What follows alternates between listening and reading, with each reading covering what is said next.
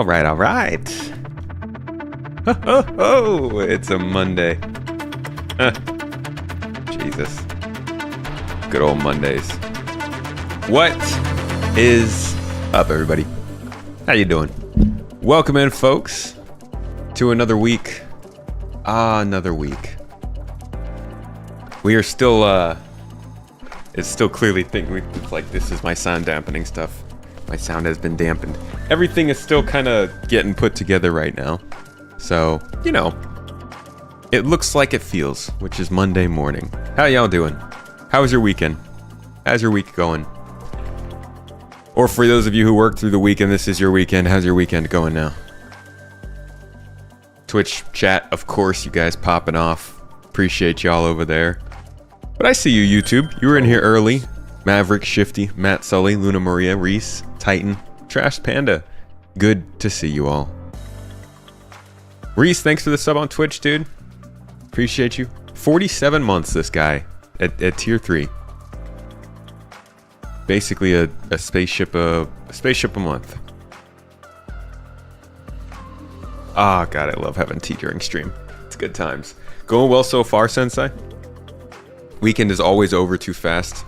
That I hear you on Oddballs. I hear and double down on that. Although, somebody, who is it? Is it Rig? I think, was it Rig? Or Rig, was that you? That, has a 4-day weekend. What's up, Judge? How you doing? Josh, good to see you. Jor, welcome in. Went to Phoenix, Arizona, Bar Citizen last night and met one of your org members. Good times we had. Nice. Do you remember their name? GII represented the garden out there. Now that we are back here in California, me and Mrs. Tomato will be going to different real world events, Bar Citizens in the area, stuff like that. So if you guys are out here in Northern California area, we might see you. Boric, thanks for the kind words. Fox, good to see you. Havoc, it's gutted. 4.0 is gutted. Ah, Jesus, it's gone. It's over. And then people getting mad when you're like, 4.0 was always about server meshing. And it was! We'll get to that though, huh? That was Gravity? Oh, really? Very cool. Always happy to hear the garden people finding things. Finding people out in the wild. Gotta be Brig. Yeah, Brig. You're enjoying your 4-day weekend. Very nice, dude. Happy for you. What are you spending your time doing? 3-day weekends last for 2 weeks when you got small kids. Because you get sick?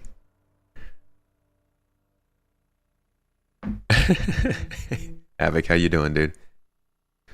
Luna Maria, hello there. Always good to see you, Space Tomato. I used to also like having tea during the stream. Ah, yeah, but now it's super late over there. I mean, you could do some tea, right? There's always chamomile. It's fun to have at midnight.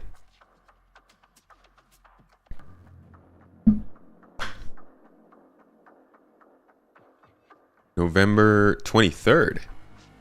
You pinged Mrs. Tomato about it. Okay. We will talk. A lot of nothing, Brigadier. Nice. Good to hear, dude. A little sad, but good. A little sad, man. What's going on?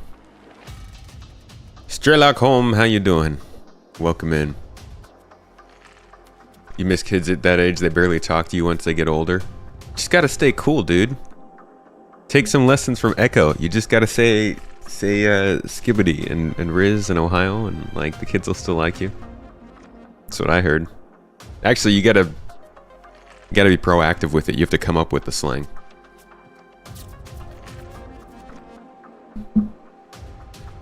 Everyone seems to forget the one thing that caused 4.0 to be gutted.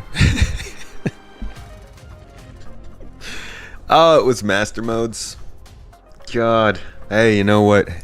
I'm happy for any other drama because it means we don't have to talk about master modes more. Last 2 weeks because they're so intense you spend 1,000 hours with them over the course of 3 days. Oh, okay. That's pretty enjoyable. Honestly, we'd pay money to have my niece over here every couple of weekends for a weekend vacation. Unfortunately, that's like a 13-hour flight. You were looking forward to the features that were cut. but otherwise you're fine. I really want to know what's going to happen next year for sure. Yeah, I was excited for engineering, man. That's a game changer. Engineering is a big change up, and it's kind of funny now to see the way that some people are reacting a little bit.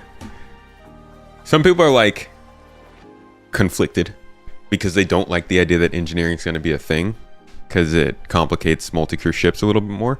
But then at the same time, they're also like, gosh dang it, CIG, why are you delaying features? So they're like, you know, I don't like that they're delaying features, but I don't like this feature, so I'm okay with it being delayed. How should I feel? Still can't figure out the reason for the solar flare removed feature. It worked at one point. I think what they had before was placeholder. Like when we were in Pyro last year, they had the solar flares. Gosh, I don't even know if I have any gameplay recorded for that. They had the solar flares last year as well, but it was like a really like it didn't feel like a high quality sort of feature. You know, it wasn't like we saw what the jump points looked like when they were early in development. Now we saw what they were just, you know, this last week when I was playing. And there's been a lot of work on them to make them better. I think the solar flares were the same way. Last time they were just kind of like an on-off static effect and an on-off like video overlay on your screen. And I'm guessing they're going to be a little more than that. But ultimately, I think Astro Historian was onto something when he said like all the things that were removed just like touched on engineering. And engineering is... Solar flares probably have some kind of an EMP effect of sorts. Although, I don't know if that's enough to delay it. Honestly, I don't have a conclusion as to why the solar flare has been delayed. That's an interesting one. Thought that was pretty much tied to Pyro. Gutting 4.0 is straight up giving Ohio. Dude, Chris is not rizzing on 4.0. Skibbity. Is it possible to write freely here, or is it a cult towards the game and everything normally speaking is considered negative? It is actually not possible to write freely in our chat. I'm surprised to let you write the word freely. If you do, generally the chat automatically deletes it and then banishes you to the shadow realm forever. So, be wary. Also, aren't you like a regular here? Haven't you spoken here quite a bit before?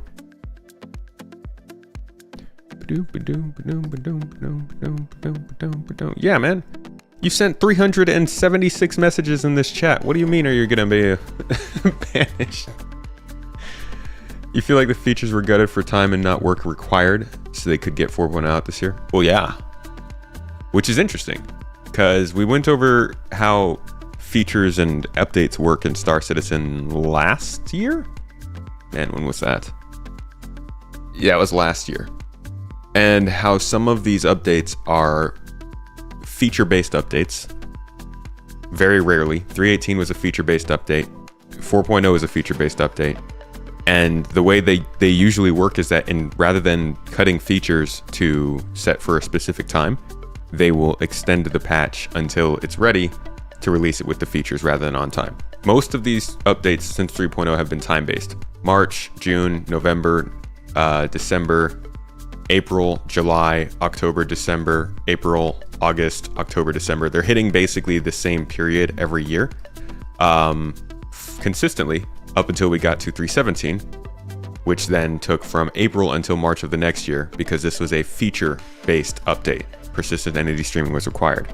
So now we're at a point like this again where we have another feature-based update, even though the updates in the last year have been pretty all over the place anyways, being 4.0.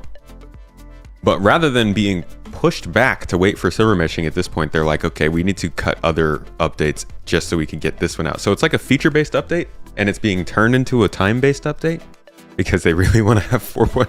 I mean, they're like you can only hold your bare butt cheeks in boiling water for so long, right? At some point you got to be like, okay, we need to like take a big step here and move forward. And it's been long enough. It's gonna add so much depth to multi-crew ships, and you're okay with it being the patch after. I'm Yeah. The thing that really annoys me the most with things like engineering is that a lot of the ships won't have it working correctly because their components aren't removable and stuff. That's what I'm looking for. Are you guys going to release engineering and update most of the ship's components so that they can actually be used and sold and salvaged and taken and exchanged? Because that's what makes these ships interesting now. If you got a ship that has the ability to be physically customized and a ship that doesn't, how often are you going to take the one that doesn't? It just makes all these old ships really boring when you have working engineering in other ships. Curious on my thoughts on this, but a lot of guys have been talking to having a feeling that there are a ton of stuff nearing completion that CIG is just keeping quiet about and holding off on. I think they're being very ambiguous about where they are with certain things. I mean, just look at the base building. Like, we know that base building started development in Q1 of 2024, right? That was, I don't remember where exactly the information came from, but I'm pretty sure it was confirmed that they started in March of 2024. So it's been a bit of a while. And after their announcement last year that it would be starting development in Q1, if it did start in March and we go to any monthly reports whatsoever, let's say April, just to be safe. There is no talk about base building at all, right? At least as far as I know. Do a quick search. Base building. No. Not even if I just type in base. Okay, based. Chris Roberts was based. Segments based, reputation based, Montreal based, based on player feedback. So no base building talking whatsoever in April. No base building talk in May. No base building talk at all, anywhere. And clearly they've put some work into that after what they showed at CitizenCon. I mean, heck, at the very least they could have been like, our team is working on a fake cinematic to make you think we've been working on base building. But there's nothing. And so I do, there's plenty of reason to think that there are things they're working on and we don't know how far along they are. Just a matter of like, when would they actually come? How well developed are they actually going to be? Just, there's definitely things. Just don't know how much or when it might come.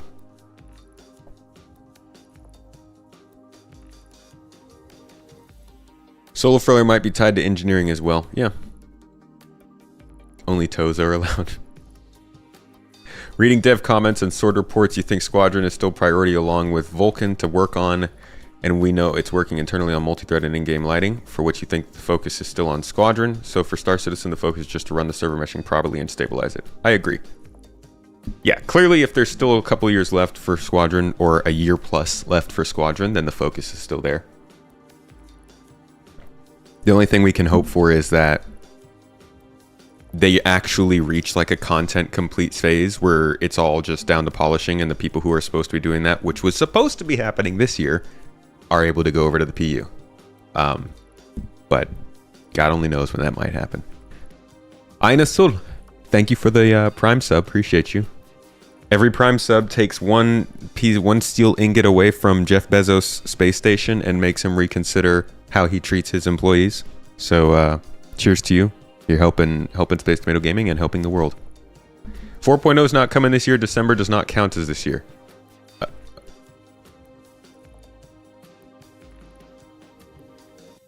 The fuck did he just say? December doesn't count this year? So I just don't get to have a birthday? That is hugely offensive to anybody who was born in December and fucking Jesus, okay? That a whole thing happened in December. What did I just read? December's just not part of the year anymore. That's next year now. 2025, get 25 months. Honestly, that'd be kind of funny. 2513. If like you were like, yeah, nah, December didn't count for last year, so we're just going to include December in the monthly report or the yearly report for the next year. Look at how many things we got done. Do we know when we get 3.24.3? I would guess sometime in the next like week and a half ish. Welcome everybody. Thank you for coming. Probably, in. yeah, like next week I would think. Tomato will be with you shortly. Oh shoot, we got raided. We got glitch party sent in here. Glitched in orbit. How you doing? Glitched raid. What's up, guys? Welcome in. Thank you for joining us. We're just talking nonsense and December no longer counts. That was a funny one. Yeah, we're talking, catching up on Star Citizen. I don't know, a segment that I'm toying around with the possibility of calling Ketchup with Tomato. Makes sense. And just talking about like what the year looked like. I've got a whole bunch of dev tracker moments up here to talk about. I should also probably start recording so we can like deep dive this later. Say hi to YouTube, everybody. So yeah, we've got a whole bunch of dev stuff popped up. We've got the YouTube channel, the roadmap, some other things. Generally, we're just going over like what's going on with Star Citizen right now, what's happening, recent drama, upcoming drama, predicted drama. Should be good times. Hold your bare butt cheeks in boiling water. There's an image. Well, dude, it can be very healthy for some illnesses. It can be a very poor choice if you have more sensitive skin. Sensitive the butt skin, really. One positive from the engineering delay is that it will give them more time to convert more ships over for engineering's launch. That's what I hope. I really hope so.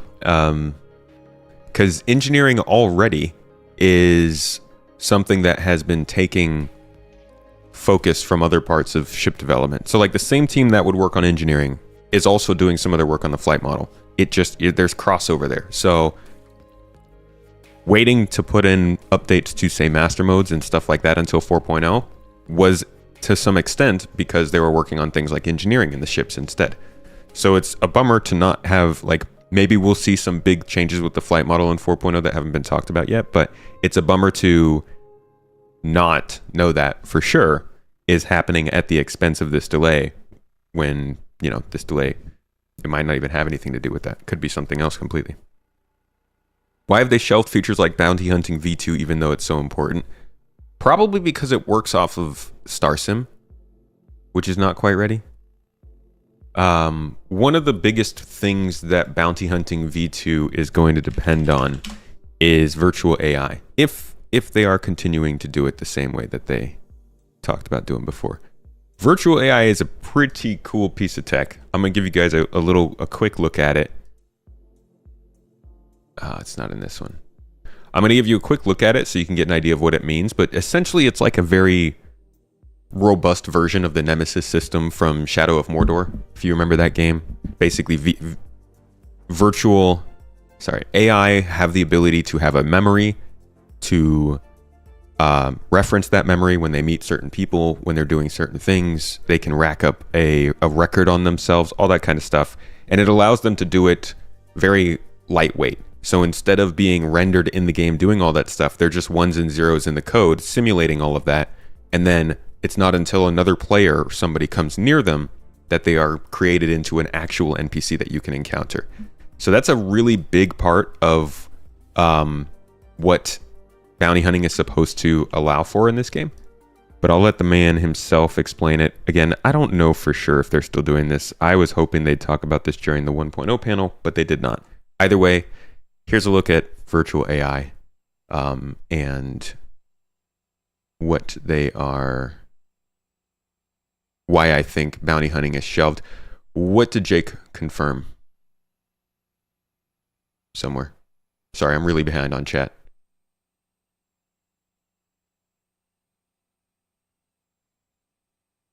Okay, check this out. Action decides to run.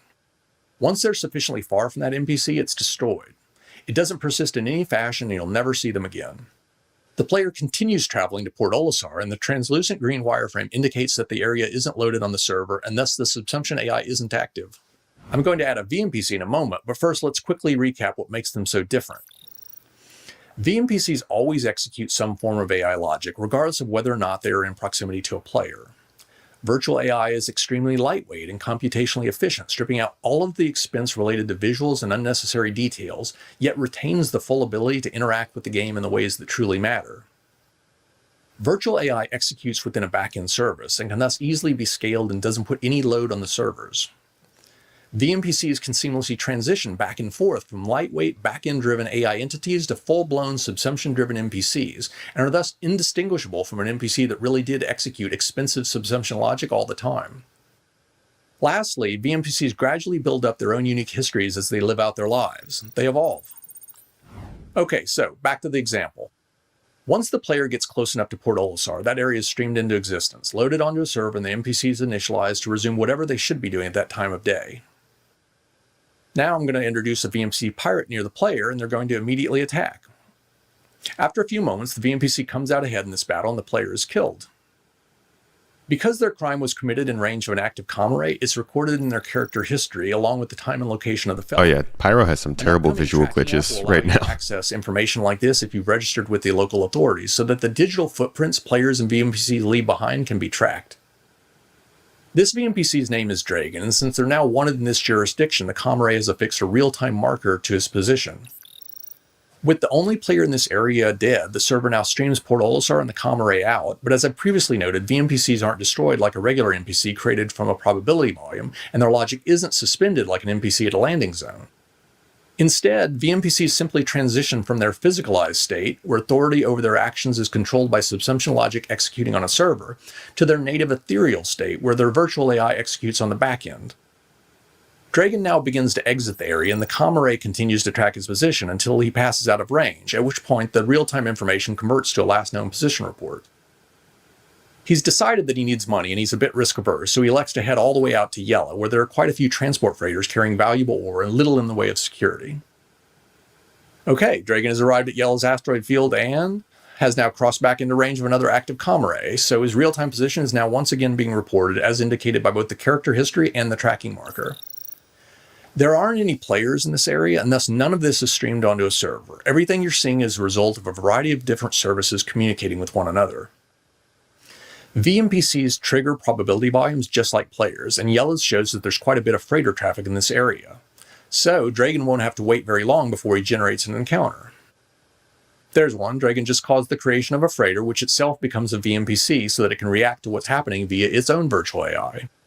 Dragon now engages the freighter. He starts firing on it. He's still within range of an active comm array, and thus this latest crime is added to his character history. He's now wanted for both murder and piracy, and the bounty on him just jumped from 6 to 10,000 UEC. Increasing the size of their rap sheet and the price on their head is one of the simplest forms of VMPC evolution, and over time we'll look to add additional ways for VMPCs to grow and increase their influence, from recruiting followers in an attempt to become a shipping magnate or a crime boss to offering their own missions. The captain of that freighter isn't going to surrender so easily. He's broadcast a combat assist service beacon that players can choose to accept, and he's offered a 3,000 UEC reward for his protection. Unfortunately for him, he's pretty heavily outmatched, and he's quickly destroyed, causing the service beacon to expire before anyone can come to his aid. Bits of information like this are fed back to Quantum, and in sufficient quantity will cause all sorts of things to change. How much security patrol missions that area pay, what transports that have to travel through that area will demand as a risk premium, and how much a ship in distress will offer for someone to come to their aid. The freighter's destruction has left some debris and possibly a few items of value, so if a player had already been en route, they might arrive to find the aftermath. Another murder has now been attributed to Dragon, and the bounty on him just once again jumped, this time from 10 to 14,000 UEC. He took a bit of damage from that encounter and is eventually going to need some repairs. A harder working pirate might look to plunder a few more freighters before heading back, but Dragon's personality attributes indicate that once he's got enough cash to cover the basics, he's more interested in drinking and gambling than piracy. So he leaves the area, and once again the real-time location tracking ceases once he's out of range of the comm array. He's heading back to Port Olisar, which is the closest location that has everything he wants. A fence to sell his stolen goods, shops to repair and restock his ship, and a bar where he can spend the remainder of his cash. The comm array near Port Olisar has been disabled, which means that Dragon's position isn't updated upon approach. The area remains devoid of any players, and thus it's still not streamed into memory. Dragon can therefore remain in his ethereal state and avoid a lot of computational expense related to maneuvering his ship, but he still needs to interface with the air traffic control service to request a landing pad and transition from his ship to the station. Services like this are always fully operational and accessible to VMPCs. That landing request is logged to his history though, so while the disabled comm array would make it a bit harder for a bounty hunter to track him, there are lots of other ways by which locational information on a character can be obtained. Dragon needed to refuel and repair his ship, and you can see those actions reflected in his history as he interfaces with the shop service that controls those operations. When a VMPC transitions to a landing zone that's streamed in, the virtual AI service that drives their logic temporarily cedes control of the character to the NPC scheduler that specifies who resides at what location. This is the same foundation upon which the dynamic populations feature will be built, except that it will be quantum instead of the virtual AI service dictating the changes in the population. The end result is that if a VMPC is assigned to a landing zone and you're at that location, you can run into them like any other NPC. Dragon is now hanging out in local bar, which was added. All right. Sorry. it's a lot. He said some important things there, though. I think one of the biggest things is that AI are basically supposed to be able to use any system that people are. So we're talking about like ship rental service, ship buying service, prison system, ATC, transit system, all that stuff needs to work well enough for the AI to be able to use it. And we all know transit does not work well enough for AI to use it. Transit doesn't even work well enough for us to use it. In fact, that is one of the things that got delayed out of the Cortec update for 4.0 is the transit refactor. So when you see things like transit refactor, ATC still being a problem, if StarSim is not running, those are generally, I think, the things that are blocking them from really getting this more developed bounty hunting system into the game. So that's the long version of the answer. Somebody asked, how do jungles work? How do you jungle work? How do you juggle work and doing the Space Tomato content? This is my work. This is what me and Mrs. Tomato do full time as our everything. It's a family business, and we try to put out as much content and support to the community as we can. Thus, that does give us a lot of time to make sure that the content is up to a standard that we enjoy. Let's talk about... Alright. Let's talk about Star Citizen 4.0. The gutting of Star Citizen 4.0. Also, by the way, thank you so much again for the raid, Glitched. Folks, go check Glitched out if you haven't already. Streaming on Twitch. I believe putting up YouTube videos. Looking at the different parts of the planets in Star Citizen. And clearly checking out the ones in Pyro that don't work. Thanks again for dropping your folks by. Crude, thank you so much for the sub on Twitch. Appreciate you. And let's take a look at 4.0. Think okay. People keep saying like, hey, everyone's trying to distract from the fact that they're dropping out comments by saying, oh, 4.0 is just about server meshing. We're not saying, okay, bring it in close. Nobody's saying that these features being dropped out is a good thing or that 4.0 shouldn't have more stuff in it. What we are saying is that there has always been a point to 4.0, just like there was a point to 3.0 and 2.0. If there wasn't something specific that determined 4.0 being a thing, they would have just shipped 4.0 back when they said they were going to in 2016. They would have just named some update 4.0 because they just wanted to get to say, yay, 4.0's out. Good job, everybody. They could have done that for any point in the last 7 years. They could have done that. So there is a reason 4.0 hasn't come out. And that's what they introduced all the way back when they first started talking about 4.0. Additional solar system locations, travel to multiple star systems. So this is 2016 CitizenCon. Here is the explanation, the original explanation for what they wanted 4.0 to be. The F8 or something like that. So anyway. Oh, you're quiet, buddy. 3.3. Here we go. And then finally, 4.0. Hold on. I'm on the wrong browser here. I don't have any of the... This week, it's another journey to... We're all over the place. All right. Carrick jump. Here we go. Policy we had before. And the US vehicle teams are going to be focusing on sort of the more, the more contained, something like a Buccaneer or the F8 or something like that. So anyway, so this is which will be that'll be the first time we'll go beyond Stanton to other star systems. I'm not going to say how. Okay, so there's our first thing. Basically, just going to other star systems. How many star systems yet? Depends how much we'll be able to build with our content pipeline, which we'll show you a little bit. One here, which one star system. We're very focused on. If you've seen some of the ATV, how to author star systems at the quality level that we like, with a sense of lore and art and character and history, but be able to do planets, because I mean, sometimes in FPS games people spend forever years just making a small 2x2 kilometer level, and obviously for us to build the system, the universe that we need to be. Hey, CCC, thank you for the super chat. Appreciate you. But we will have much love. When you will be able to jump to other star systems. Exploration and discovery will be sort of highlight there for us. Okay, so the rest of this doesn't really actually happen for 4.0. Exploration and discovery is like, you can't really use long distance scanning. Science and research isn't really a thing with no research or science. But like, from this slide, you get the main idea of what they're going for with the 4.0 update, reasons, right? Science and research, and the RSI Orion and the Crucible will be. I mean, they literally call it 4.0 jump points. Two of the big ships that we will be doing there. So that's the roadmap for Star Citizen. Okay, so that is one example of what the heck is 4.0. Let's go to the next example of what the heck is 4.0.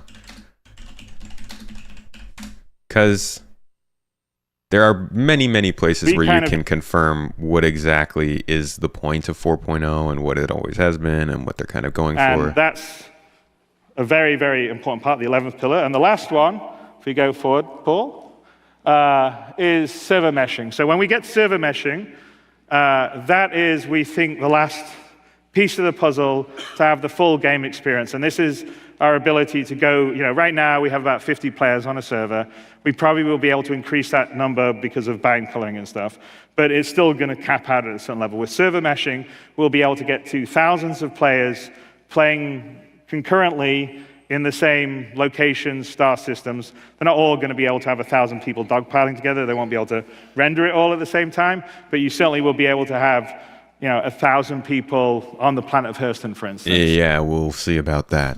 So the server meshing is the last key piece, because that will allow us to have a truly massively populated universe of players as well as AI, and having servers that dynamically scale up and down to take care of the processing needs of that. So there's no mention of 4.0 here, but clearly the same goal is there. Hey, we are shooting for server meshing. This is a very clear and obvious sort of thing that we are going for the next major update. But maybe that's not quite enough. Let's go to the next one. Let's see what they were saying the next time the idea of 4.0 came out.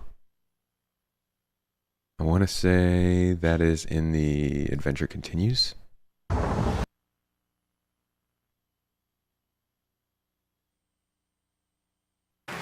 Good job, Mike. Let's see. What was being said in 2019? Sorry, hang on a sec. There should be a slide that we go to. Not a ship, a slide, come on. What's the slide? Technical difficulties, anyone? There you go. Hey, Jake, anyway, how you doing? So in this coming year, we were sort of showing you what we're going to do. So we are going to have the Pyro system next year. Hey, so in this one, they say Pyro, dynamic weather, jump points, and more. So you could say dynamic weather's supposed to be there, but that's not even... I mean, that wasn't even on the release view. But again, the focus here, Pyro, jump points, and thus server meshing, this is what it always comes back to for 4.0, what the important part of that update was. I don't think it was until maybe 2021 that we started to see different features being associated with the 4.0 update. And even then, most people were thinking, okay, this is like 4.x. Like, this isn't even the 4.0 updates that they're talking about, because you'd get the road to 4.0, I think it was. And us going through this process is not washing away the fact that so much of this was so very inaccurate. This is more just about what the idea of the 4.0 update is. Because it's okay to be disappointed with feature delays, but it doesn't make sense to get on people's cases when they're pointing out the fact of 4.0, and that is that it is related to server meshing. Like Jake said in chat, like they could just change the name of it to 325 if they wanted to. Doesn't really matter that much, but there's a reason that we kept going, okay, we're going from 3.10 to 4.0. We were in that state at one point. They were going to go from 3.9 to 4.0. But we didn't get 4.0 for 15 more updates, and that's because 4.0 is waiting for server meshing. And at the end of the day, that's what it's going to release with. Can even go back to our hype videos about 4.0 over the last 6 months to 2 years, and at the end of those videos, it always just comes back to server meshing. It's what it is. And as long as they can get the update out with server meshing working, it's certainly not the best 4.0 I would have hoped for. I wouldn't say it's equivalent to 3.0 in terms of the way it changes the game, but it's successful as server meshing is working, in my opinion.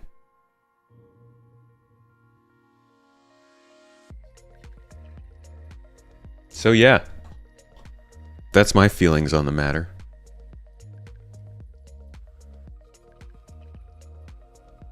Better network from one country to the next. Starlink? What?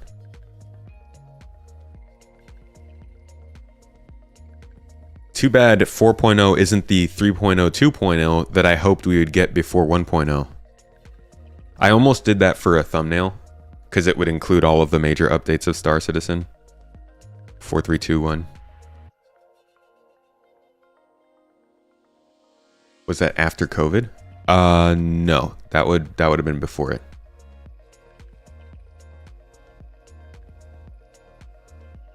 Everything 4.0 besides Pyro and meshing will be in a .x patch. Now that would be rough. I mean, that's a lot of stuff. Still. Although I guess it depends on what you mean by Pyro. Pyro is like, you're also getting a bunch of space stations, you're getting all the asteroid bases, you're getting the missions included in there, you're getting the outposts down in the ground, you're getting the factions at those outposts, you're getting the localized missions at those outposts as well. You're getting location repair missions too. So like there's a decent amount of content. But to be quite honest, yeah, 4.0 is basically the jump points and server meshing patch.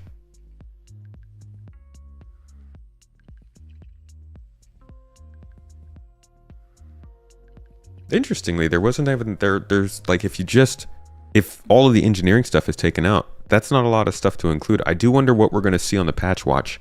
We still don't know where those FPS weapons are. There are a couple different mission options that they haven't included in the game. I do believe that the flight model is going to see an update for this. We'll probably see some level of updates to reputation system. There's likely still more in 4.0 that's just not listed on the release view.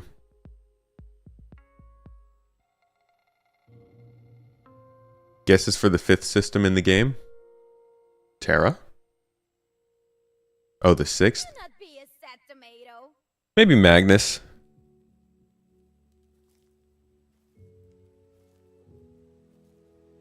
Meshing will work. It's the question how good it will work. Yeah, that is a big question.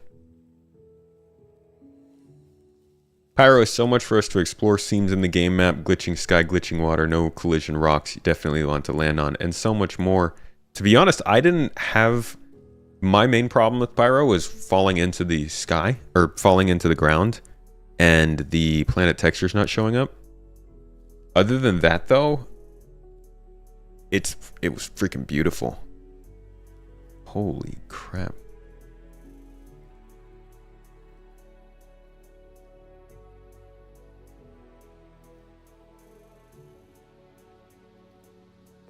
If every system is inhabited with stations, why do we have refuelers and repair ships?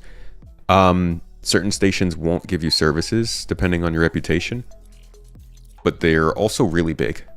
So, I mean, I was flying around Pyro and I was definitely needing to pay a lot more attention to when I was refueling. So I think it'll be very easy to find yourself in a place without fuel, without a jump range to a nearby space station that's within your reputation. that will allow you to do that. There's also just the fact that, like, sometimes you don't want to fly back to a station to get fuel. You have a place that you need to hold down, or that you and your group can't leave, then being able to call a refueler out to you would be better. But most systems, I think, Nyx is probably going to be a less supplied system than Pyro. And then there will be even less supplied systems than those two as well.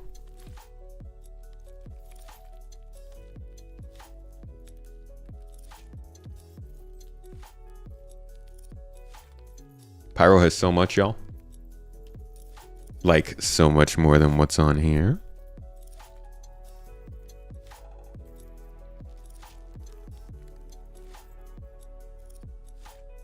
Of course, that 1.0 is junk is there. Dude, they literally were getting screamed at for not delivering this for almost the whole year. What do you mean? This should be here. Get the hell out of here with that being a bad thing. You need better lighting on my face? Nonsense. My face is a source of light.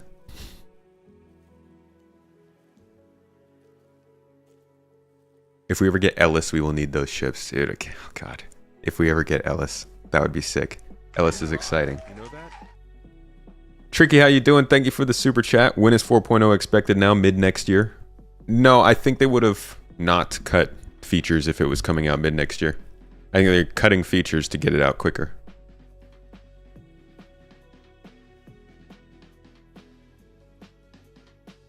Refueling ships could also be used to restock distant space stations. That'd be interesting if you could use a refueling ship to carry fuel, if it sells out the same way.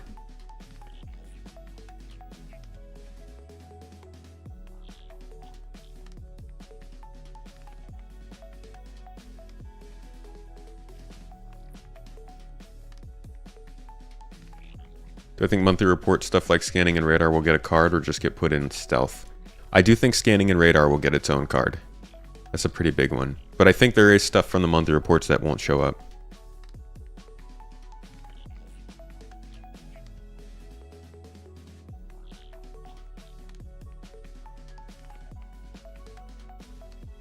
Smart decision would be to have 4.0 in open PTU at the end of the year, but since a lot of people would cry it's not released if it's on PTU, you assume we'll get a buggy live instead. Probably is a smart thing to do. Give it a little 318. What are they saying has not been... Oh, these three? Polaris and the two Anvil Hornets Mark IIs. Last thing that needs to be released for 324. Daily oil and Olay measurement. Yeah, dude. Niacinamide will make you bright. When do I think wave 1 of the current EPTU will be? Within the next 2 weeks?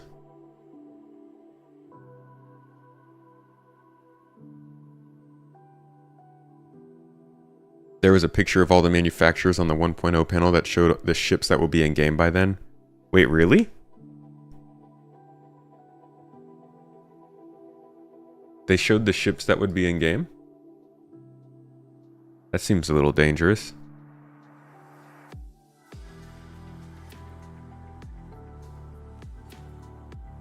This toothbrush. Man, I really need to stop going on YouTube on this account.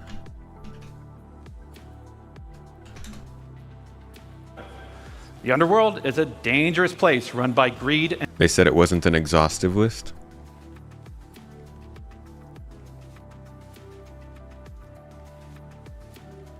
You rock. You know that?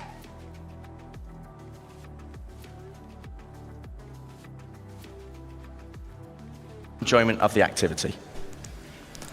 Jay, thank you for the super chat. YouTube, y'all popping off with the super chats today. Appreciate you. Taking a break from SC to keep your sanity, but you're glad to see your favorite SC YouTuber holding the line for us all. I mean, it's kind of like group tug of war, right? The line needs to be held collectively because it's a slippery line. Watch out. It's gonna get away from you. It's hard to hold. You don't really know how long you gotta hold it for. SC News seems a bit light pretty fast after IAE. After CitizenCon? Or like you feel like it gets quiet after IAE?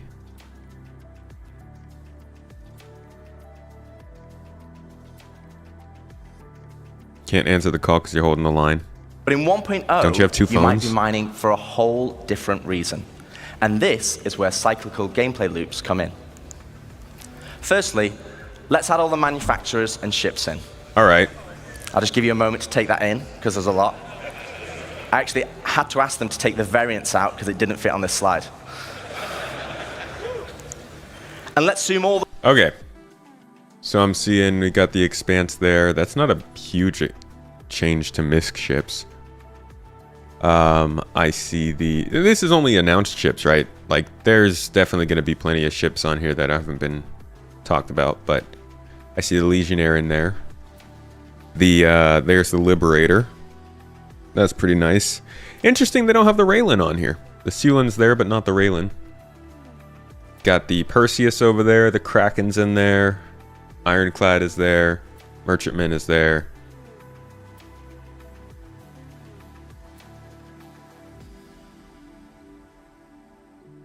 How dare they include the A1 instead of the C1?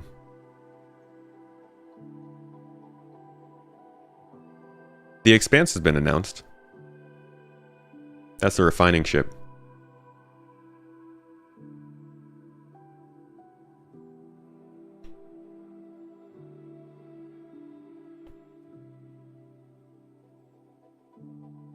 This is why your guess for 1.0 is still at least 5 years out. There's way more ships than this they could do in 5 years.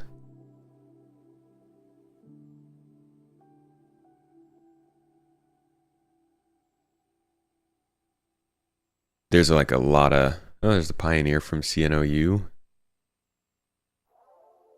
Nah, this is certainly not a exhaustive list. It is a cool picture though. The diagrams they made for this are pretty sick. It's a nice little explanation of the game loop.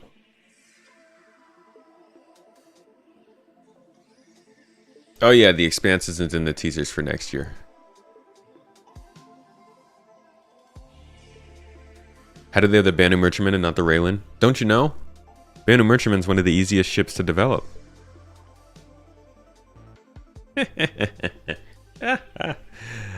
Jokes. Sorry about that. Okay, let's talk about some of the dev tracker news that I saw coming up on here. People's talkins, developers talkins. We love when developers talk. Here we have a reply from Pedro Camacho. He makes all the music for the game. Pretty dang good at it. He does the Star Citizen side. Jeff Zanelli does the... I have to go back to this browser. It's where all my tabs are. Jeff Zanelli is where the Squadron 42 music comes from. So somebody asked, everything about this Fauna Matrix video was just sublime. Getting to see all these new creatures was getting a sneak peek at a cast of characters that we're going to meet as we explore across the first 5 solar systems and beyond. TrevJan, thank you by the way for this post. If you are in chat or watching afterward or something. Best part, the Fauna Matrix video was wrapped beautifully in Pedro Camacho's music that sounded straight out of Star Wars but was unmistakably Star Citizen. So Pedro, when are we getting this song? What is it called? And how can I listen to the full version 85 times on repeat? Pedro responded saying, this was the Port Olisar waking up music. Worry not, we are getting back to all of that next year. This motif, this kind of orchestration when you wake up, etc. And now I need to go back and find that specific segment of music because I don't remember what it was. I think it was here. God. Anything YouTube, other tab.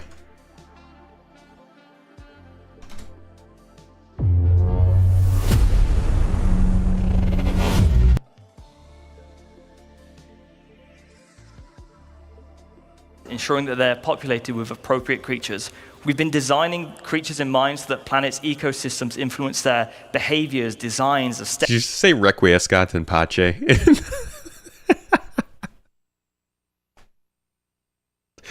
Are we Ezio out here now?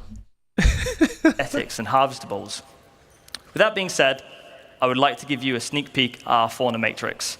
That's all from me. I'm very happy to bring the Valakar to all of our backers. It's really like nothing else you've played before. Dude, what are these squid things too? Are these, like, I feel like I actually saw these. I'll point them out when we get to the little map thing. These are huge. You know what this reminds me of? What is the planet that has the, like, space octopus? Oh man, I have no idea. Let's see. Space octopus. I swear there is a concept art of a planet in Star Citizen that has gigantic jellyfishes, some like floating in orbit over one of the planets. Am I crazy? Am I imagining that?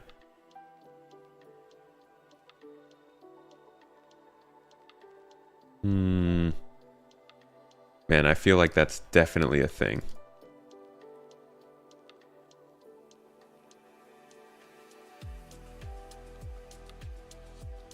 Or maybe I'm insane. Here we go, getting off topic again. Here's the jungles. How exciting will this be?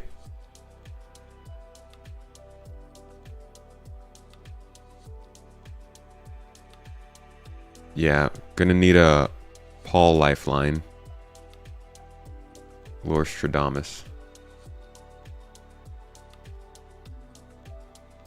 I think I might just be crazy.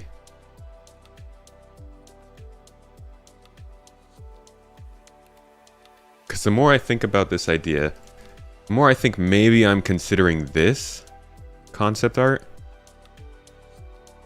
which the cities in orbit look kind of like jellyfish. That might be what I'm thinking of.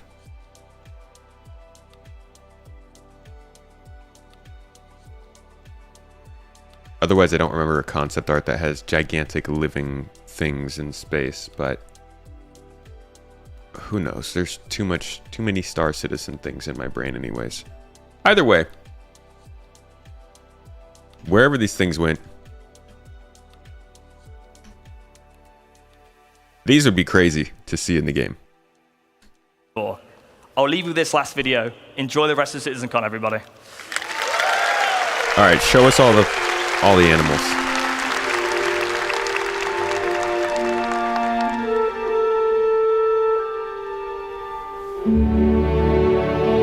I always imagine like the snail in this, the snake in this part is like, yas, as it falls down. Just gives me that vibe, that look.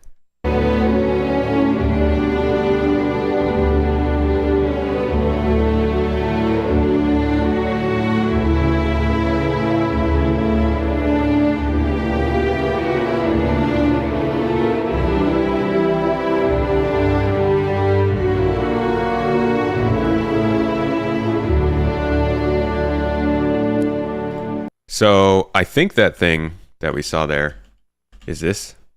Looks like a kind of a giant squid sort of thing, majig.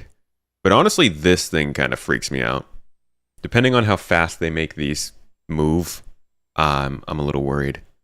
These give me flood vibes from Halo. These look like space whales. This is the worm from Prometheus. So like a rat pig thing. There's our Pyro crab. But yeah, I hear the music. It's a good song. It's a nice touch. Pedro is also always adds so much to the different things in this game. All right. Next one is a roadmap roundup post. This is from last week where they took a lot of stuff off. So guess there's probably going to be a decent amount of questions.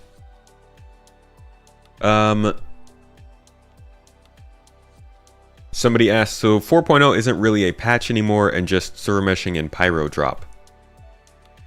First time. Nico responded, with the two major milestones, Pyro and server meshing combining into a single update, our priority is to focus on stability and player experience before introducing additional features. We're pretty happy with how these features are developing internally, so we will pull these back in as soon as we can. There's little value in adding new features if the core experience isn't enjoyable. We're just as excited as you are to see these advancements come to life, but we believe it's wiser to take a measured approach, allowing us to see how these changes perform before adding more to the mix. The 4.0 update will be a significant leap forward, and we can't wait to welcome everyone to Pyro with the new server meshing technology. I'm actually surprised at, like, I understand the feeling of seeing features fall out, especially one like engineering, which is a big one. I'm just surprised at how much more people are putting, like, more weight people are putting on engineering than server meshing. Like, just a server meshing and Pyro drop. Literally, they announced that in 2016. I can't. How long have we been waiting for that?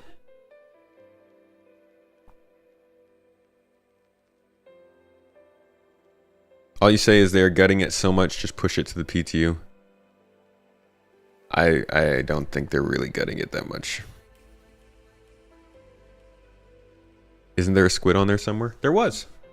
We had a little squiddy right here. Down in the lower part of the screen here.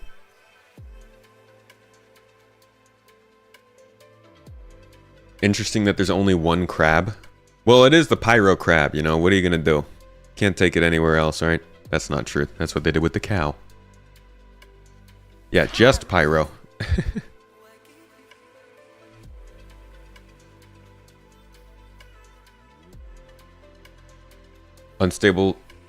Unless stable live servers are upcoming, I don't give a crap what else they have scheduled.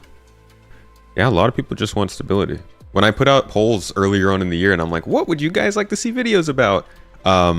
I put down Nix, I put down base building, and I put down something else. And all of the comments were like, stability. When is stability going to happen?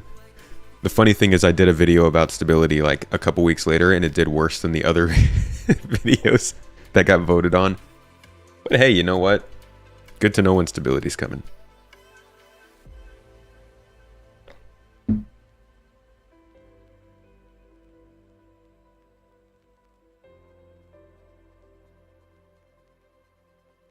Can you imagine what Siege of Orison or Xenothreat would be like if it was stable and smooth? Dude, that's going to be the real disappointment, is if server meshing comes in, and while server meshing, I don't expect it to make the game suddenly stable if there's not a noticeable difference. That would be a big old bummer.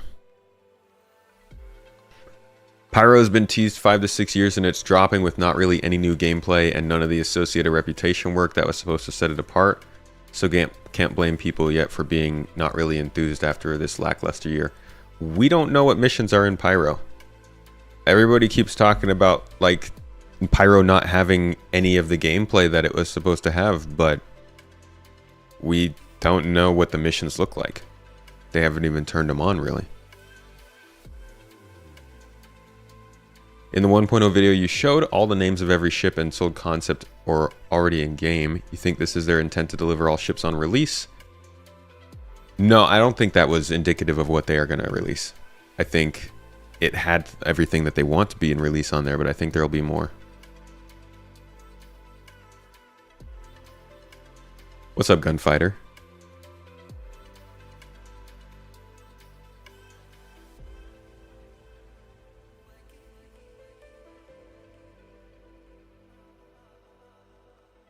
None of the reputations work. Y'all jumped the gun over nothing.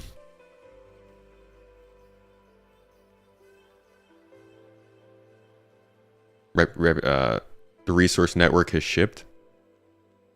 So you have some of engineering in currently on live. Like, do the fuses work?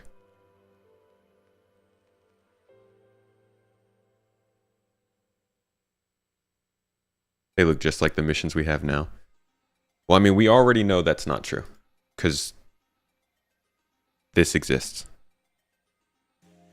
And we don't know what else would be in the, we don't know what other missions are going to be there, but we factually know that we're not getting the same missions that we get in Stanton.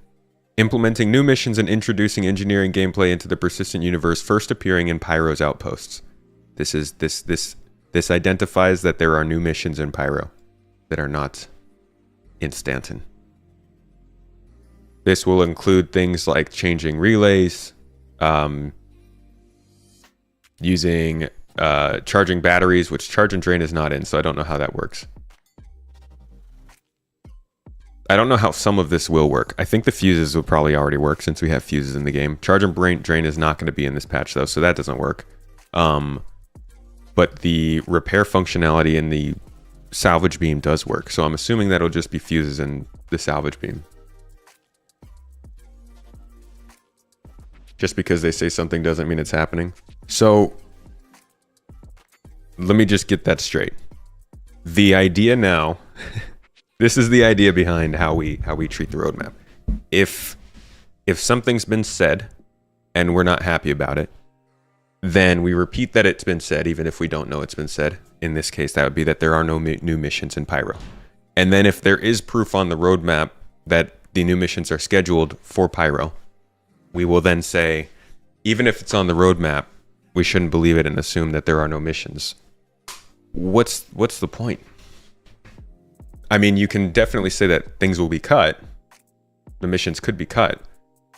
But how can you look at the actual thing saying that there's a new mission scheduled for the patch and then say, well, you know, there's no reason to believe it since it's there?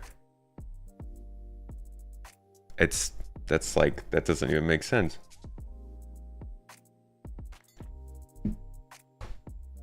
You're sure a good amount of 4.0 removed features will turn up again in 4.0.x patches? Yeah, definitely. You can't prove it one way or another. That's certainly true. But I think saying that there definitively aren't any missions or gameplay in Pyro is a disingenuous, if not disinformative take, considering it's a whole star system. I will say I get disappointed when we get like caves with no missions. But if they're putting in new outposts, I would assume there's new missions.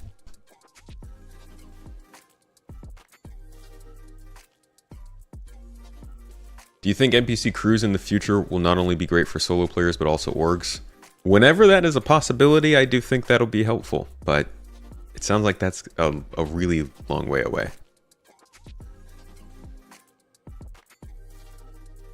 Have we moved away from ships going boom and the resource network being something we can interact with? We can balance the power of resource network. I don't know if they've changed over to component damage yet, though. CIG has kind of screwed their credibility with recent changes and statements. The credibility of predictions in Star Citizen has never been super high. There were periods of time where, like, there's definitely a period of time here on the release view where it was pretty reliable to look at this and understand what was coming in the next patch. But historically, Star Citizen has had a lot of things said that didn't come true when they said they would. So, goes with a grain of salt when you look at this stuff already. But I don't think CIG has done anything in the last year that would make me believe that if a mission is planned for a new outpost, the mission suddenly wouldn't be there. Like, it's not like they said that we were going to get new missions in these new caves that got introduced in 324, right? There was no new mission tile for that. So I wouldn't assume that there's going to be missions in here, and therefore when there aren't missions when it gets delivered, I'm not surprised. Here, they said there are new missions for cargo hauling. So if there weren't new missions for cargo hauling in 324, I'd be surprised. But there were. Here, they're saying location repair missions for Pyro's outposts. If Pyro is guaranteed to be in 4.0, then I think it's okay to assume that the missions that are scheduled for that location would also be there. But they can always be removed. Fact is, the plan is in place for them to be in that location. And I think it's worth acknowledging that than saying everything got removed. What's up, Mad World?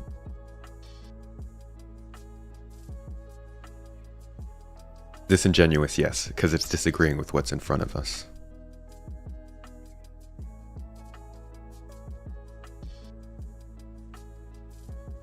Oh yeah, there's also contested zones. That's true.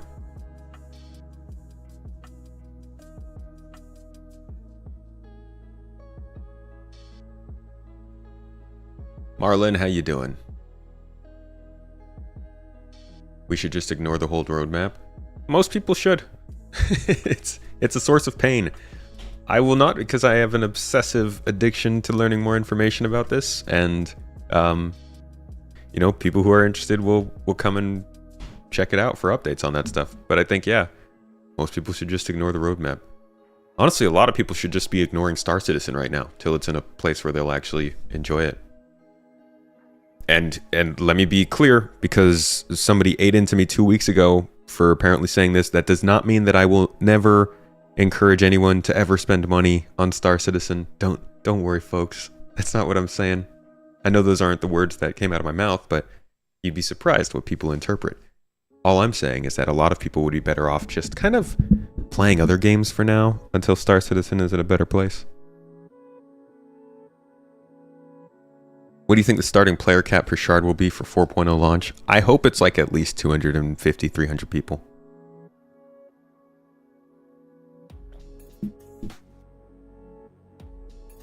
You don't think anyone has addressed how CIG has set no expectations for next year? I mentioned it in my video that we don't know what's going on in the next year, and I think that's a big thing for what CitizenCon can be for.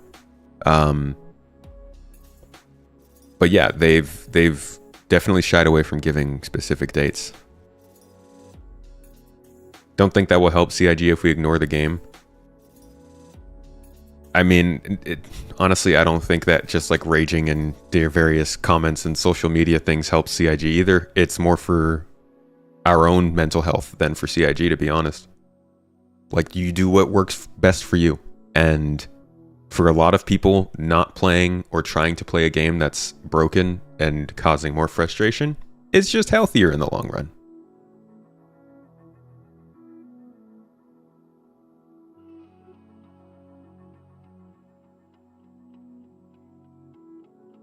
Didn't they sold the Starlancer concept technically, right? You feel your concerns over the pace of development are fair, as you'd like to still be alive to play the game you backed when 1.0 hits. Yeah, I know a few people in that boat. Play Satisfactory. It's a good game.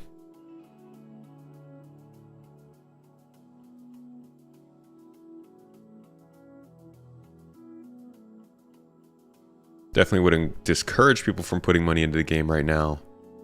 Probably a horrible time for stability, and at this point may as well wait for Squadron if they don't delay another 4 years. We'll have to see what server meshing does for stability over the next few patches.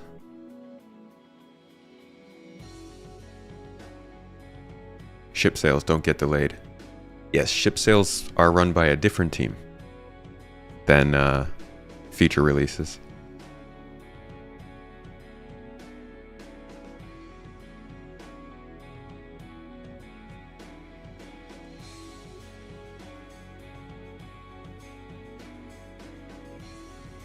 Maybe they finally learned not to give dates, as people get mad if those dates are not met. Easier time for the devs to do their job without having people asking why is this and this not ready. Yeah, but if you don't give dates, then people just keep asking when. You're not gonna win. Like, you don't give a date and people are like, okay, but when? You're not like, when is it gonna happen then? What's the point of telling us this if we can't know when it's gonna happen? And then you tell them a date and they're like, yeah, you're not gonna hit that though. Which I totally understand both of those responses. That's just how it goes. And that's the difficulty Star Citizen has gotten into. If they don't give a date, it's going to be forever. If they do give a date, it's probably going to be missed. So, like, what do you do? They didn't shoot it to the gray box demo, but you think base building will have a power grid system? Oh, they didn't show it. Feel like they mentioned, don't remember. In the mock-ups that they did, they kind of showed something like that.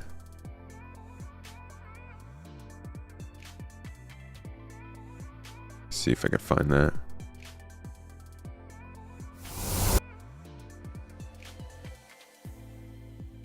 In this so this is like a mock-up of how it's supposed to work, and I do think, yeah, you'll get some kind of overlay of how power is being transferred.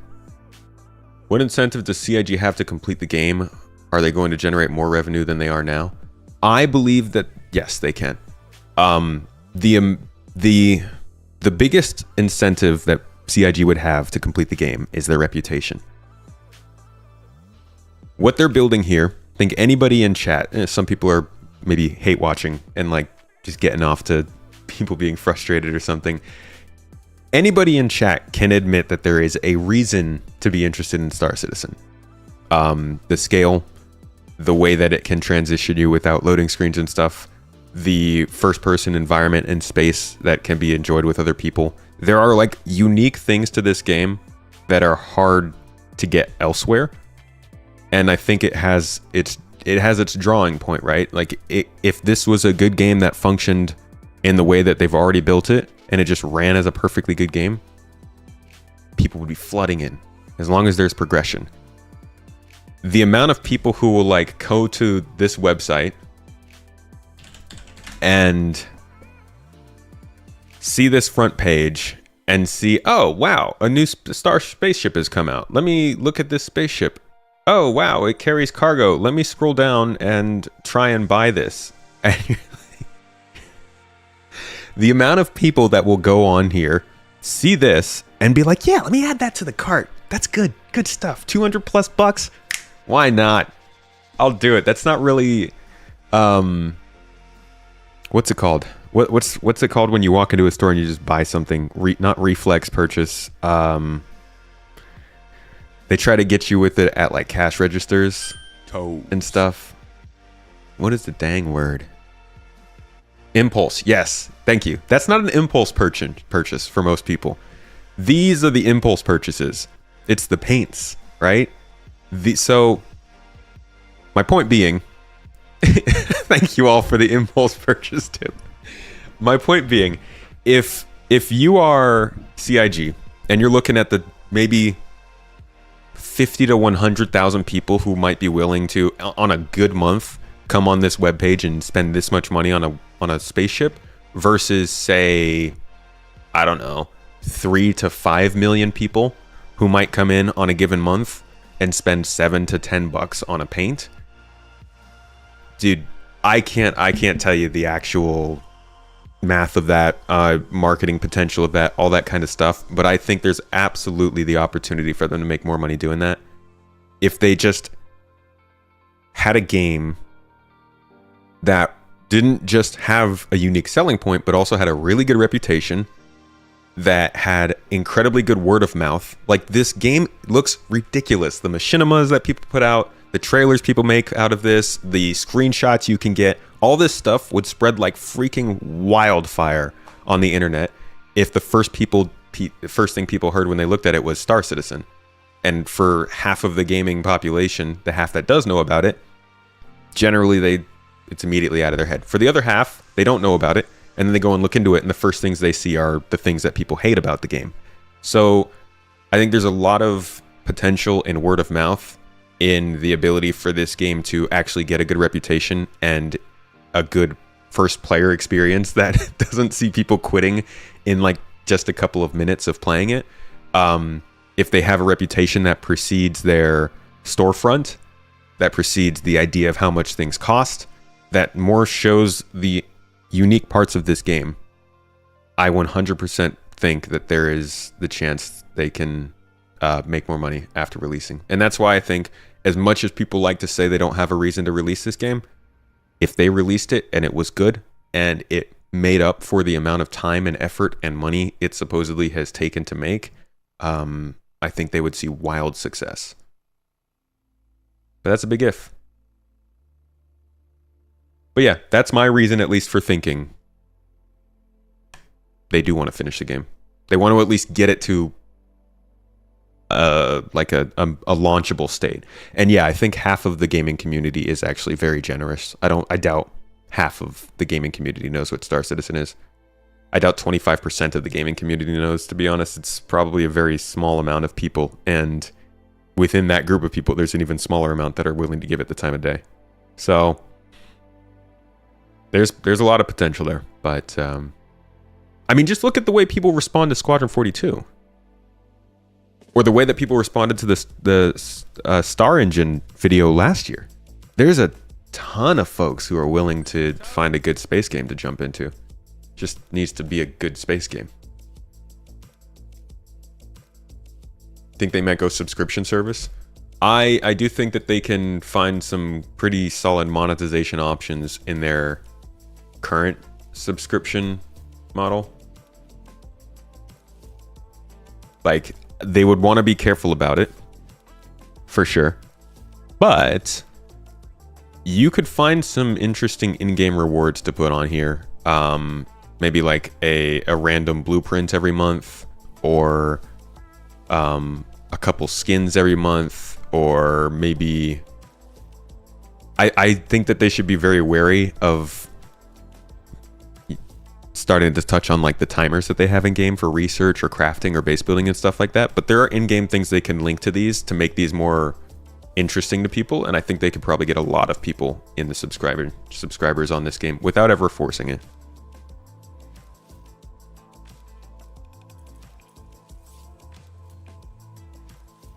They're totally missing out on product placement. What do you mean, you never had Cruise Lux in real life?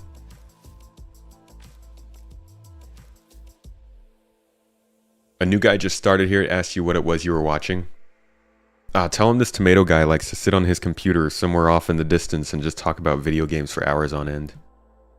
And for some reason, we put up with it.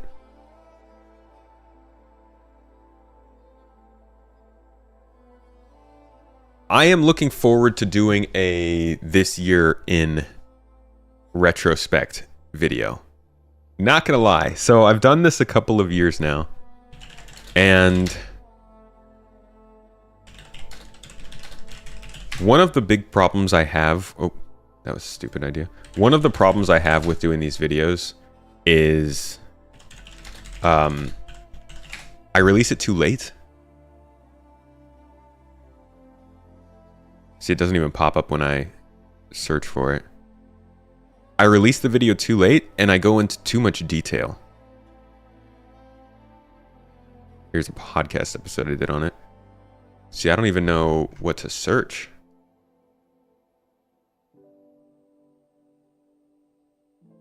I have to just go back in the posts.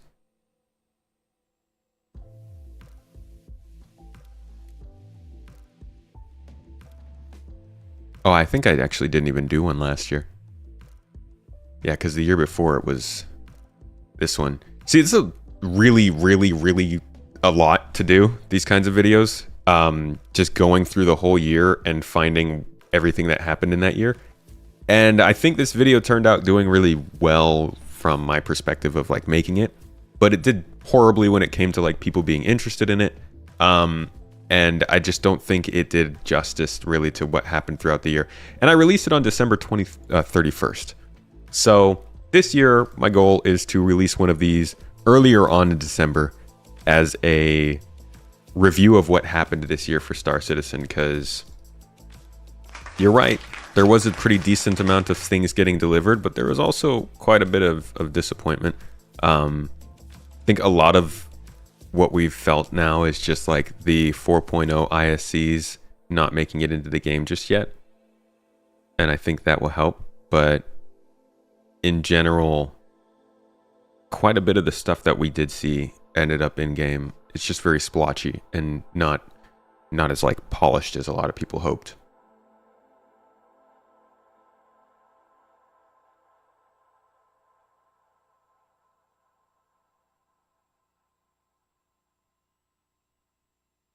Yeah, I don't think they'll force subscriptions. I think they'll just keep doing their optional ones.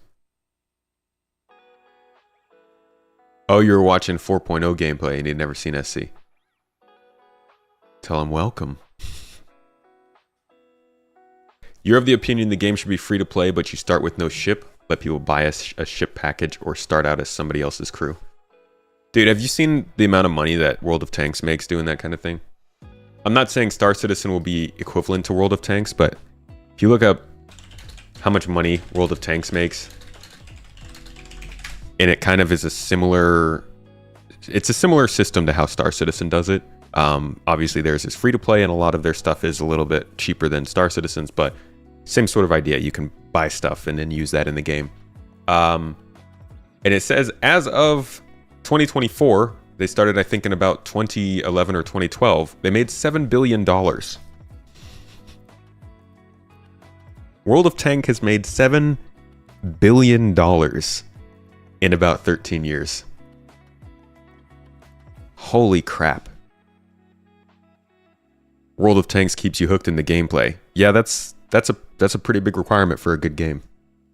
I mean, it's obviously not going to work unless you make a good game, but the amount of money you can make if you make a good game and then support that through purchases, rather than just like sit on a game that's not good and glitchy and crappy for eternity because you think you'll make more money doing that. I don't know. I think,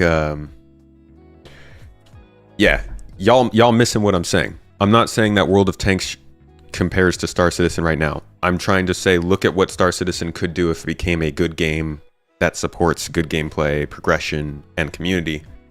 It could have a situation like this. Again, it's not apples to apples. Things are different between the two different types of companies. There's plenty of variables in there, but I think that the potential that World of Tanks probably had before they completed the game was likely a lot less than it was after they completed the game.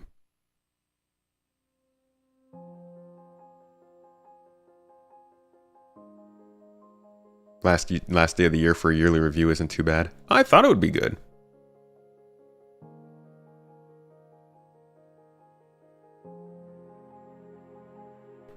I don't think they're going to force subscriptions.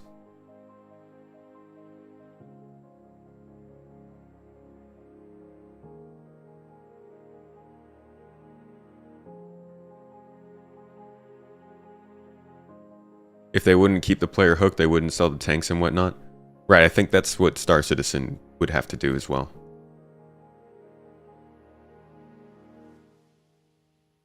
Definitely rewards purchasing stuff. Yeah, I wouldn't want it to be that in your face.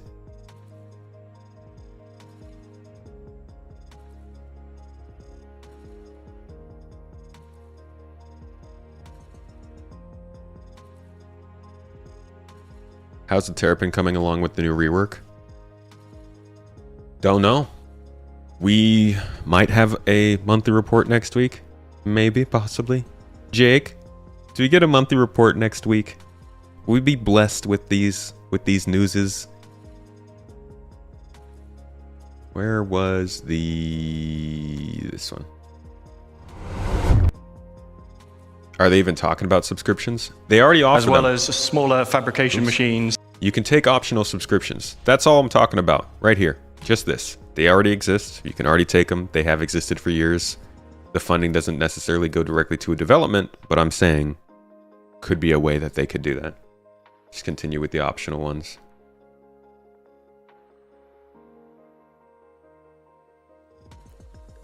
Let's see, here we go.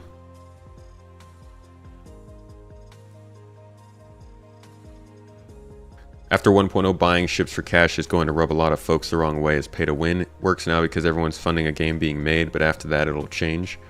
We will have to see.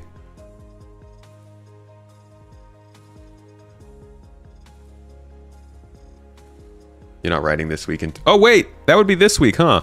It is a new week now. I'm over here thinking it's like Thursday or something. I think ships for sale under $100 would be solid. I would love if they transitioned over to that.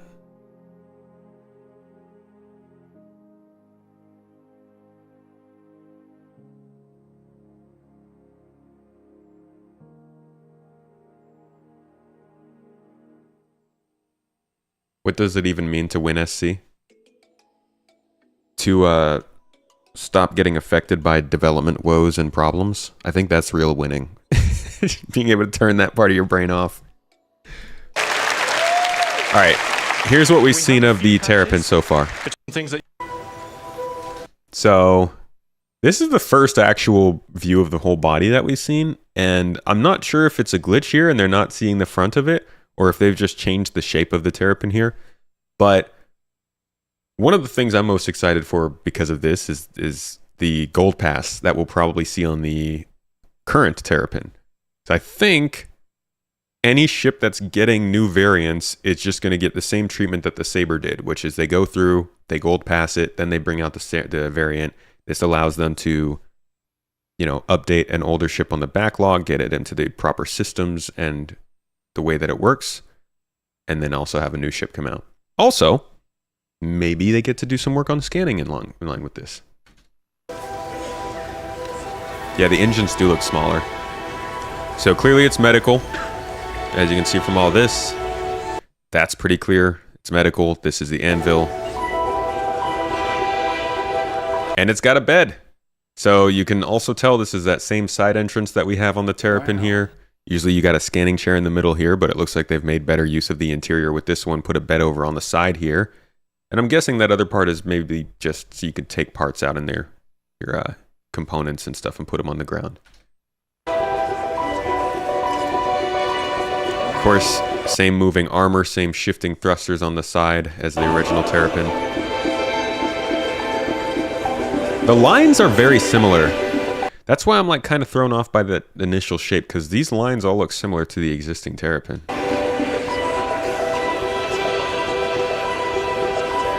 But they don't quite let us see the front of it. See, it does cut off right here. So there's something different going on with the front of this Terrapin.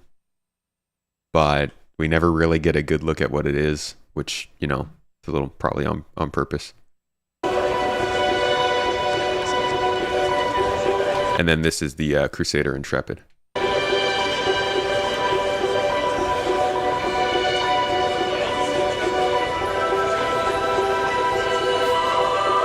To be honest, this looks kind of like a Crusader 135C, and I will lose all my collective shit if it is. That's that's hitting a real nice size with a real good manufacturer. I love my 135C, but it looks like it's a little bit bigger. Maybe closer to like Hurricane size. I think Hurricane's a little bit bigger than 135. I think this is probably around 22 meters long, 23 meters long. How long is the 135?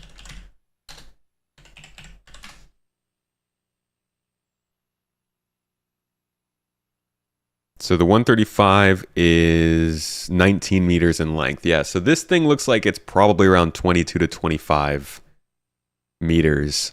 One person, I would guess. I don't think that they would do this two-person because they've got the Spirit to fit there. I'm guessing this thing's got one bed, one shield, 2 player-controlled weapons, 6 SCU of cargo, and I don't think they would do anything to make it special.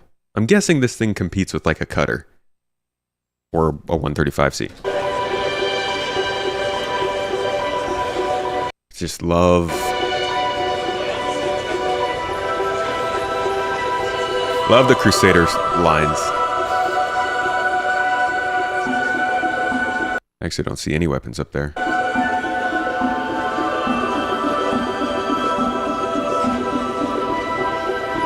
Oh, there we go. Looks like it's got missiles too. And it looks like it's pretty wide for the length. Like if this is 22 meters long, it looks like it's at least 15 meters wide.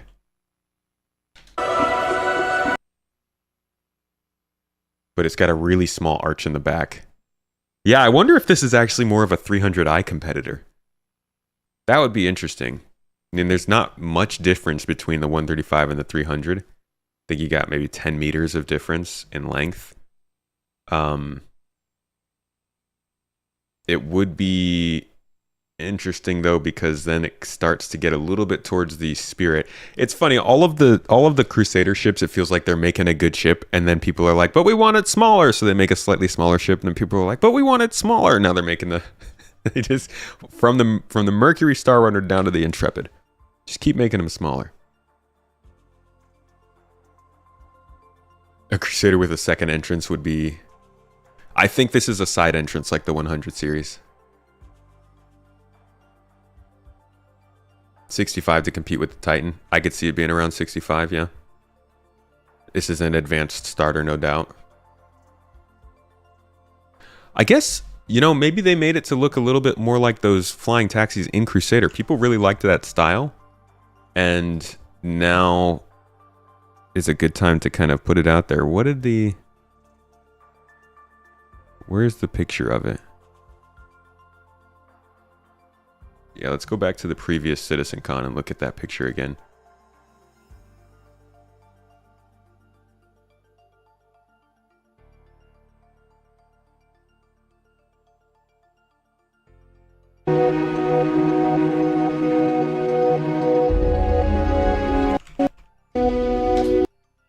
Yeah, it does look quite wide, actually. And it looks like they added that spoiler after this was done.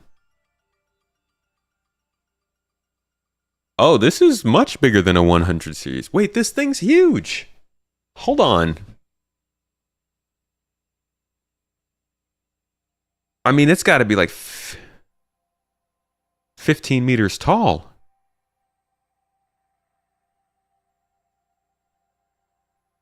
This thing is big, dude. This is bigger than the 300. Look at how small this guy is compared to this cockpit. This actually looks bigger than the ship that we just saw here, too. That's interesting.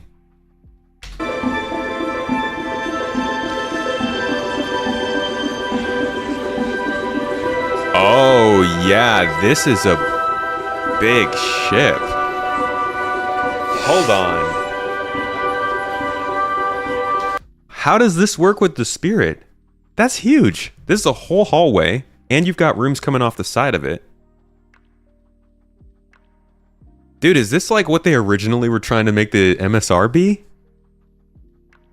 Zeus competitor. But the C1's a Zeus competitor.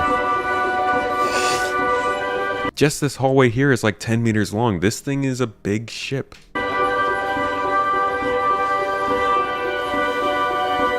Maybe not a lot of cargo, yeah. Still though. It's like 30 meters long, 30 plus meters long. It looks like they've got a decent amount of cargo coming in on the bottom here. And if the cargo's coming in from the bottom, that's really interesting that it's got an entrance stairway on the side. What the heck?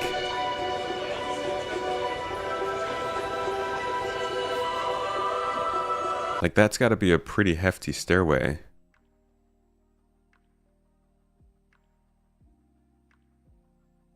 This is an interesting ship. I wonder how this is going to fit in with the Spirit. Yeah, does it feel like it's scaled down a little bit from this? I feel like it could be. This looks big.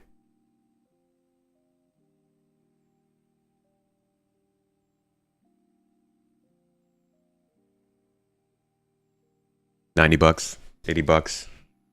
Big ship. Honestly, this could pull me away from the Spirit. It looks like it's similar size class, which is the kind of size of ship I'm looking for. And if this has an actual habitation room instead of just beds in the cockpit, that gives it more of a long distance vibe than the other one. Still got doors though.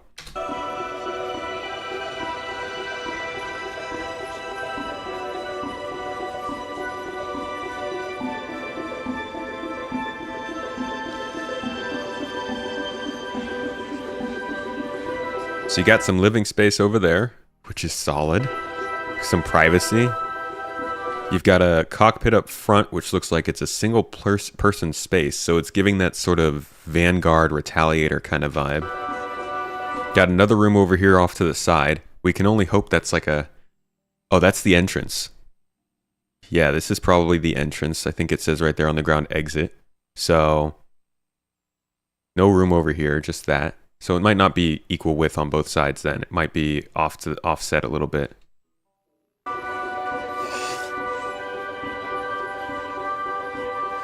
And I'm guessing that last doorway here is the rear room. Although, if the storage pops out the bottom of this ship, then what would this back section be for? How nice would it be if there was a rear exit out of this ship too? A Crusader with 2 exits.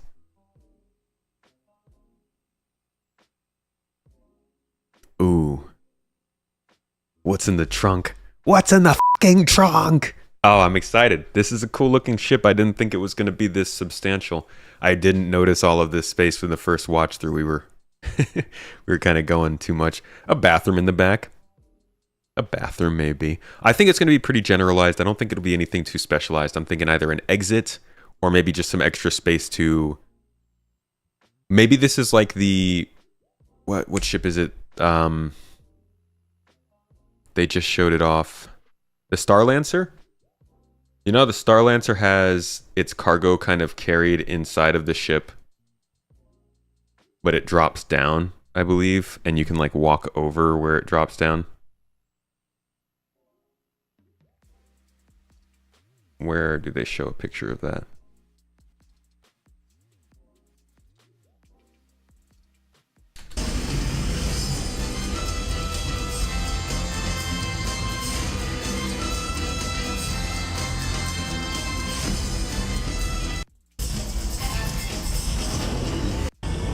Yeah, so maybe it's kind of like this where the cargo drops down, but you have this little walkway up here in the same way that they're doing that in the back of this ship, because the cargo drops down here. Maybe you could walk on either side, and that's what's in the back. Either way, I hope there's a ramp in the back. 2 exits is nice. Do you think 4.0 can make it this year? Yeah, I think they're pushing and shoving to get it in this year no matter what.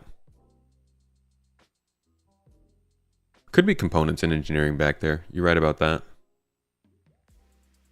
Yeah, the walkway for this Starlancer is pretty cool. So, for anybody who missed this news, this is a new ship that was announced at CitizenCon, but it's coming at IAE, the first one. There are 3 versions of it. There's a combat-focused one, a base-building-focused one, and a cargo-hauling-focused one. So, similar to how other ships have done it, from the Cutlass to the Spirit to the Freelancer, this one is having its own specific types of tiers. But they do seem to be hitting, various parts of gameplay, especially with base building being kind of a very important thing coming up in gameplay. I feel like most people complaining are just showing their impatience because they didn't anticipate the lengthy process of development. In terms of transparency, you think the player base lacks official acknowledgments of game-breaking bugs and server performance. You get that doing this would hurt marketing, but as a player, it feels like CIG is pretending all is fine.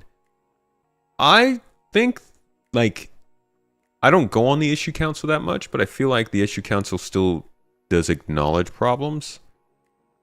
I think sometimes things get shut down, though, before people can confirm that they've been fixed, and that doesn't feel great. The way that Benoit was communicating with server meshing, I think is what people are looking for. Just like a very candid back and forth of like, hey, here's what the problem is, here's what we're trying to do. You might not find it to be that great in the near future, but we are working at this. These are our options. You're down to just get server meshing. Your friends roast the hell out of you when you try to welcome them to the game. Yeah, it's good to just not invite people to this game right now. All right, so here's the Starlancer. Pretty solid size ship. It falls into a very good middle point, I think, for the ability to haul cargo or friends or vehicles and stuff. Here's your little introduction to it, coming in November.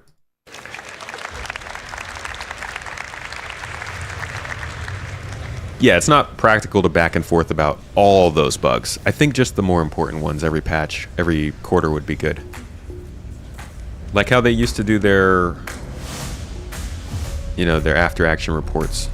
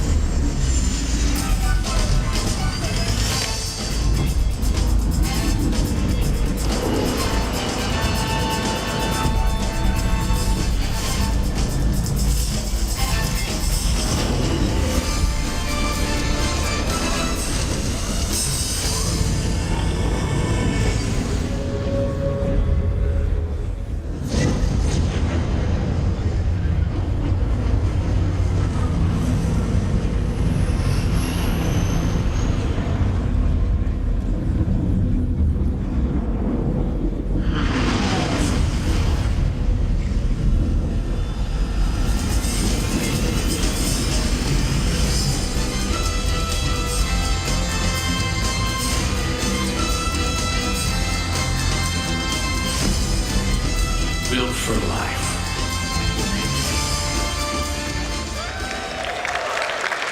It's a cool ship. I think that really this ship wins because it's actually coming soon, as opposed to being something they announce and then you just have no idea when it's coming out.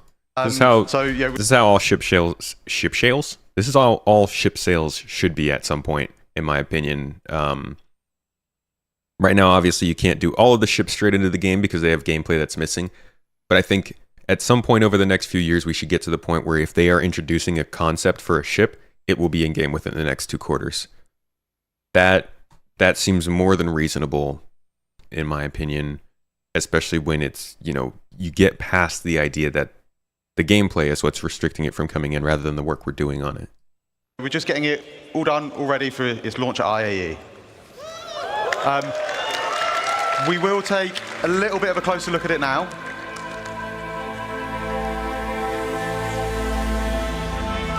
I think the Starlancer kind of really fully encapsulates MISC's kind of ability to create beautiful ships. It's got this bulbous design that really helps to kind of convey its underlying structure and its underlying strength.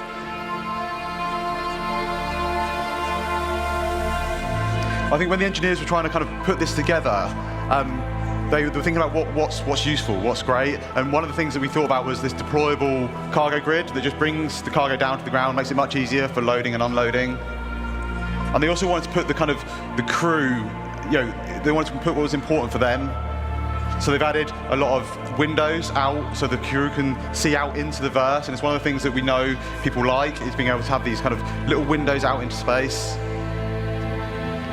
And then above the kind of main habitation area, we've got these big skylights, and they just allow kind of like more natural light to cast down into the cruise area. Love this music.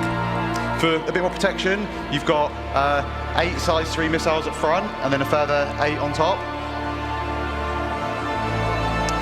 And these are backed up by a set of size 4 remote turrets, both front and rear. It does have kind of Serenity vibes to it, doesn't it? And then finally, when we get to the front, you'll see we have a further set of size 4 gimbal weapons. And again, these just kind of help to fill in those blind spots. Skippy, what's up, dude? Welcome to chat, man. Busy guy. I think as a whole, the engineers or MISC have done an exceptional job in creating a vehicle that kind of fully encapsulates the functionality needed, while still ensuring that the crew's kind of well-being and livelihood is protected. It's all in a package that kind of really dominates the sky, and I think it really shows off MISC's ability to deliver kind of quite beautiful ships.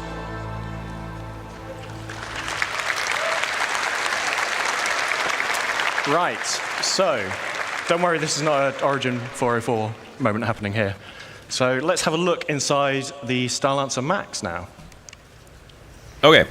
So this is just one of the ships that was introduced recently. I'm actually working on a video right now that is the next 5 ships coming out. We've got the Starlancer, the Intrepid, the Metapin, the Guardian, and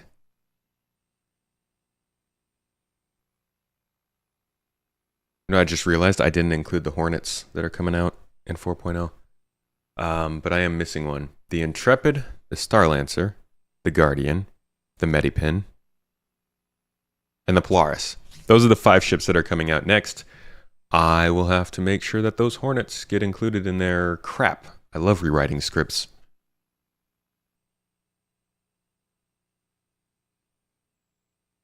Not fear of missing out, it's a fear of crashing out. I think you had to reclaim the Zeus like 100 times.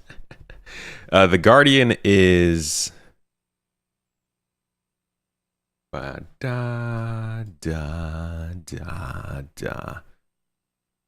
now that I think of it, the Guardian might not actually be coming just yet.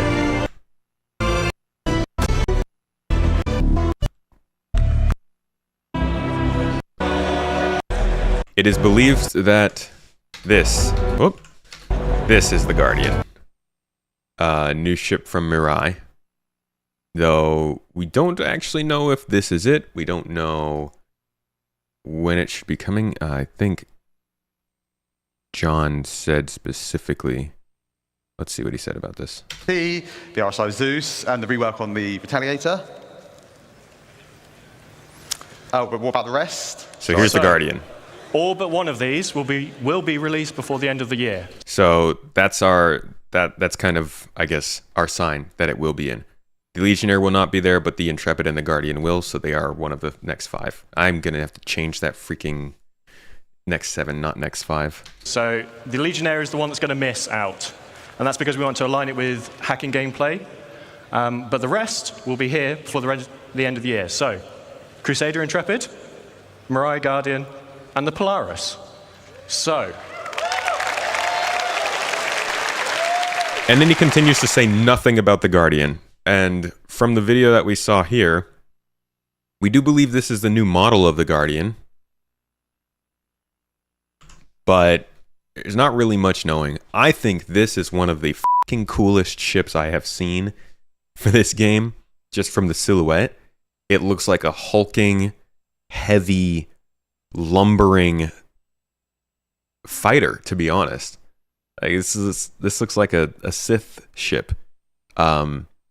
I am not really much of a fighter. I don't do much dogfighting in this game, but I think if I was going to have a dedicated combat ship, just from the silhouette of this, I might look at this, because this thing looks really cool. Maybe it's not even combat oriented. Maybe I could just use it as a daily driver. Are we sure that's the Guardian? We are not. That's what I'm saying. Some people think this might be, might not be. Could be a bit of a redesign from what we saw last year. It could be a completely different ship. It is a little bit weird though. Is the Intrepid in this video? Because they're putting ships that we're definitely getting in the next couple of months in here.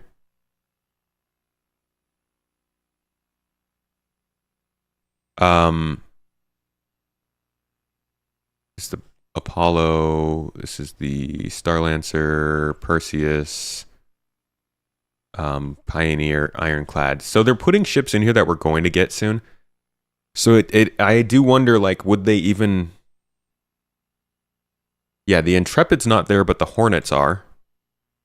The Starlancer is there. So would they also leave out the Guardian, or do we assume this is the Guardian, you know? Like, what... You don't think this is in the Guardian, so you think this is something else. I don't care what it is, I want it. You don't think they put any ships in the previous teaser in this one? That is likely a different ship with a similar ship. The Guardian is a bit more sharp. None of the ships from the previous teaser. That's fair, the Intrepid's not there. The Polaris isn't here either. So yeah, you might be right then. So it might be safe to assume this is not the Guardian. But then what the fuck is it? I want to know. Did a lot of theory crafting on that ship in the garden. We thought it was a different alien ship. It doesn't really look Banu. It definitely doesn't look Vandul. It's not Kurthak. We don't know any Kurthak ships. It's not Tavarin. Could this possibly be a Xi'an ship of some sort? Think it's a Xi'an heavy fighter? That'd be a huge change from what the Kartual and the Sentakiai look like, though. Those things are very spindly.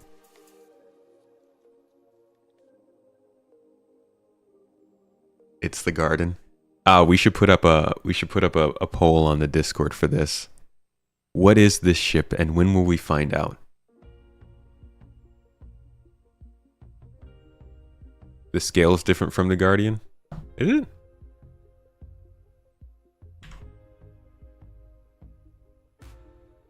I mean, the perspective is a little different too. But to be honest, it looks pretty spot on. The tip of this is still above his head. Maybe a little bit bigger.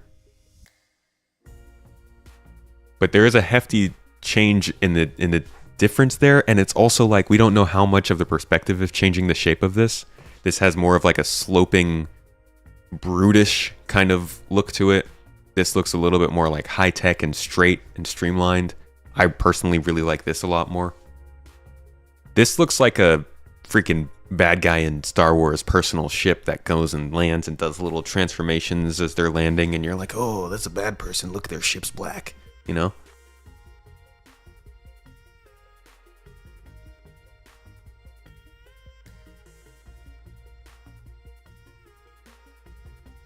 Guardian looks goofy. Goofy is all powerful, man. Don't mess with that guy.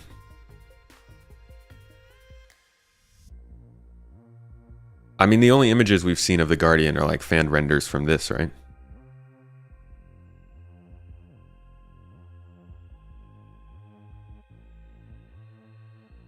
Yeah, I think the lights definitely are showing this to be the front. You know, this landing gear also doesn't look super Mirai. It looks kind of Drakey. That might be a bit of a shot in the dark. Because I don't think Drake would make a ship like this. Oh, but imagine how cool it would be. Ah, oh, God. Just like a asymmetric, four-pronged style bounty hunting ship made by Drake. Spiritual successor to Slave One. Maybe it's the back of the Connie. that would be very funny. They're like, I gotcha. It's just the constellation. Let's get back to our dev tracker stuff, because there were still some other things to look at on here. Let's see. I think this is the same thread. Yeah. Any new development on the Vulkan APIs coming from the engine team? Are there any developments that you can share? How is multi-threading coming along? Any new information here? Ali Brown, who kind of leads the Vulkan stuff, said, unfortunately, I can't be any clearer on what I mean by the releases because the graphics department don't decide on the release strategy. The code is in the main branch, and each major release tends to take a new dump of the mainline code. But not always. And sometimes minor patches do if it's not been long since the last, with the risk of issues increasing over time. By major, he means 3.23 or 3.24. You wish it was simpler, but the live team have to balance stability versus regular releases, and stability is never easy to predict. Never easy to guarantee either. Basically, Sylvan came on and said, the multi-threading for Vulkan is already running internally in our dev branch, and the results look promising. We are seeing massive speedups in comparison to D3D on the render thread, but don't forget that this doesn't mean it will improve your frame rates since we're still mostly bottlenecking the main thread, but it will certainly have a positive effect. We are integrating these changes into the main branch right now, so there's a good chance it will be in the next major release. So there is a good chance that Vulkan multi-threading will be working in 4.0. And it's giving them huge speed ups when it comes to the render thread, which is good for obviously rendering the game. But they're still going to be bottlenecked on the main thread, which is what is translating everything from the game on the client side. You know, all the things that need to happen in the game based on what you're doing need to go through the main thread in order to include the render thread. I can actually pull this up for you.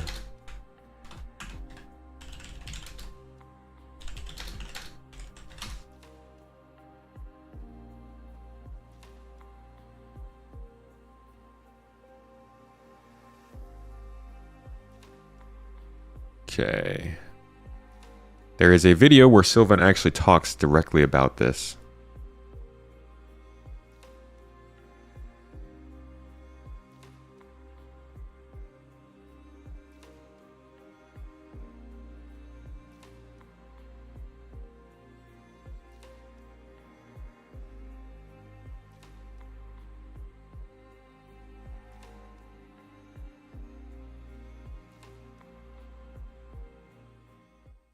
So for everybody who's really wondering about like the game running better, this is a big part of it. Getting the Vulkan API running our CPU performance in Star Citizen. Huge initiative. They've been working on this for years. It moves a lot of the things that have to do with the rendering off of the CPU and onto the GPU. Obviously, the GPU is much better at handling that kind of stuff. And Star Citizen has been a very CPU bottlenecked game for a long time because so much of the things that we're doing are still running on the CPU. And so whether it's the render thread or the main thread, a lot of stuff gets bottlenecked there. And a big part of their Gen 12 renderer in the engine in Star Citizen is focused on utilizing better the GPU. We also saw some of this in the Planet Tech stuff where they talked about their scattering and terrain rendering stuff moving from the CPU to the GPU. This is all just a huge part of trying to optimize this game more. It's a thing that generally is already a thing in a lot of other games, being more GPU focused than CPU, because obviously GPUs have more power to do this kind of stuff. So this is just another one of those reasons why Star Citizen runs worse than most other games. And it's one of the things they've been trying to figure out. Here's a little look into it. Most expensive cities in game right now. Before we start, please do me one favor and don't look at the FPS, because this is a highly unoptimized build with highly unoptimized code and very expensive debug tracking. So any discussion about FPS here is completely meaningless. Alright, so on the right side we have this D3D API call info window, which tells us precisely how many draw calls and how many API calls we do every frame. This is the work the engine has to do to send commands to the graphics driver, which determines how fast the CPU can feed the GPU with commands to render our frame. This is pure legacy mode. We have 47,000 API calls, and let's switch it to Gen 12. So this is Gen 12 mode. The API calls drop to about 33,000, which is quite significant for literally rendering the same scene. Okay, let's take a closer look behind the scenes. Well, let's take a look at this optic capture from that scene on Orson. Optic is a very helpful tool for us developers to get a very detailed understanding of what's going on in our engine. This includes what every thread is doing and when it is doing it. So let's take a look at the main and render thread, which are relevant for us in this context. Let's zoom in. And let's take a look at one of those frames here. So at the top, we've got the main thread. The main thread is what you could say the heart of the whole engine. It pretty much orchestrates everything, like when entities get updated, when physics get calculated, when do we render, and so forth. One of the main tasks is to figure out which objects are in our view frustum and which objects we want to render. This is what the main thread does on top of here. Once we figure that out, all that work is pushed into a queue to be processed by the render thread. At the bottom, we've got the render thread. So for anybody who missed it, this bottom segment here, this dark gray segment that runs across the screen is the render thread. That's what they were talking about in the Spectrum post. And then up above it is the main thread right here. And this is a very CPU intensive task, which is why it is leveraged by a completely dedicated thread. So what we can see here is that the render thread takes an immense amount of time to process one frame. In fact, it's so long that it even surpasses the work the main thread has to do. In this context, it means we are render thread bound, which means if we optimize the render, if we get it to run faster, we will see more FPS on the screen, as long as we are not GPU bound. So let's take a look at a Gen 12 frame.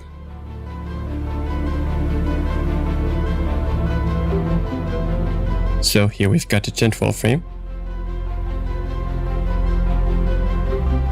Now the opposite is the case. The render thread runs faster than the main thread, which is indicated by this red bar here at the end.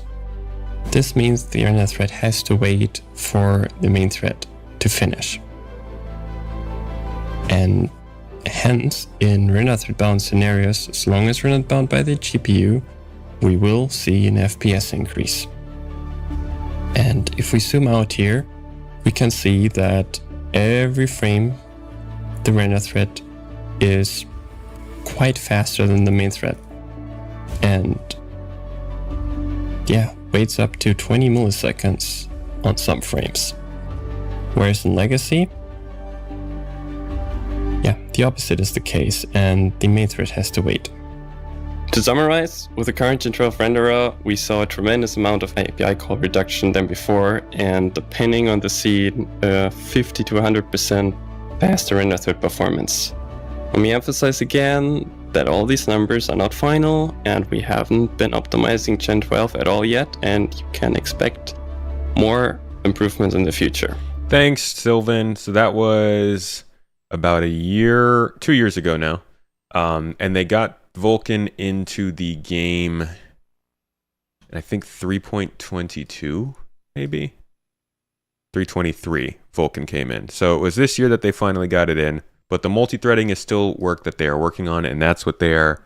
This is, again, Sylvan right here. That's what he's talking about here. Multi-threading for Vulkan is running internally in the dev branch, and things are looking promising, but the main thread is still a problem. So this will do something to help with the performance of the game, but it's not going to fix everything. Ali Brown then came in and said, a slight correction to Sylvan's post. The multi-threading changes won't make the next big release. Okay, so they won't be in 4.0.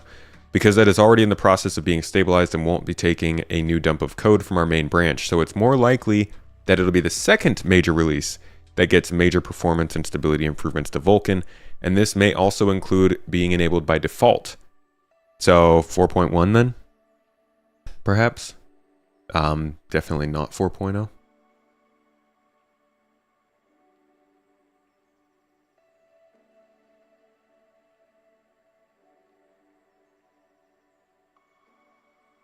They talk about, oh, I just read that.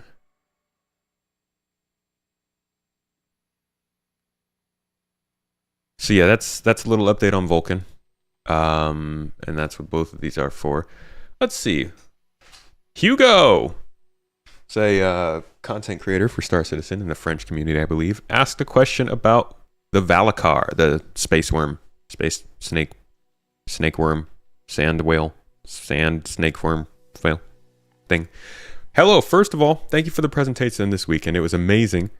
I really enjoyed the presentation of the sandworm and the boss fight aspect. Have you already thought about how we will encounter the 300-meter Valacar? From my perspective, I think it would be incredible if its spawn location was random and players would have a real mechanic to track it down. Do you have a mechanic in mind, or is the position simply given through a mission? Zach comes on and says, yes, we have some quasi-grazer stuff left to do, but that's more supporting releasing bugs, etc. But the Valacar is my number one currently. No intention to lose momentum on it, as we've come very, very far very quickly. Somebody left a couple of thoughts about the worm, and he answered, let's see, one of the things they said, I don't know how threatening these rocks really are when people stay at maximum distance. Maybe the worm needs to throw up a dust cloud to reduce visibility.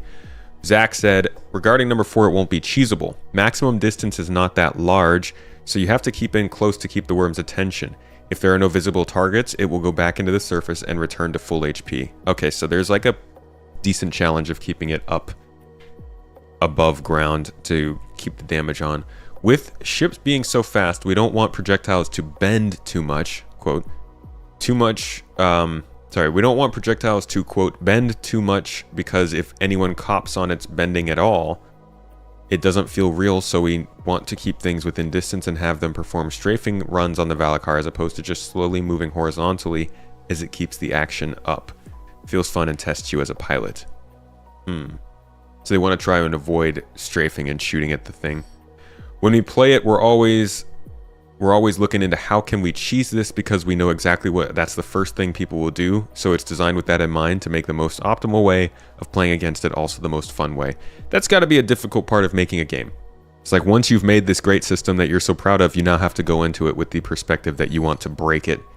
And that's how everybody else is going to play it too.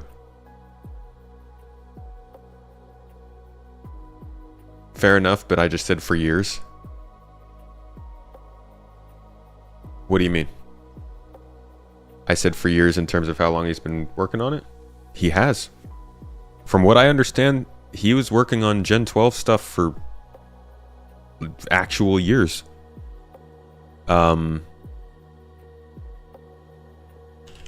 First time I talked to him about it was 2021 maybe or so.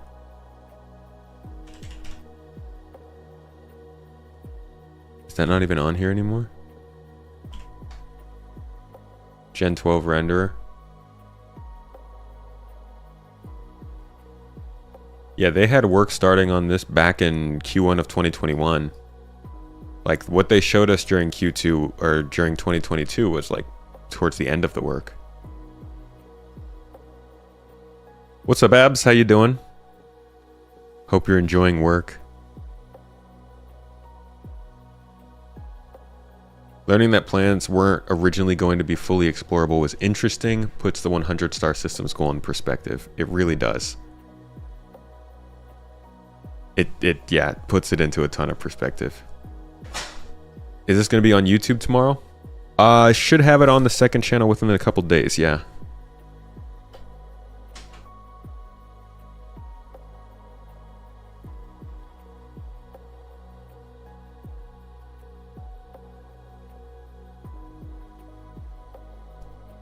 If they hadn't gotten to a point where they knew how much they could realistically get out of the mesh tech, judging how much to make and count on it supporting it is real tough. That's kind of the unspoken worry that we have right now. Is like, we've been expecting server meshing to come into the game and change things for 5, 6, 7 years now. It's a lot of time for expectations to get out of hand, for technology to change. We don't really know what to expect from it now. Could please shed some light on why/how Tony Z left CIG? Seems they kept this quiet. What are your thoughts? From what I know, he hasn't left. Last we heard from him, May of this year, he was still working there. Gumbo! Hey, dude. How you been, buddy? Thanks for dropping in. Enjoy your time at work.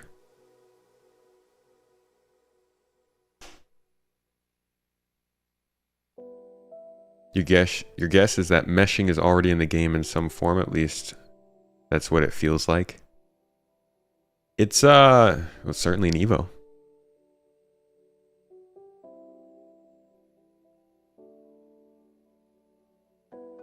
Uh, 79X3D would be your better CPU than the 7900. 7900X3D will run this game quite well.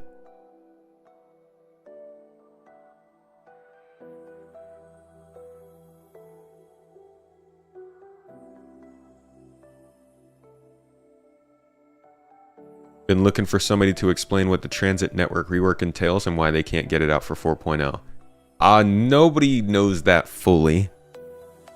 But the transit refactor is basically meant to make it so that all of the things that move players around, whether they are trains, planes, elevators, cars, they can function when their authority is handed off from one server to another. So if you have two servers that are splitting up New Babbage, they need to make sure that the train taking you from the starport to the city won't lose its crap once it transitions to another server. And there's probably also a lot of just legacy code and tech debt that exists in the transit system that needs to be flushed out with that refactor, which is probably the more hard part, because we're running on the same transit system we've been using since 3.0. And that was a different game. It was built with different things in mind. It is going to absolutely be something that needs to be like fully fleshed out. And hopefully that helps with the elevator problems we've been having for years.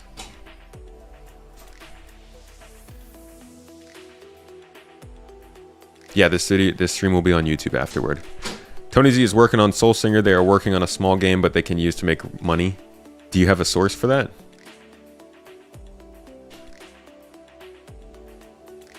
There's so much. There's so many freaking rumors floating around Tony Z. Nobody ever has any confirmation of him. He's making a third game. A medieval fantasy that uses Star Engine. These are all rumors for anybody who's listening and not watching chat.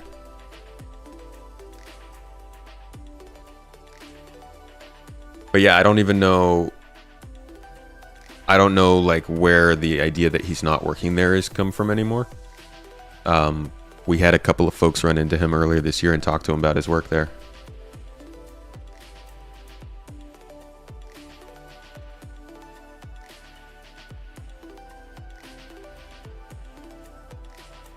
Nothing related to the Reclaimer so far. Honestly, Tom Henderson works and speaks with a lot of the people who are probably also getting the leaks in pipeline. I'm sure he can get some sources, but I'm not going to take his article. It's still rumor, basically.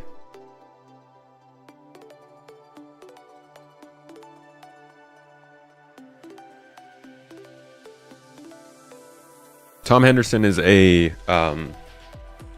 pretty reputable journalist in the industry.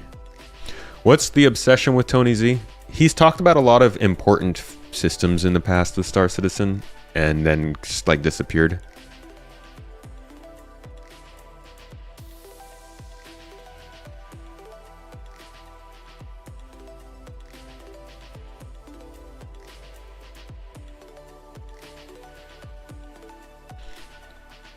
Do you know why we're getting the Perseus before the Galaxy now?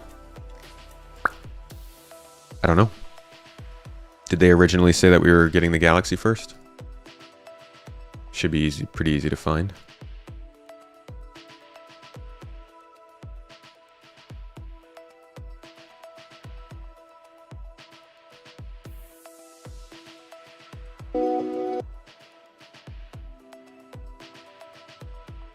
To expedite their development, we leverage the experience that we've got within the team.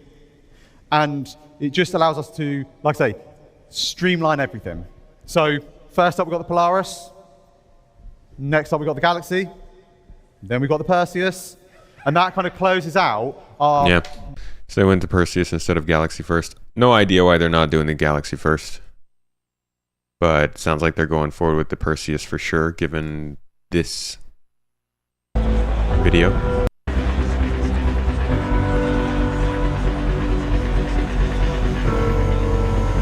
There it is. Your Perseus. No, kidding. There we go. So Perseus is getting worked on first. Don't know why.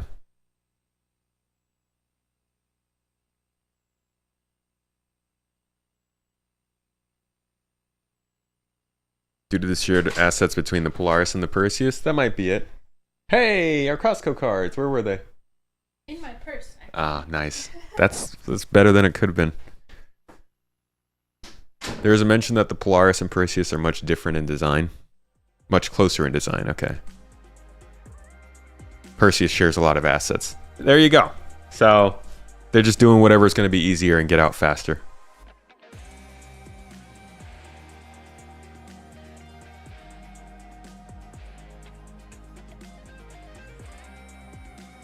Perseus is an amazing looking ship. It is deceptively smaller.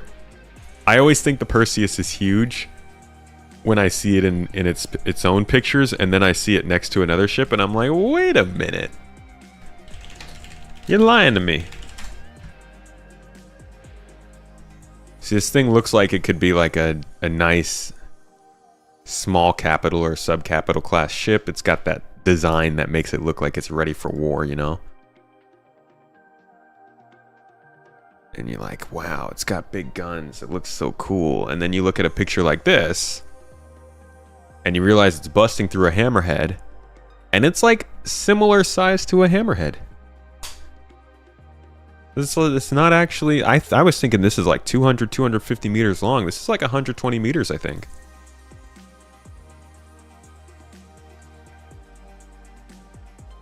It's 100 meters long. It's shorter than the Starlancer.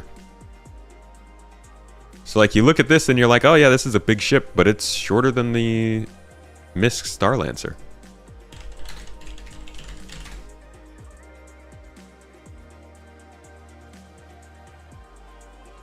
Oh, never mind. It's longer. 20 meters longer than the Starlancer. I had my lengths off. The Aegis Hammerhead. How long is this thing? 120. So it's shorter than a Hammerhead, longer than a Starlancer. A little longer than the 600i, yeah. Oh, it's definitely going to have its vulnerabilities. Like, the real power with this thing is the gigantic turret on the front. You've got 1, 2, 3, probably a couple underneath, 4, 5 maybe remote turrets. Yeah, 2 size 7 man turrets, 2 size 3 remote turrets, 4 size 3 remote turrets. Guessing 1, 2, 3, 4 on the sides. One up here. So I don't actually know where they are. But you really do not have that much weaponry here. This is a support ship for sure.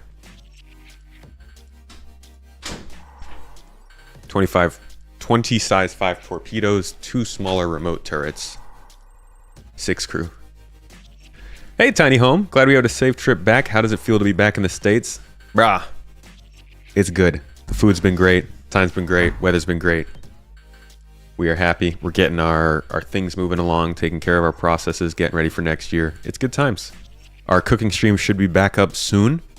I think on Wednesday we'll be doing a cooking stream in the kitchen, so keep an eye out for that, folks. Compare it to the Nautilus. Let's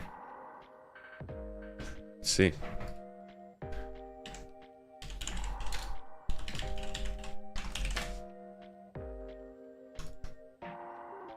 Nautilus is 125 meters, so it's definitely bigger. I'm gonna let you guys take a look at the Polaris one more time here while I go to the bathroom. Enjoy it. I will be here shortly. Yeah, we do cooking streams. They're good fun. Just kind of hang out as a group. Me and Mrs. Tomato, we cook something nice and chat with the group, have some drinks. Good times. Come join us one of these times. And check out the Polaris while I'm back. Or gone. Be back in a bit. I'm not pooping. I'll tell you when I'm pooping. I'm not pooping.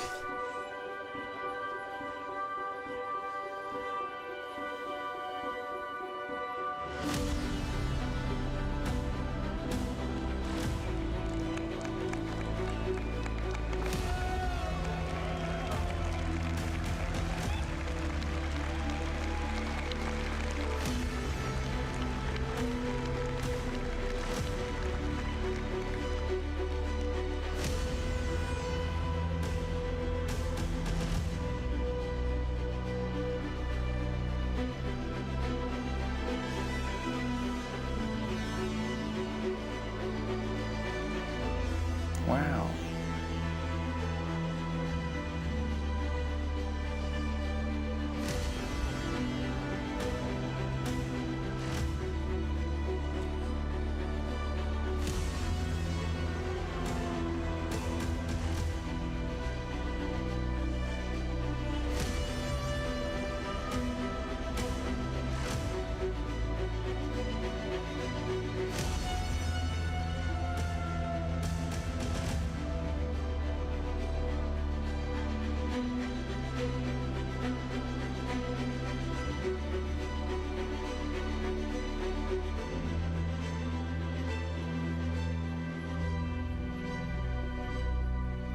Okay, so best look we've had at the Polaris, but I still think it's going to be different when we finally get on board. By the way, the cooking stream I just remembered, unfortunately, we are losing power we come back from over there because we can't get reliable power, and then we come back here. We'll be losing power for like 40 hours here on Wednesday. So I'm going to see if I can still do a stream. I think that we have a pretty big battery that I can plug everything into and maybe do at least a short stream on Wednesday. But yeah, I guess we won't be able to do a cooking stream this this week. Yeah, you did tell us, Skippy. Freaking crazy. Absolutely crazy. Where the power going? Freaking, I don't know, to the rich. That's how it works, right?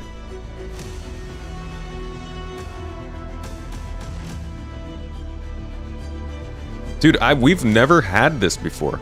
Like, I lived here for 23 years of my life or so, and there were never just day-long power outages. Especially not in the winter or the fall. Really, really stupid.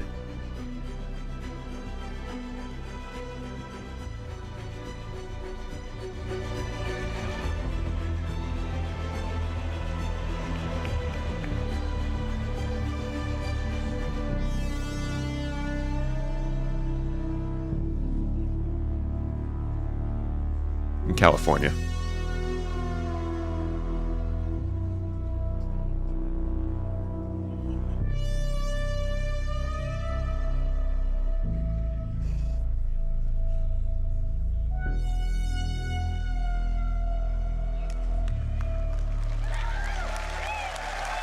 Working on the resource network. Oh, it's not an issue to live in California. I freaking love it here. Everybody's got the spaces they love. I adore this place. Do the cooing the verse stream and make some dishes from SC. That's what we want to do. Cook in the verse and make dishes from SC. Mrs. Tomato was planning on picking up a couple of those recipes and trying them out. Well, in Turkey, we don't get told the power's going out. It just goes out.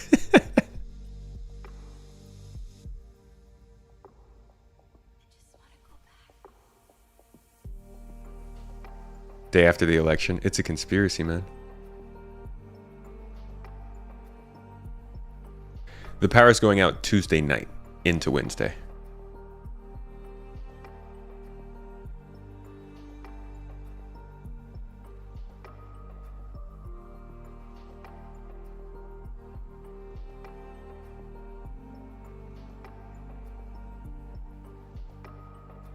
We were in the Black Sea coast in Turkey. He lived in Izmir for 15 years. Really like Izmir. Cool city.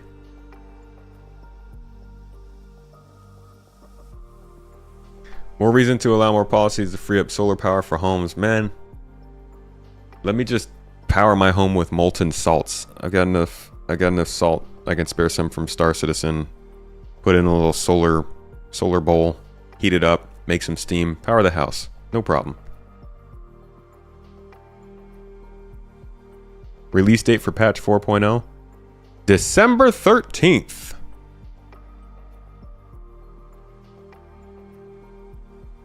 Yeah, I'm used to the planned power outages during fire season. That makes sense to me. It's weird that it's happening right now in November, though. Thank you very much. Holy crap, Wobbly Bear. Dude, 5 members on YouTube, man. Thank you. Thank you very much. This guy just out here matching Twitch, and I do think that YouTube like keeps going. It's a little doesn't quite understand what's really going on. No, it's got it. Man, really appreciate that, Wobbly. Hot all the time, despite Black Sea being rainy instead. We don't get too much rain. In fact, there used to be snow coming down over there too. Thank you very much. If you could bring a tool from SC to real life, which would you bring? Spaceships? Does that count?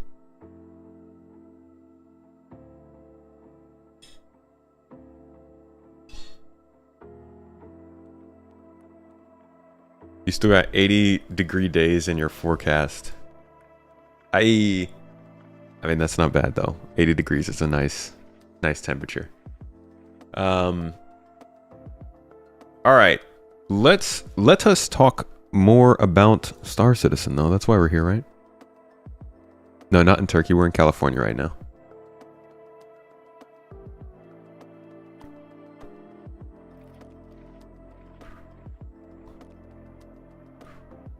Did I have any more dev? Oh, this is the last one. A quick note to our solar players. First, sorry for the slow response. I have unsurprisingly been very busy post CitizenCon with 4.0 and Q1 initiatives. Secondly, I want to reassure everyone that AI Blades are part of the 1.0 plan. They will not be as effective as their players, and they will take additional power to turn on. We will also be offering a way of upgrading them through tiers, but again, they will never be as good as good player. Also, as AI Blades provide most of the functionality, NPC crew will most likely be a post 1.0 plan. As I said in the presentation, Star Citizen is a universe that caters to all players, and that most definitely includes solo players. As with all games, some things will be more suitable to solo than group play and vice versa. With that said, I better get back to work.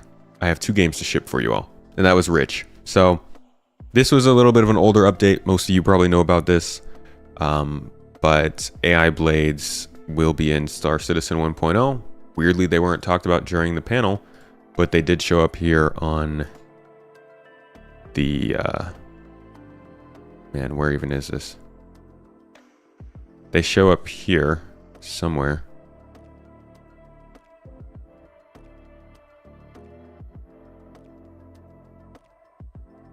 Location stories, main stories. Death of a Spaceman. Here we go, AI Blades. Why don't we go over this whole 1.0 panel?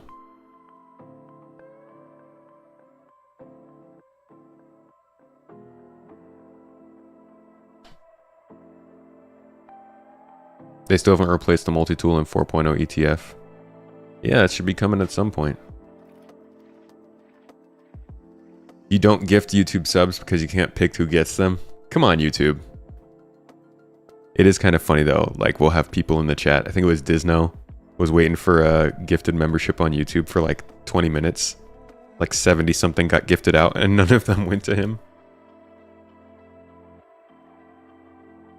Hey, I'm blessed to have such a cool community. Accompany me through the agonizing wait. We can all accompany each other through through the pain. Thanks for being here, Owl Cluster. CitizenCon this year was a rather disappointment for you. Multi-tools replaced, they just disabled the battery. Doesn't it need an update in how it functions though? Isn't that part of the... Where is that?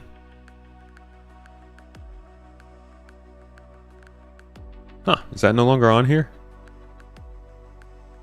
Or do they put that in 324? Multi-tool updates?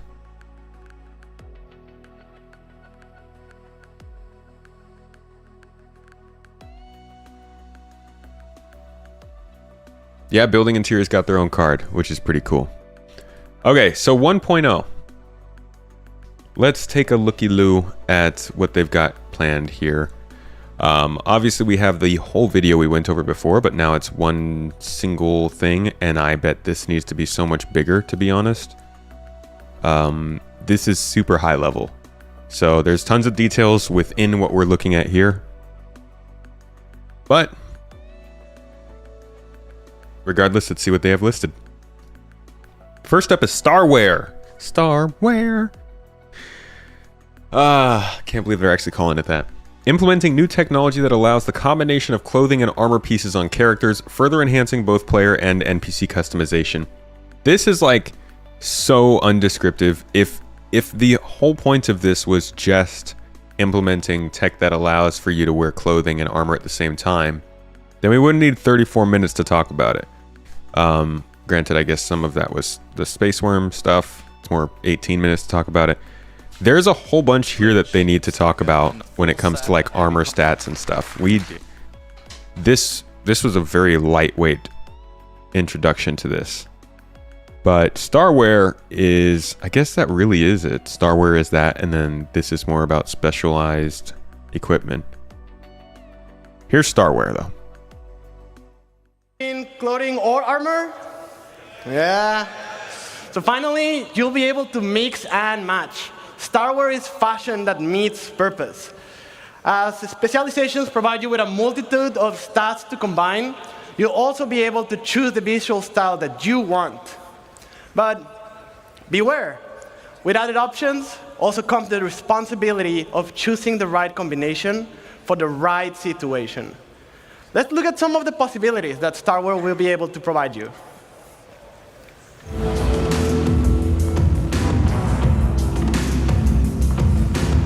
It is pretty cool to be able to have armor on with clothes. That's nice. This is a really good getup right here. The whole top hat with the armor on the arms. Good stuff.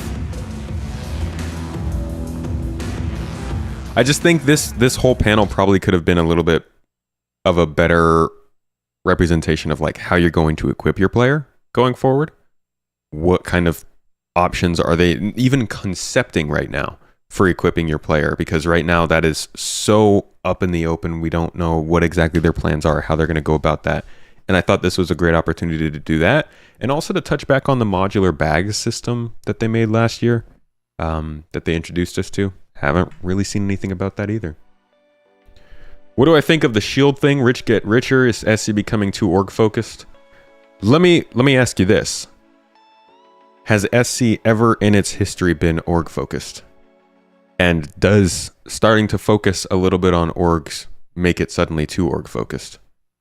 Because up until now, there really hasn't been any sort of gameplay focused around orgs. And I do think that people are knee-jerking a little bit at the first sign that orgs are part of the focus for this game.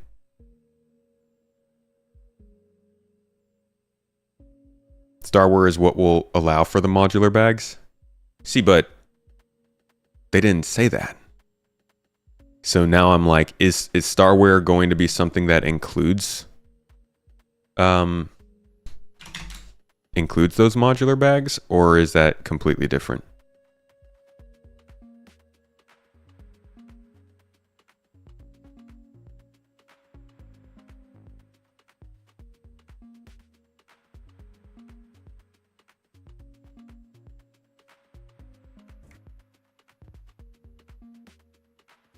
Multiple other.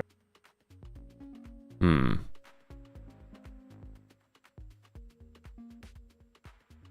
don't even know. I think it was here.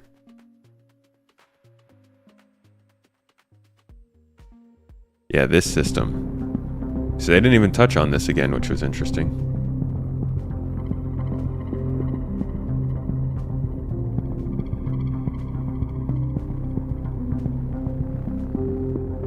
One 1.0 is 100% org focused.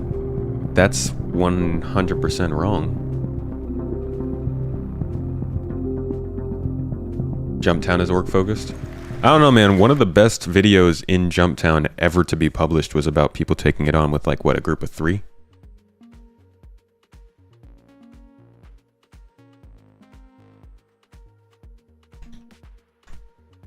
So that's Starware. That's the first card on here. As a solo player, you want to be with an org, but you can't be arsed because it's so hard to get into it. Not really much reason to be in an org right now. I mean, there is for some people, but there's nothing you need to be in an org to do in the game at the moment.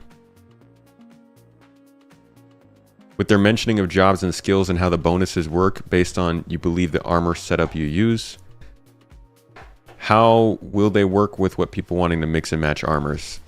I don't think they're going to have, what is it called, premog or whatever it's called, where you can change the look of something but keep the stats. I think you'll have to just pick based on what's most important to you. 3 can be an org. You're right. You're right about that. 2 can be an org. 1 person can be an org.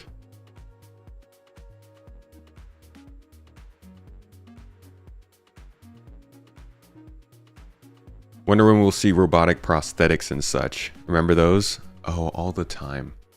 Transmogging, thank you.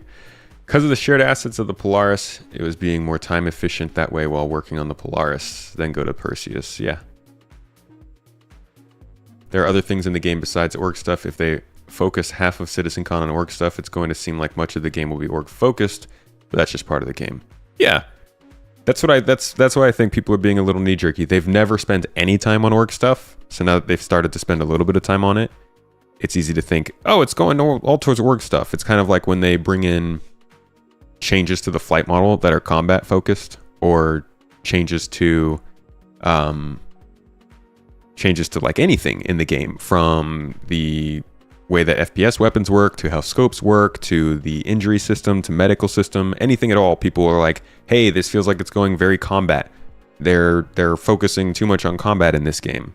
This is becoming a combat game. People think, oh, this is becoming a PvP game because Pyro is coming into the game. Generally, whatever is talked about in that moment ends up taking up the entirety of people's view of what the game is. And then it just takes another 6 months for something else to become the topic, and that's all the game is about. Watch. Engineering is going to come out and people are going to be saying, oh, this game's now focused too much on multi-crew. It's focused on groups too much. And then they'll bring out some new missions for a guild that focuses on solo players, and people will be like, why are they only focusing on solo players? Do more for the org. It's the way of life.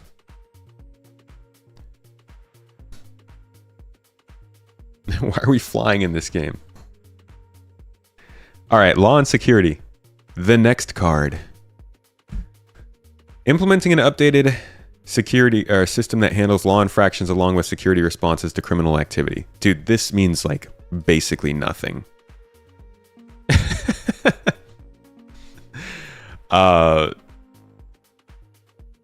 Updating the law system. Cool. We know all about that. This needs so much detail because we still don't really know just how deep they're going to go with the law system and security versus using armistice zones and stuff like that. Lack of institutional memory. Dude, we need a central memory allocation for the community.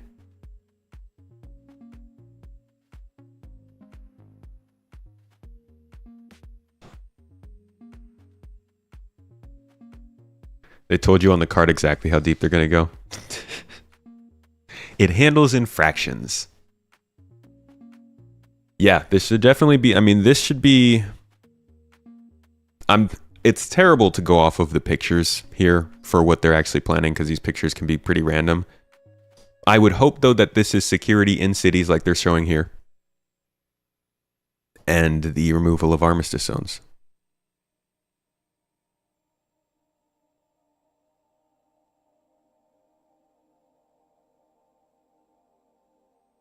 Next one is planetary shields. Introducing planetary shield tech, which provides a maximum protection for ground locations, including player bases, from hostile attacks. So, planetary shields are both a thing for lawful star systems, in which you can, when you build a base in a high security star system, not lawful, sorry, you will automatically always have protection. These planetary shields are... Man, I really just need to put this over here. These planetary shields are impenetrable. They cannot be defeated. You are permanently safe if you build a base where a planetary shield is. Once you get to the more dangerous systems, then you start to get to the places where the game won't be protecting you just by... automatically being in that place. Your base is going to be up to the whims of other people. You will have to buy your own defenses, your own shields, your own guns, possibly at some point NPCs that can help to protect, but you'll have to have a way to defend your base while you're not there. Or they're also developing some kind of org-focused gameplay for the low security systems where there are planetary shields that can be acquired and achieved but have to be held. Kind of like a King of the Hill sort of style of gameplay, but on a star system basis. Check us out. Also, if you're in a lawful system, you'll need to find a transient security of the lawful system. Pyro have no the unlawful system in Pyro. Unlawful systems have no laws at all, and with that comes opportunity. Pyro, as an example, has an abundance of high-quality resources and is a hotbed of criminal activity, the literal definition of high risk, high reward. With crafting now requiring resources, you're going to want to create bases to mine and extract them. This is where base raiding will become a new form of PvP, and it's founded on a combined arms ethos. Defending players will be able to add defenses such as walls, automated turrets, and most importantly, ground shields, a localized version of the planetary shields used in lawful systems that absorb the most powerful of weaponry. No longer can you just turn up and drop a Moab.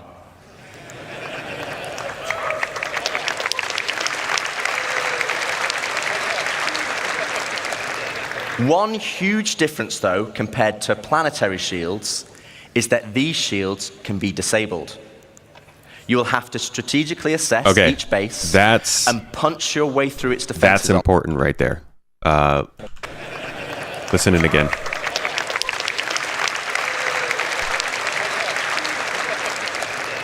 One huge difference, though, compared to planetary shields, is that these shields can be disabled. So what it sounds like he's saying there is that planetary shields, which are something that you'll be able to find in high security systems, won't be disabled. So maybe somebody can slip past the planetary shield if that's possible, and you might need other defenses in order to defend your base there. The high security system itself probably has other defenses that keep people from doing that. But specifically, you can sneak into these bases and disable these shields in low security systems, but the high security systems won't allow for that. You will have to strategically assess each base and punch your way through its defenses on foot to eventually bring down the shield generator. Once the shield is down, then you have options. You want to raise it to the ground, you can bomb it from the air. If you want to extract all the resources, though, you'll need to infiltrate the base using explosive charges and hacking while fighting off the defenders. Now, both piracy and base raiding is founded on sandbox gameplay. And again, that's the essence of Star Citizen. But we want to add more. Something where you can log on and immediately find the action and fight for a purpose. So first up, let's go on a history lesson. In the early 2600s, there was a fledgling corporation called SEAL that had developed a new system-wide planetary shield technology. The same technology that will provide protection for your bases today. To prove this tech, they wanted to use Nyx and Pyro systems as a testbed. With the promise of high-quality resources, SEAL lured independent miners to man the shield network in exchange for shield protection for their settlements. As a prototype, SEAL couldn't provide total coverage over all the mining settlements, and so they created the SEAL Tokens program, allowing the most industrious factions to purchase shield coverage for their work. The network consisted of multiple linked bases on the ground that then linked to several stations in orbit around each planet that then connected to the nearest relay in the shield network, which eventually linked back to the shield core, which oversaw system-wide distribution of the shield technology. Factions could then earn SEAL tokens for working on any part of the network. They could then use these tokens to buy shield coverage, but with the competition amongst factions being so intense, SEAL was only able to offer shielding to the hardest workers. Unfortunately, due to outlaw interference, SEAL eventually pulled out of Pyro and Nyx and pushed for a more automated solution in more civilized systems. So fast forward to present day, without SEAL's backing, they had to pull out and leave it as it is. And welcome to station warfare. Theaters of station wars? With the SEAL network still in place, but lacking resources, orgs can take ownership of these structures to gain access to planetary shield tech, which, as you know, would make their bases invulnerable. Unfortunately, there's a catch. There isn't enough to go around. And as in the good old SEAL days, the system still works via the SEAL token program. To earn tokens, you'll have to assault a location and then deposit resources to power the network. This begins with ground bases and ends at the shield core. Each structure occupied will then accrue SEAL tokens over time, with larger structures earning more, and at the end of each week, you must then use these tokens to purchase shield protection. With shield coverage being limited, though, the system automatically selects the orgs with the highest bid from across all shards. meaning for that week only, a certain number of orgs will gain access to shield protection. So this is a chance for your org to become the de facto leader of a system. It means you'll be able to log on and immediately find the action and fight for your org.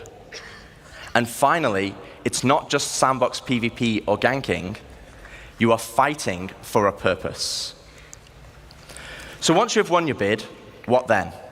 Well, to talk more about that, I'd like to welcome Ian Leyland, Star Citizen's creative director, to the stage. All right, so that was a pretty hefty explanation of not just the planetary shields, but really some of the gameplay surrounding at least a version of them. It creates a persistent, always available location and excuse for groups to be in constant battle. Like, I think a lot of people will be fighting over resources and land, but this just gives one more reason for orgs to be at each other's throats in systems where they're clearly being built for there to be more danger in combat. I don't think this is something that's going to take away the whole star system. Like, you can still live and do your own things while this is all going on in the background, but there do need to be reasons for large groups to be going after stuff, and the more they can build into the game, the less that smaller groups or single players might have to deal with that if it gets a little out of hand. Thank you for the sub, by the way, Jolinar. I see you over on Twitch, blessing us on Twitch. Ownership is the next card here that we're going over in the list of 1.0 features that they're working on.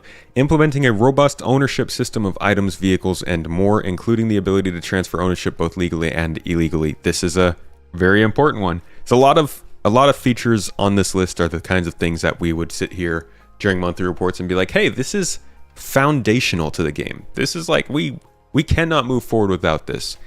And ownership is definitely one of them. Like, there's no way to play or trade.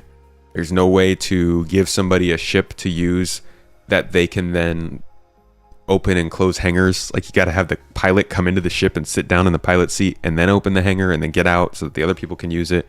There's no way to like really give people cargo in order for them to go and distribute or do something with that cargo that you can like identify. So ownership it's a stupidly painful situation right now in the game, and I really hope that they can get this in sooner than later. Yeah, dude, this kind of thing can help make people who spent a whole bunch of money buying a whole bunch of ships not feel so bad when they realize the game comes out and they can only use one ship at a time. Being able to loan your ships out to people who you don't know, or people you do know, maybe you're just on their $45 package for like so-and-so amount of weeks at a certain type of rate, would be fantastic for this game, for people who don't have ships and people who do.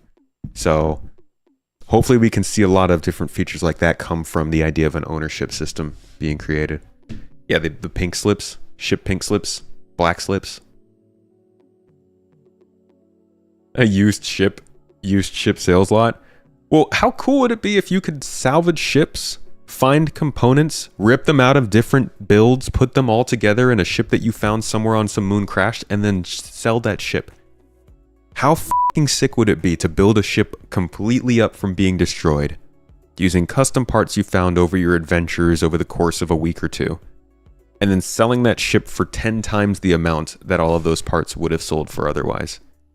From components, to repairing the hull, to reloading its guns, to like just the fuses, all of that.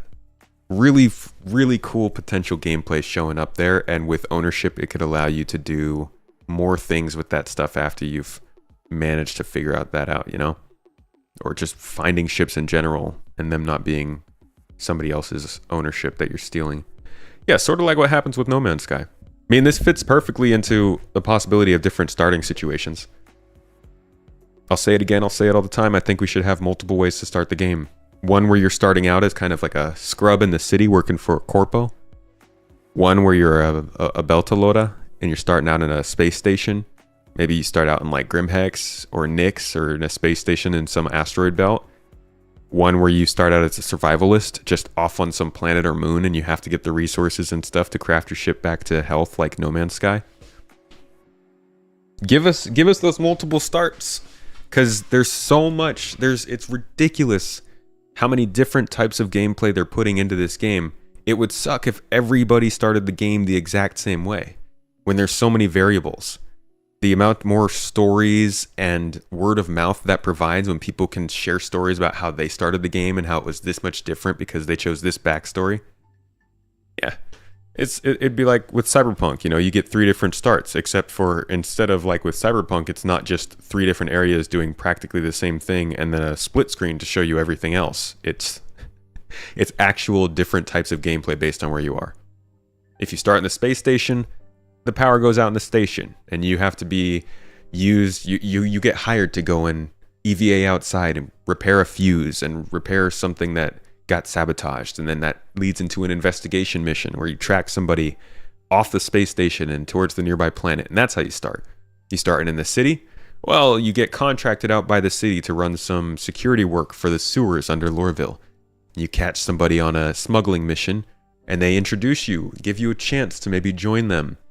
Do you want to take the less legal route, make some more money, and smuggle something into and out of the city, taking you on some story that leads off into space? Or do you want to stick with Lorville, run the security, get higher rep, and get paid when you get back up to the actual city? Or start you out in like a moon. Could be a moon that's too hot, too cold. Could it be a moon with certain minables? Maybe you spawn near an outpost with a crafting bench. You use all that to get your ship up and running and get back off the moon. Like, choices. Yeah, different types of starts would be, that'd be really helpful for this game, I think. Pledge ship should be off limits. What do you mean by that? Put all these ideas down in a note and send it to CIG. What do you mean? Chris Roberts is watching the stream right now. He's here. He's got it. He's written it down. Oh, I think they would end up doing that too. I don't think that's that's that crazy for them. They're already doing it for Squadron to some extent, giving you the Mass Effect approach. All right, next card we got here is the guilds system. This is I think this is the majority of gameplay for a solo player in this game.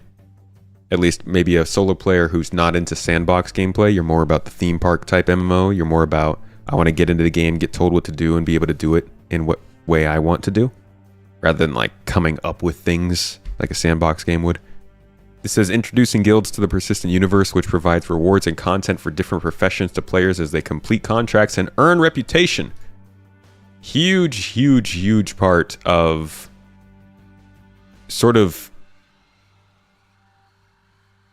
really just like understanding the game and working your way through the game. This has already been part of what we are supposed to be doing in Star Citizen. This is something that came all the way back here. Winter of 2021 is where they really started to suggest and share what this kind of system would be all about. Check it out. The difference with an organization is that they can have several career scopes. So a security company like Crusader Security might have a bounty scope, but they also might have a defense scope or a jailer scope or any number of these career scopes that we want to track your different levels of career proficiency with different kinds of gameplay. Within scopes, we have this concept of standings. These are the ranks that you move through from negative whatever to positive whatever, and we can tell when we assess you either through the missions or the mission givers. You can tell here they didn't even have guilds figured out yet. They were just talking about orgs and the contacts within those orgs. Bach Roxa, hey, welcome in. Been a little while. Hope you've been good. You saw that the Corsair got nerfed. You haven't played in a minute. What's a good ship for ERT bounties? With cargo space? Connie Taurus? Connie Taurus could work for you. Don't know. I don't think the Redeemer has too much cargo, so that might not work too well. Or NPCs or however they are looking at you, what standing you are at. One of the things that we are very excited to have is these reputations giving you things when you get to those higher standings. The idea is that this is giving you benefits and rewards for progressing through the game. It's a progression system at its heart. This is so. That I'm really excited. This is like super fucking important. It's actually one that I think should have been getting a lot more focus all this time. They've been a little low effort on reputation, I would say. It got dropped for a while, then picked up by the mission team, and even the missions team hasn't been able to really work much into this. I mean, last year at CitizenCon, we were being told that we were going to see reputation-based rewards for cargo hauling missions, and that those were coming in with the cargo hauling changes and stuff that happened in 324, which clearly isn't in.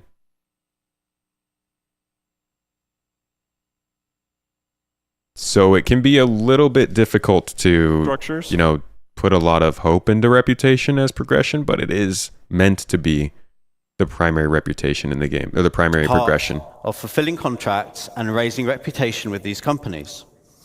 For rewards, we'll have branded ship and tool skins, branded clothing. There will be collectibles to decorate your hab, hangar, or ship, or you can put them anywhere you want. And there'll be more exclusive rewards that we'll be revealing later. Thank you. So that hasn't really happened yet. And now we get to this CitizenCon where they kind of start to tell us how this functions across the entirety of the game. And they've expanded it to be in guilds and orgs. And your guild and orgs will have different relationships with you, with other guilds and orgs in the game, with your own org, with other orgs. Everything will have a different understanding of one another. It kind of links back to the virtual reality, virtual AI we talked about in the beginning of this stream. Everything sort of links back together to give you a sense of progression and custom experience based on who you work with or for in the game. Here is a nice little rundown of the different guilds and what they do. Considered by many to be the new jewel of the Empire, Terra has been a shining star against the more imperialistic tendencies of Earth, even in the darkest days of the Messer regime. Now, many believe that Terra should be the new center of the UEE. I don't know how you all feel about that. Yeah, a lot of division. But that's our starting five. Each system and each planet will be featuring the massive level of outposts, POIs, stations, biomes, and exploration options that we've been perfecting with Stanton and Pyro, and you've been seeing in some of the other presentations this weekend.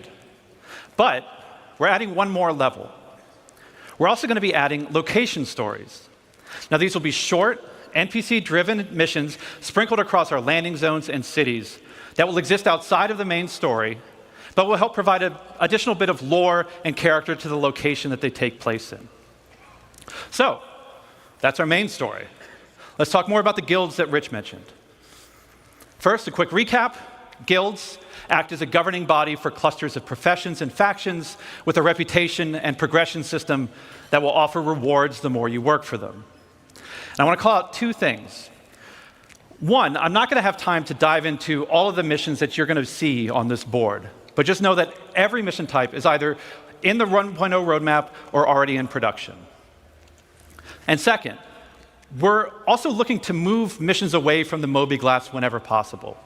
Sure, it will always be an easy way for us to get additional game content in, but we want you talking with people. So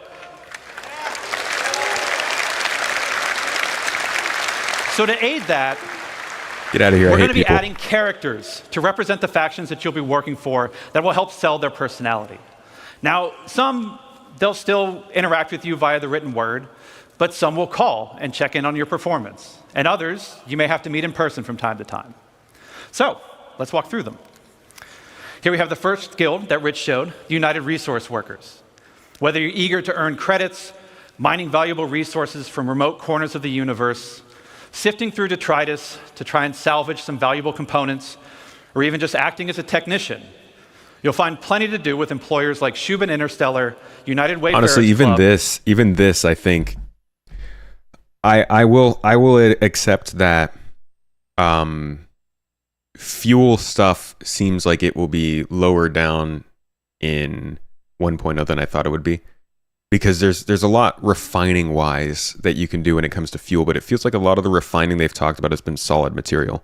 And they did mention in the base building stuff that there'd also be gas refining and stuff like that, but I'm I'm iffy on what they're saying about fuel gathering and stuff. This is a very cool guild, though. I think GII, our own organization, will be heavily involved in this guild. We do a lot of industrial stuff, and with our focus around, shipments and manufacturing, farming, and getting those places, I think this will be a good friend of ours. That being said, though, because I think this gets a little misunderstood when I say that, we are also providing our own services in terms of security, exploration, land acquisition, surveying, and things.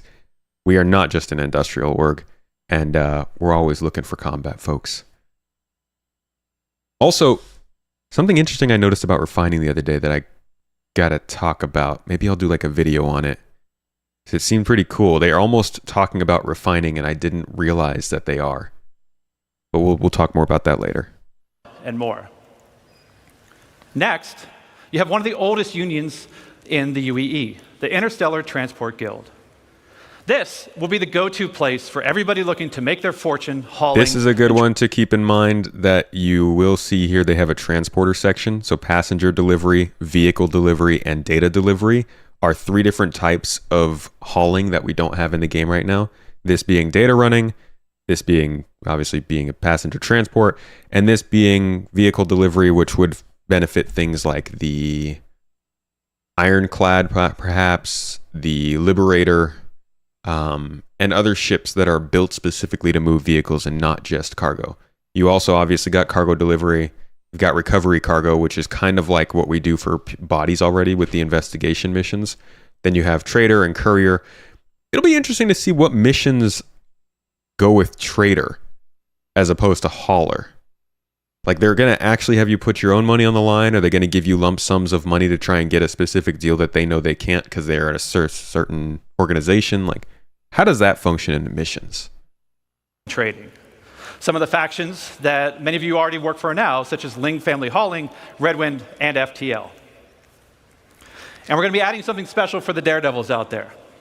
The Imperial Sports Federation.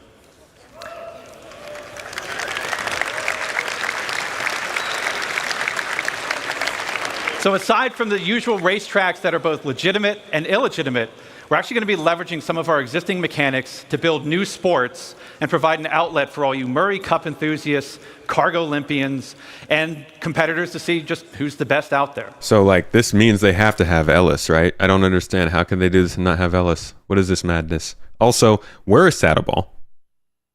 Come on. Also, industrial athletics. Dude, this is such a good reason for why Arena Commander should allow for all of this. Arena Commander should basically be private rentable servers that exist in Star Citizen that allow you to do whatever gameplay in Star Citizen you want to do in a closed environment. A, it gets them their private servers that they promised at the Kickstarter without having to split up the PU. B, it lets people try out gameplay super fast compared to getting into the PU and doing all of that. 3, it allows people to film and do things without being interrupted by other things happening. And 7, they could put Arena Commander on Steam or like somewhere else where people can try it out and realize there's more to that and then try another. It's like that could be a third game on its own. I hope that they do stuff like that so that we can see more cargo Olympics and mining Olympics and stuff like that. That's fun. And competitors to see just who's the best out there. For those who dream of exploring, I'm sure we have a couple here. Yeah, this is like the most exciting the guild. Academy of Sciences that was brought up yesterday in the social presentation, if you saw that. This is a science guild that will include factions like the Imperial Cartography Center. Hey, Red Monster. Who will task you with a variety of missions to better understand our universe, such as sending you into a nebula to do deep scans, or finally seeing what's at the bottom of that planetary canyon. We're going to have a new faction called High Point Wilderness Specialists. See, this is also like some people were saying exploration in the game is dead. Look at all the different places where they're trying to create opportunities for missions. They can't even plan to do this if they are going to just kill the possibility of exploration. You got to remember how big these star systems are and the fact that people simply haven't explored all of them. There's a lot of points of interest and little things that you could put throughout a star system that could still be interesting for people to find. Red Monster's in YouTube chat. the old celebrity over there. There you go, getting that shout out on Twitch, man. I hope you're having a good week. Also, this says corpse instead of crops, so it's all a scam. Who will offer missions associated with the various fauna that we're starting to get into the game, from population control missions to harvesting specific resources for research. Now, I don't know if we have some people who'd like to do combat, but our combat guilds were doing something a little Carfters. different. Now, previous to this, these are all of our profession guilds. But for our combat guilds, they operate a little differently. See, these two are diametrically opposed to each other. So once you pledge allegiance to one, the other marks you as an enemy. On the lawful side, we have the Mercenary Guild. They represent factions like Eckhart Security, the Bounty Hunters Guild, and even some military contractors. So whether you're pulling together a team of specialists to go assault a ground base, hunting down an elusive criminal, or putting together a recon run to drum up some intel, Mercenary Guild's got you covered. On the flip side, this is so, like I was saying, this is still going to be something that GII is doing plenty of. There's actually quite a few things that haven't really been mentioned all that much that GII will be included in, but specifically finding VIPs, protecting VIPs, this kind of stuff is going to be important to us because not only do we want to be the provider of crops and services in the area we're in, we're also trying to keep it safe for the people who are there or the people who are aligned with GII. To drum up some intel, Mercenary Guild's got you covered. On the flip side, we have the Council. Is Now, bounty this is a hunting... Yeah, why isn't bounty hunting part of the Mercenary Guild? Where is... Oh, it is. It's right here. So yeah, they're going to have to break up how they do missions anyways, because it's confusing as it is, telling somebody, yeah, take a mercenary contract. The heck does a mercenary contract mean? On the flip side, we have the Council. Now, this is a shadowy group comprised of representatives from various gangs, syndicates, and outlaws who mandate criminal activity throughout the verse. It's also keen to notice here that even though these are criminal missions, they call them, they're still other types of missions just wrapped up in the criminal enterprise. Scan area, scan object, deploy objects, kill VIP, race fixing fraud, interdict target. These are all just other flavored missions from the other types of game, just wrapped up in the underbelly of the game itself. And I hope that they can both provide enough content like this to make criminal players have fun in this game without breeding too much of a criminal element that focuses on other players. I think it's completely fine to focus on other players occasionally, every once in a while, but it's, in my opinion, I think it's a more interesting game when the people who want to do criminal stuff are balanced PvE, PvP. And the game needs to be good enough to provide enough fun that people don't always want to go for players. So that just helps to make more systems that has criminal elements without having more intense criminal dangers. And maybe part of that will also be just having more game-controlled pirates that are NPCs than just players. Can our corp align with more than one guild? We're going to get to that right after this. Yeah, this is pretty high level. It is pretty high level, and I honestly was hoping it would be a little lower level, but they touched on most of the things I think they needed to. You'll be able to throw in with rough and tumble gangs like the Headhunters and the Dead Saints, or work your way up to join highline criminal syndicates like the Atonis or the Drop Kings. But remember, the underworld is a dangerous place run by greed and power. So mercenary guild reps might not be the only people you have to worry about, as the syndicates are always looking for loyal soldiers who will hurt their competition and tip the scales of power in their favor. So as you can see, there's going to be a universe of exciting storytelling opportunities for you to undertake in 1.0. But one more thing, we're also going to revitalize our social behaviors to make the populations not only feel more alive and reactive and off chairs, but better reflect the tone and flavor of the areas that they're still inhabiting. Be on chairs. Come on now. We want to see the people of Loreville slowly trudging through the streets, overburdened by the ruthless contracts, just as much as we want to see the tourists of Orison gleefully moving from attraction to attraction. And all of this is what's going to make Star Citizen be the experience we set out to make. A diverse universe with a rich tapestry of stories, characters, and experiences for you to live in. And protection. So that's guilds and reputation, and really just a big part of how the progression in the game works. I think Rich comes in here and talks a little bit more about how this progression will work specifically. He's talking about core progression here, death of a spaceship, yada yada yada. So this is kind of like the gameplay loop and how it would work based off of this. I actually had to ask them to take the variants out because it didn't fit on this slide. And let's zoom all the way into the prospector, a stalwart of the mining community. But let's say I really fancy acquiring a military Mark II Hornet. Let's go on a simplified journey of how I could get one. Firstly, I know I won't be able to buy it, as it's a military ship, so I'm going to need to craft it. That means I will need the fabrication hangar blueprint. Luckily, I can earn it by doing mining missions to gain rep with the United Resource Workers, and I already have the perfect ship, my trusty prospector. With blueprint in hand and some excess credits, I can now purchase a small plot of land on Stanton and build my fabrication hangar. Step 1, complete. Now I need to grab the Mark II Hornet blueprint. For this, I need mercenary rep, and more importantly, a combat ship. With that in mind, I will do a few more mining contracts to earn enough credits to purchase a Mustang from the dealership. Now I can start doing combat pilot missions for the Mercenary Guild, so I can unlock the Mark II Hornet blueprint. Okay, step 2 of our simplified loop is complete. I have the Mark II blueprint, but I need the resources to craft it. So I come full circle back to my prospector, but this time I'm mining for resources instead. As you can see, this closes the loop. No longer am I mining just because I like it, and there's nothing wrong with that. But now I am mining for a purpose and for multiple reasons.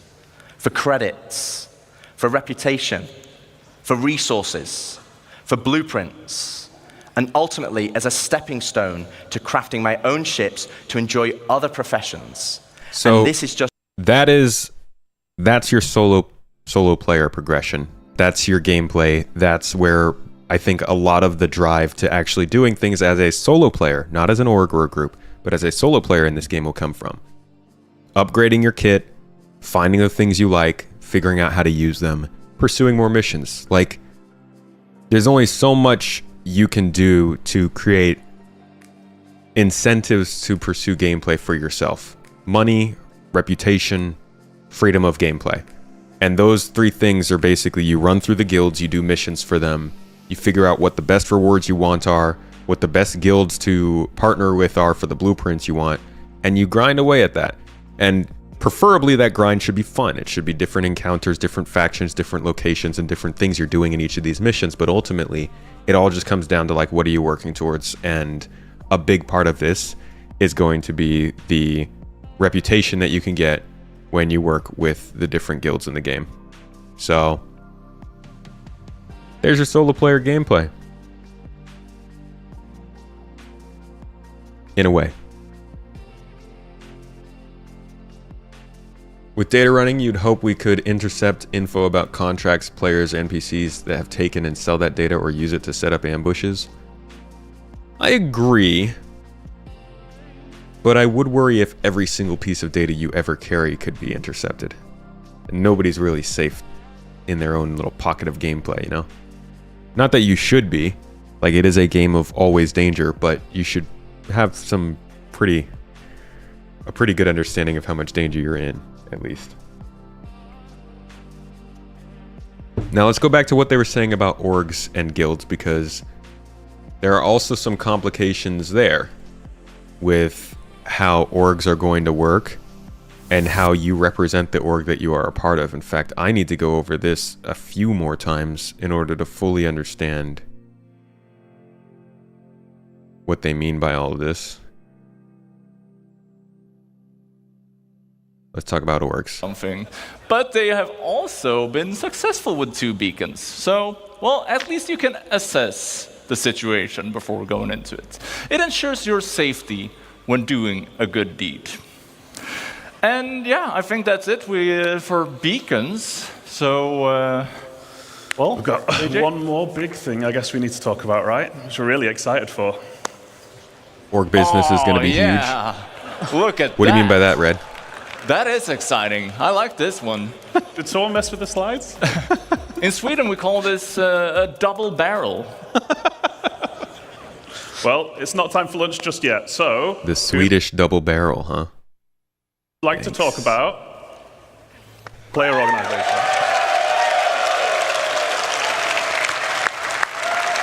Yeah, data running's really interesting to me, too. That's all right. It sounds like we've got a few people in orgs in the house today. But Benoit, you talked about this a while ago, right? It's been 84 years. So I was originally asked to outline the original ideas behind how organizations would work in the very early days of the project. A younger Ben, big ideas, same ideas, now action. You have no idea how happy I am that we're finally tackling this task and this design in the game to truly give you all the tools you need to make your empire in SC. There are more than 70,000 organizations registered on the RSI website. 69. That's such a ridiculous amount of orgs for a game that's not even out yet. But a lot of these orgs are like 1 or 2 people. 1,999 of them of decent size, and then test. Ridiculous. Too big.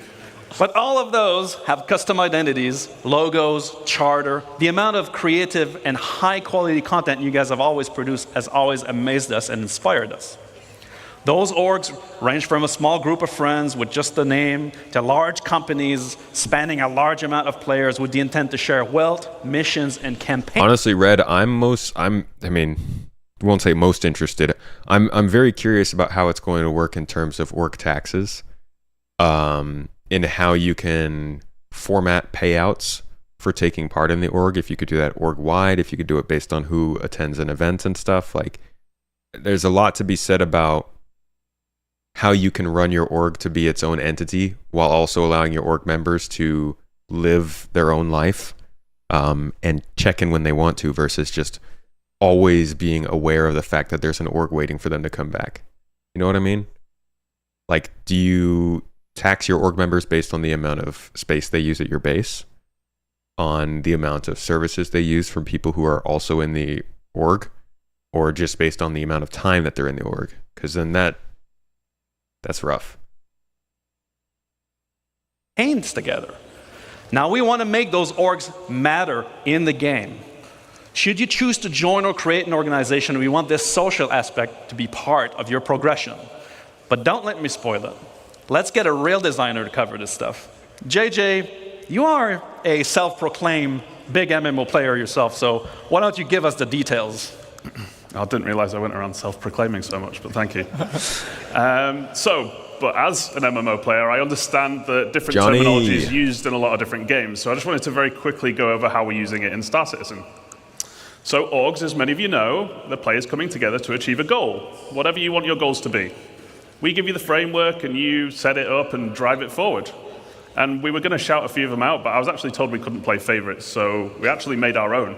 So we've got the Fellowship of JJ and the Baltzfald Buccaneers. Those What? guys. You guys made your own orgs? Yeah, we kind of left you out. Sorry about that, James.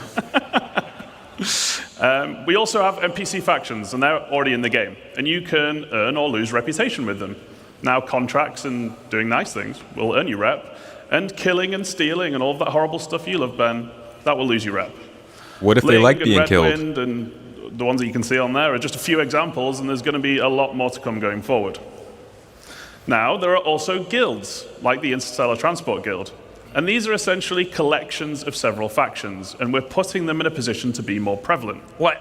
You're saying there's something bigger than factions?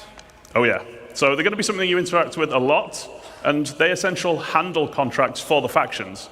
But you will earn rep with both still, but as the bigger entity, the guild will be much more important. And you'll find out a lot more about guilds tomorrow at the Stars My Destination presentation. We just looked at that. Wow. Identities. But now we can dive into some of our new org systems. Yes. Let's start with the basics. I want to find. Yeah, org filed contracts would be amazing. Yeah, so welcome to the new app for everything orgs. Very nice.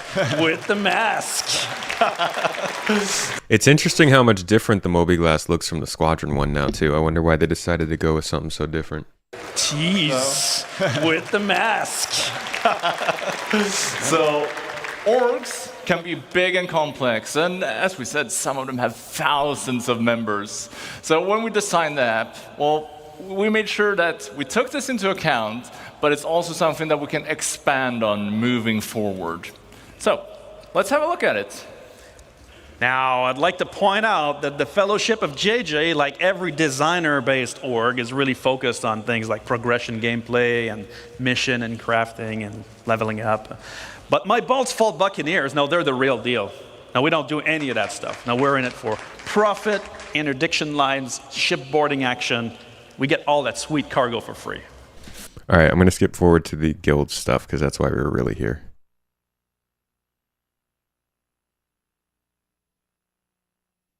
And you'll see one big verse. Thanks for the bits, guys. Appreciate you on Twitch. So, a hype train based off of 1 bits. So you'll never. So use this for you. Looking at website. Here we go. Multiple per minute. So this is the like interesting the Buccaneers, the Corvette Club, or the Slam Truckers. But I Yeah, the don't calendar is see me in amazing. the verse if I have multiple choices. Surely I need to pick a banner. So that's covered by something new. Oh, these are all called concepts. representing. These are not and It's actually screenshots. quite similar to the existing affiliation main status system on the website. So if you're in multiple orgs, you choose which one you want to represent, but you can only represent one at a time. Now, there are ongoing benefits for being in orgs, which we'll get to in a minute, but you choosing who you represent asks which one you want to benefit from at any given time. But why? Well, we wanted to support players who like to play with different groups of friends. But we didn't want players who are just in one to be at a major disadvantage to those that are in the full 6. Because really, joining multiple orgs should be your choice and not feel like it's a necessity. And there's no need for you to switch which org you're representing to see things like this Moby screen or org chat. But we want to put limitations on how often you can switch to avoid exploiting the systems. And we don't want to punish anyone who's, playing by the rules. And a big part of representing is visualizing it in-world.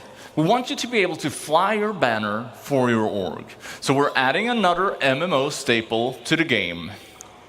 Tags. Holy So we got org leader tags. We'll be able to set a tag for the org, and this gets appended to the name while you're representing. So you can easily see who is in which org at a glance. So we'll have it in chats, in world, and if you're not interested in this stuff, you have the option to turn it off as well. How novel! We'll be able to identify people around us. Wow. Amazing. An in-game guild. It's your opportunity references on the... Okay, so here's the important part. Into this somehow? Yes, so you may have spotted a few references on the UI to alignment earlier, but what is it? So, it's your opportunity to form a relationship between org and in-game guild. Now, just as you in personal rep with the guilds, you can with your org now as well. So your org leaders pick which one you want to align with, and while representing, org members doing specific action, like contracts with them, will increase the org's alignment with the guild. But which guild should you pick? So all of our guilds are going to have a specific theme and associated gameplay. And you can basically pick the one that matches your theme or benefits your org the most. So a combat-focused org, like the Fellowship, might want to align with themselves with the Mercenary Guild. Or one that enjoys making cash through trading and hauling, they'd probably want to align with the Interstellar Transport Guild. Yeah, so how do these benefits work? Well, as your alignment with a guild, as it raises, You both unlock new benefits from that guild, as well as improve your previously unlocked benefits. So, for example, if I align my org with the Academy of Science guild, we might get research speed improvements. As my org performs contracts for this guild, alignment raises, and that speed benefit gets better. And see, I do think we would probably be in the Science Guild partnership, although the industrial one could work. Other guilds will have other types of benefits.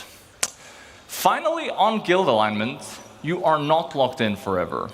You can switch at any time. However, that will put your alignment back at 0, so it's a big choice. Thank you for coming in. So every member Tomato gets will be with full you shortly. benefits. Well, not necessarily. Yeah, it gets a little confusing there. Hey Tom, thank you for the sub or the raid, dude. Welcome in, folks.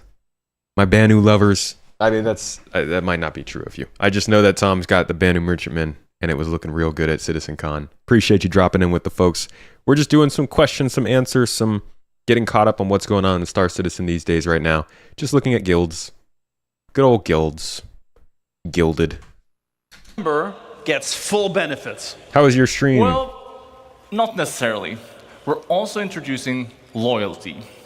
So it's similar to the org's alignment with a guild, but this represents your relationship to the org you're in. Anything you do that benefits the org while you are representing it will gain you loyalty with them. So for example, you could be doing missions for the org-aligned guild, or you could be depositing money and materials into org storage. Org storage? Yeah, so there's like there's a pretty decent amount of stuff that goes into your relationship with guilds, and I think this is why this is actually one of the bigger parts of Star Citizen 1.0 in general, and definitely one of the main things that is going to bring content and some interest to solo players more than anybody else. You're just messing around in 4.0? How is it performing for you? I think I saw there was an update on it today. They making good progress?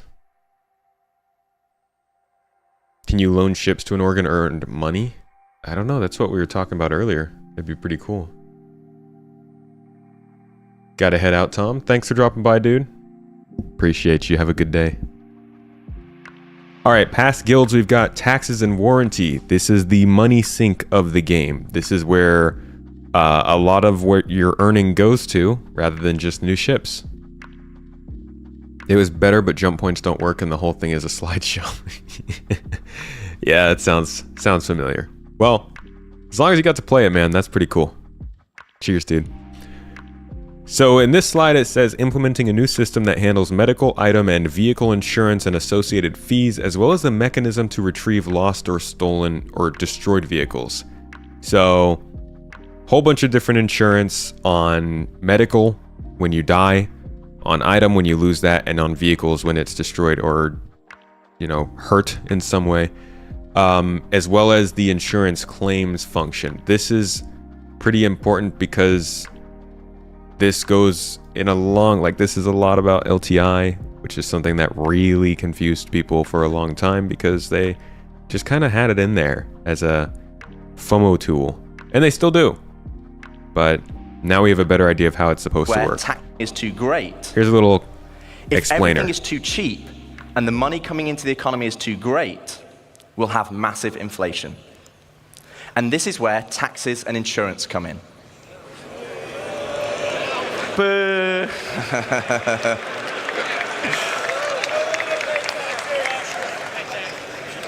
We'll have two main taxes: inheritance tax as part of Death of a Spaceman, and security tax for your base that will cover the cost of planetary shield tech.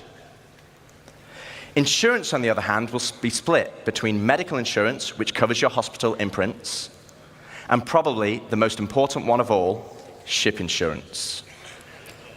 Now, as we have Death of a Spaceman, we also need Death of a Spaceship. Losing your ship should be significant. Right now, for example, over 90% of all claims in the verse are for ships that have not been destroyed.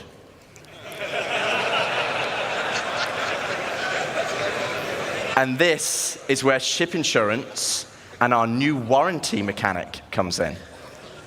First up, we'll have 3 tiers of insurance, with level 1 being chassis insurance, level 2, chassis and component insurance, and level 3, chassis, component, and decorations insurance. All right, my bed sheets are insured. Now, insurance by itself will only pay out credits based on the wear and age of your ship. Insurance, I think you want to listen to this bit because it's important. Insurance with a warranty, though, will give you back a new ship, plus any other equipment or decorations based on the tier of insurance you had. Okay, so this is the bit you need to listen to. All ships bought on the pledge store will come with a permanent warranty and their appropriate insurance. So that basically means that if you bought a ship with real money, you will never be able to lose it. But if you buy a ship with real money in this game, you might not get it back if you don't insure it or get a warranty. Insurance will give you the payout for whatever the ship is worth at the time you lost it. Warranty will give you the actual ship. But if you don't have insurance, then you'd have to pay for the ship when you get it back. So it's like, it sounds kind of complicated. It's not really that complicated. Just think of insurance covers the cost of your ship. Warranty covers your ship itself. Doing both obviously covers both of those things. And this is one of the big money sinks. You know, when you go to a new space station and you want to get a hangar where you can leave cargo or minables or anything there while you're busy, you got to pay rental fees for the hangar. Same goes for when you're building a base or when you're getting an apartment in a city, when you're buying a new spaceship, when you're getting new quantum drives. Paying into those insurance fees is kind of what keeps the economy going.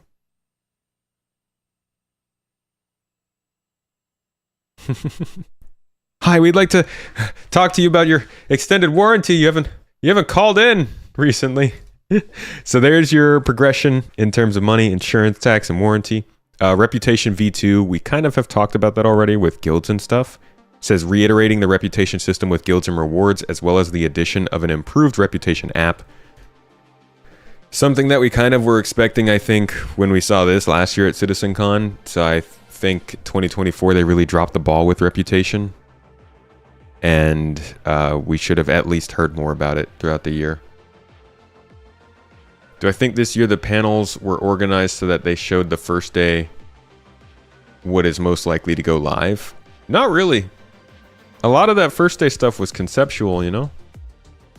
Rather than, second day where they at least had gray box going on.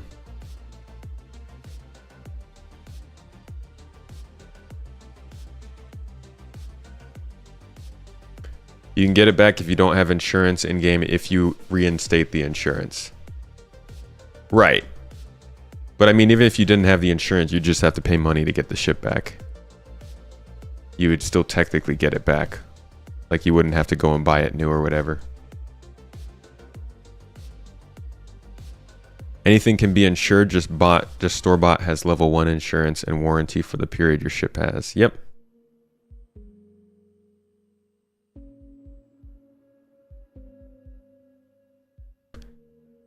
Will that cover armor sets inside of armor lockers and firearms? I think that would have to be one of the higher levels of insurance. I think you might have to insure those things separately, in fact.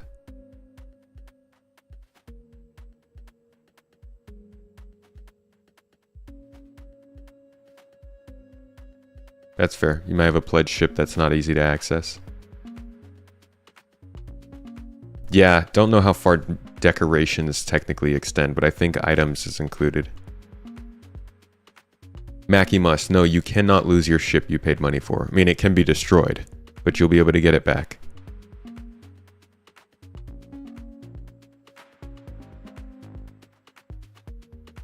Not sure they've said you can get the ship back without insurance. Yeah, that's where the warranty thing comes in. I believe Jared posted about that. That if you have a warranty but no insurance, you'll get the ship back just based off of the fact you have a warranty, but you're not going to get the amount that it was worth paid for out of that getting it back.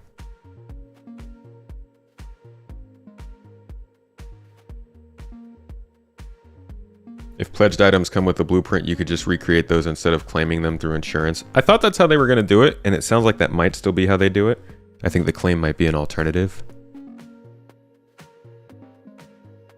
I'll post it on Spectrum, just read it. Not exactly easy to get to, though.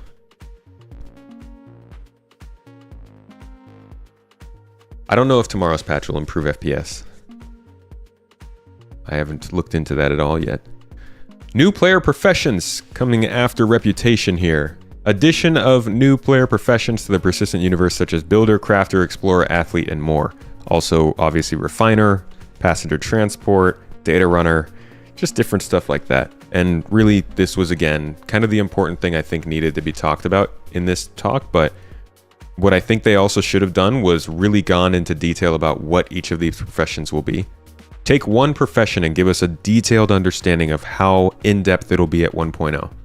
Is mining going to include the idea that we are looking at specific parts of asteroids? Are we going to be boring into the ground? Are we going to be using other catalytic agents to break up rocks? Is salvage going to be using salvage charges? Does it include fuel siphoning? Like, is, I don't know, passenger transport, are we still going to have a drink maker? Like, take any profession that you have in the game and give us an idea of how far you want to take it for 1.0. Because as of right now, we don't really have a model profession to tell us what their goal is for that. I guess that's next CitizenCon.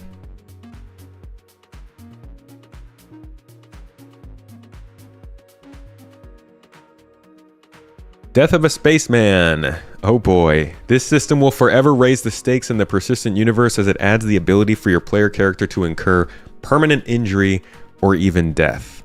This is a hot topic for a lot of people, one that they will probably have to explain a lot more about over the next probably year or two. Permanent injury is what leads to cybernetics, which we know pretty clearly is going to be a thing. I mean,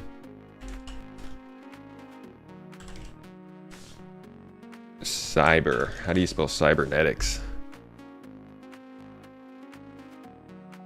So, like, we've seen the work that they've done on these, and we know at some point you will have to get one of these when you die too many times in a specific way that damages a limb beyond repair.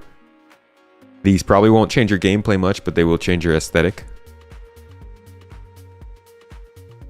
And then there's also permanent death for your character, which would mean you'd have to have the inheritance tax, which is a big money sink and can kind of help to encourage people not to die too much. And also just, again, part of the money sink, part of the risk of losing your character.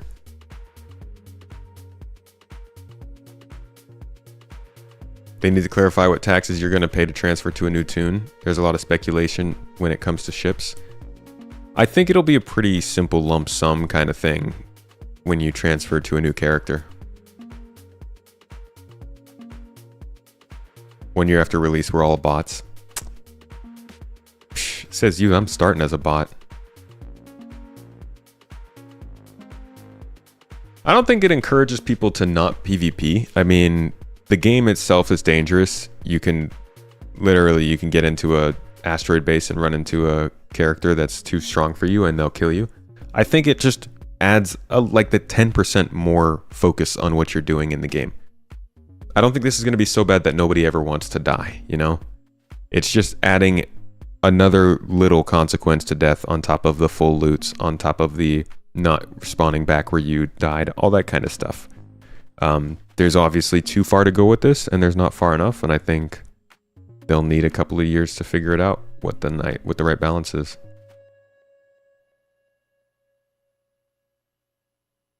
But yeah, this will be a big part of the game too. AI blades. This was one that people were a little bit concerned with. A new vehicle component enabling autonomous operation of various aspects of vehicles, such as turrets. We already have one subcomponent that is fuses that go inside of relays. And we've got life support subcomponents as well. So this will be more subcomponents for computers, known as AI blades for different stuff. People are going to make safe havens and alt accounts. That's fine. They will still think about dying on those alt accounts. The whole point is not necessarily to scare people away from dying. It's to make people think more about it. And there's no way we can say whether or not it'll be too punishing right now, but I think part of that balance is what we're going to go through in the game and them figuring it out from there. They just need to up the consequences for homicide. Oh, for sure.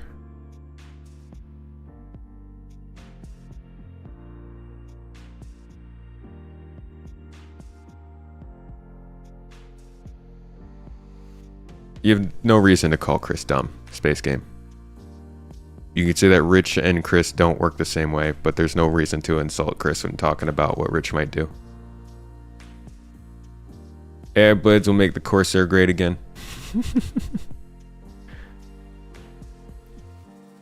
AI blades, like remote turrets, need to be hackable or disruptible by ECM or EM pulse. That's gonna make, yeah, that'll definitely make it not as fun to fly around with AI blades than to just have somebody in the ship with you. You won't care enough about dying to spend another 45 to 60 bucks trying to avoid it.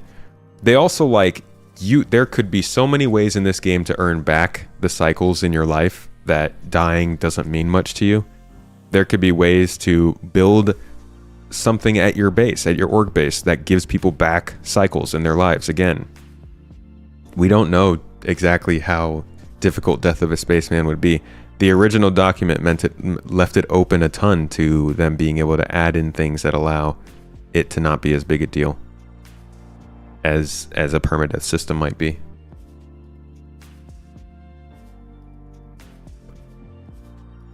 You won't. Looks like there's a mini Corsair on the 15 ship map for next year. Honestly, that thing looks huge. I know it looks short, so it looks like a mini Corsair. But if you look at the person standing next to it,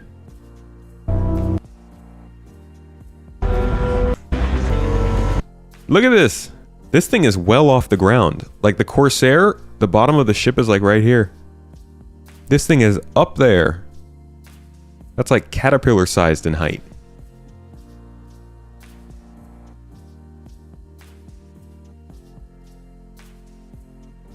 You have to find magical mushrooms to revive by hitting random bricks. Dude, magical mushrooms, you need them? The garden's got them. We got you covered.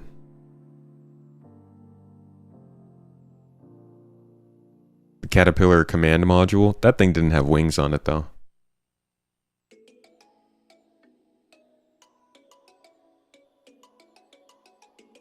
Nah, it's too boxy to be part of the caterpillar. Caterpillar's a little rounded on the edges. This looks very boxy. The cockpit does look a little mule to me. So I could definitely see it pulling from Drake for that. Obviously the wings look very Corsair. What else we got? Player space stations. Oh boy. Alright. Implementing the ability to build homes among the stars with the introduction of player-made space bases. Do these have to be in orbit around a planet? Do they have to be even within the confines of a star system? No freaking clue the details around this, but this is a big initiative that I didn't expect to see. You know, whenever people come into our conversations or stream or anything and they talk about feature creep, this will be what I point towards. Base building and space stations are a huge change from the game as it originally was. Obviously with base building, because we didn't have planets where you could build bases. But space stations I don't think were ever mentioned until these last couple years.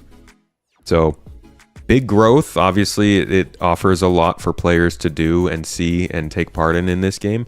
And it'll really build out org and endgame style gameplay. But this is a big initiative. Who knows when it might come by. Crafting. Good old crafty boy. Implementing the ability for players to craft various items using resources from throughout the persistent universe. Pretty straightforward. Very big deal. crafting medications, crafting items, ship components, ships themselves. They're planning over 1,000 blueprints to be able to craft. 3 tiers on each of these blueprints, a bunch of materials with different material values that go into them that define whether or not the crafted goods you're making are the best people can get or the worst. It adds into the economy, it adds into gameplay, it gives people something to strive for, and it just in general builds out different ideas surrounding the game itself and how it functions. Too fixed on meds? Nah. Hey man, there is a nutrition crafting item here, okay? It's there's definitely something to be said about the things that most people don't get into a game like this and think about. And I think those two things are the farming aspects and the data running aspects. So that's where I'm focused. Also, my parents are doctors, so meds. You know them, gotta love them, snack on them. Don't snack on them. Have they announced the next ISC? Not yet. Not that I know of. In fact, I don't even know if the message of the day is out. Message of the week.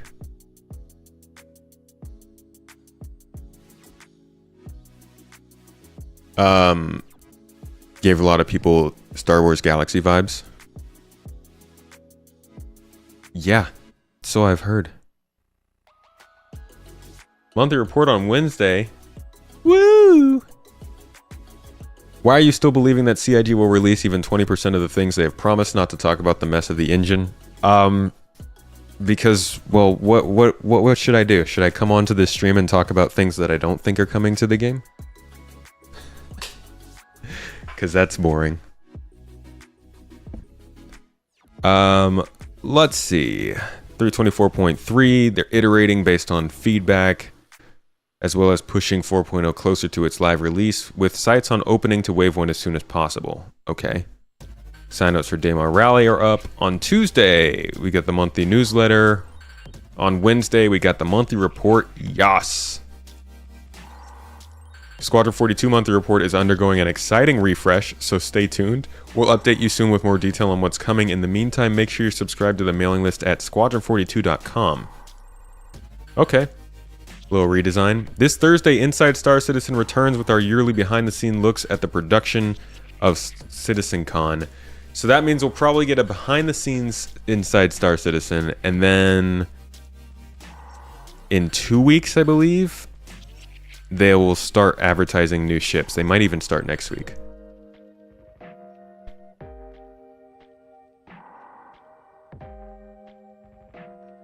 Hey, Oztech.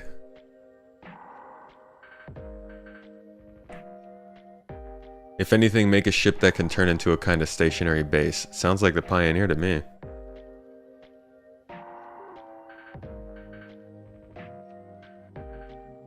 Just want 4.0 so we can speculate about 1.0. Don't let your wishes be worries. The only person who can stop you from speculation is you. Star Citizen, the game that starts everything and finishes nothing. What are you talking about, man? They have a great track record with the briefing room, of course. Or sorry, no, Pillar Talk. No. Oh, Theaters of War. No, jeez. Hey. Oh. No, there's been a lot of things not finished. You're absolutely right. If CIG doesn't make the money needed to cover the costs this or next year, what can we expect in terms of support and development? Because it seems they are running on fumes now. Why do you think they're running on fumes now?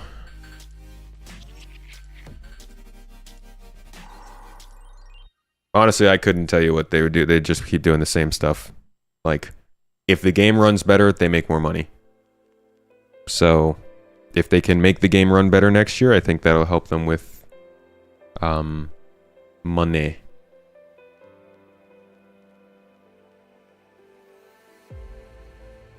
If they don't make smaller space stations a thing, that'll just mean renting out space station space will be a huge thing. Yeah, making alliances to control a base together.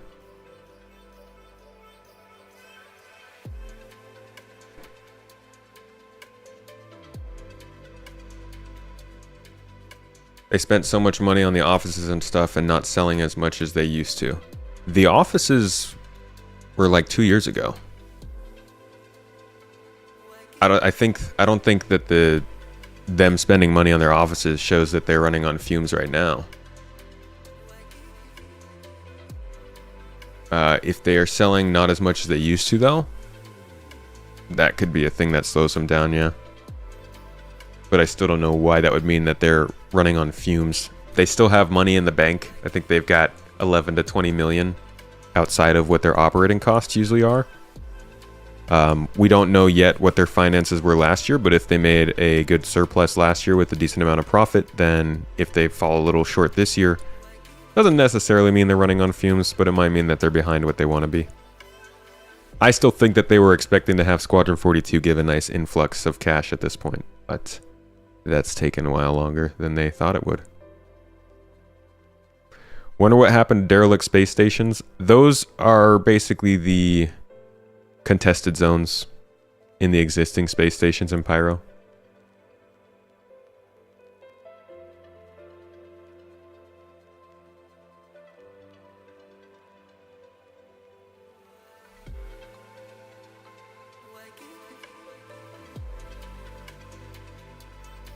Yeah, it's not great if they're gone. I hope they're not, but they didn't really highlight the what's it called? Abandoned space stations much.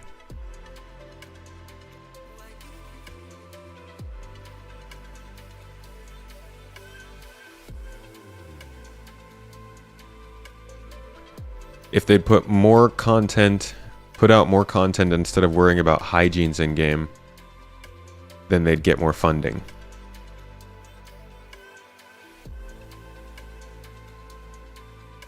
When did they talk about hygiene?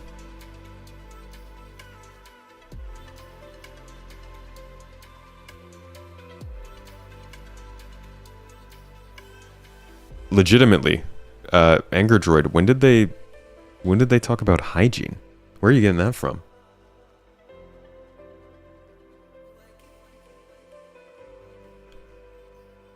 You worried to see your favorite game fall and slow down more on development, which might have a domino effect on releases and updates, which might push others away and discourage people to buy or spend.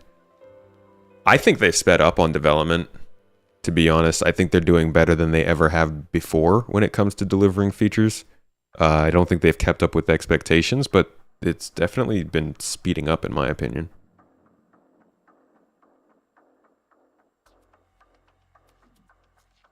Not the highest bar to clear.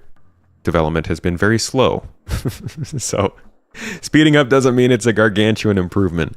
But being able to get actually important features and tech into the game, I think, ultimately is going to lead to them having a more stable environment, which is what I think brings them more money in.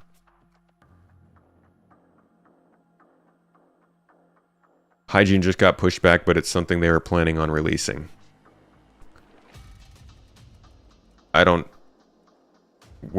So because Hygiene got pushed back, it's taking more time than the rest of the content that they're doing? Like, have you looked at the roadmap, man?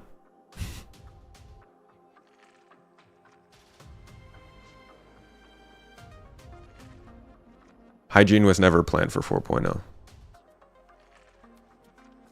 I had the release views right here.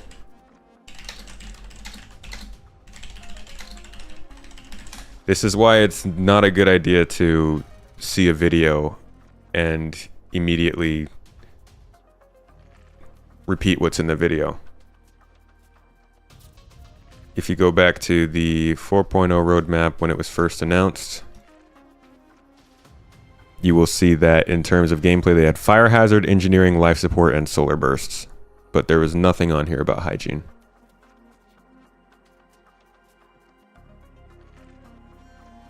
Are they supposed to start paying back the Calders starting 2025? Yeah, there are some stipulations around their investment that have to do with 2025, and I think that's why Squadron was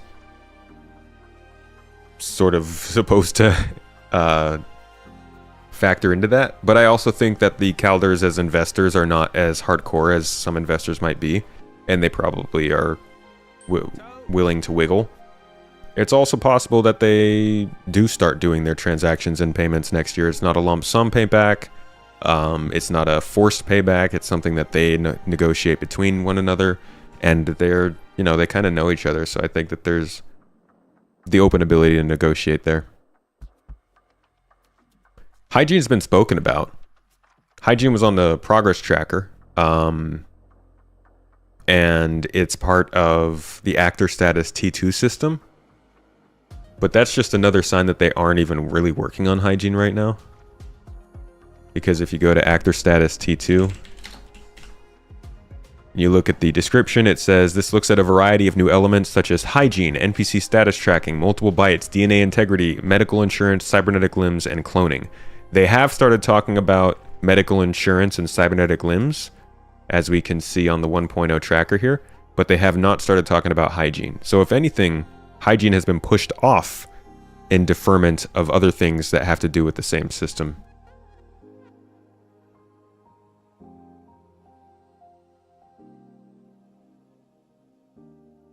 What's up, Mark?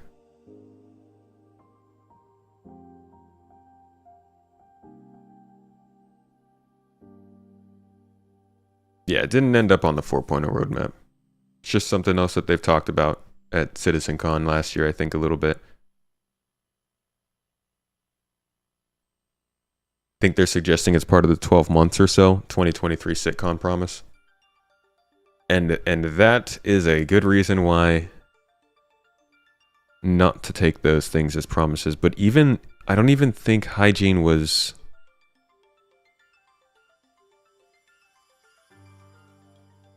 talked about much here. I think just radiation effects were prone, ladders, sliding, radiation, player interaction, looting screen, stealth, weaponry, FPS combat. Yeah, I don't.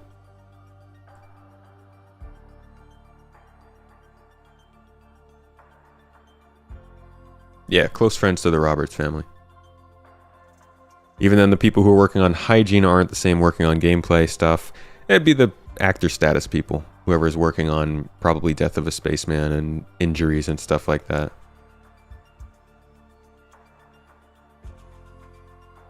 Was in the CitizenCon 2023 12 months of future content delivery. Like, is that a CIG video? Is that something somebody else made?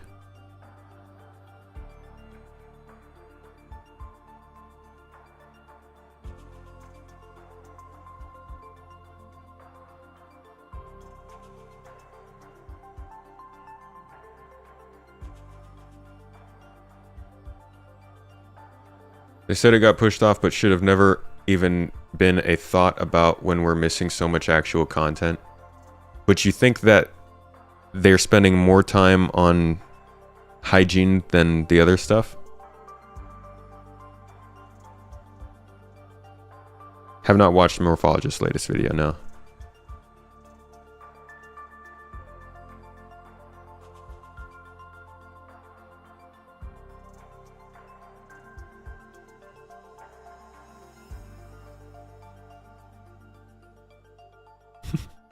We all just piss in the undersuits.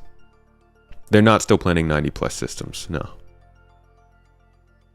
I could see there being a reset for 4.0. Not sure though.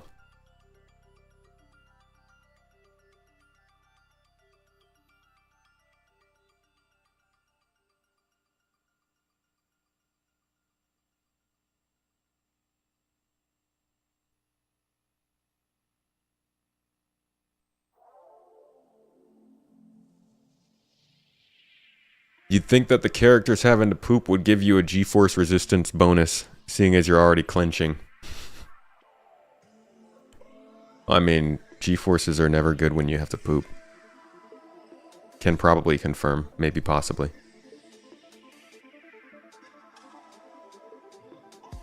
When you Google it, there's a Reddit thread with the CitizenCon PowerPoint slide showing it. I don't think they even released a No, they didn't do anything like that at CitizenCon. 12 months of content. Because the thing is, like, I think this is something a lot of people miss too, is Chris didn't say 12, well, he did say 12 months. But he reiterated that he meant by the end of the following year. It's really not that big a difference. It's like 14 months versus 12.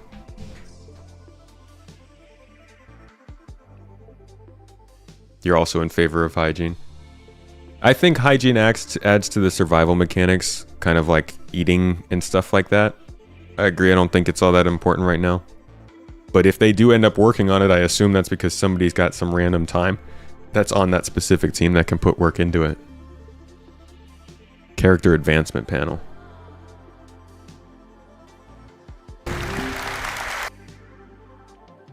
Let's see, tattoos. Hygiene! Certain usables, such as a shower, will reset the character's hygiene and clean away all of those dirt effects. So let's keep clean. Yeah.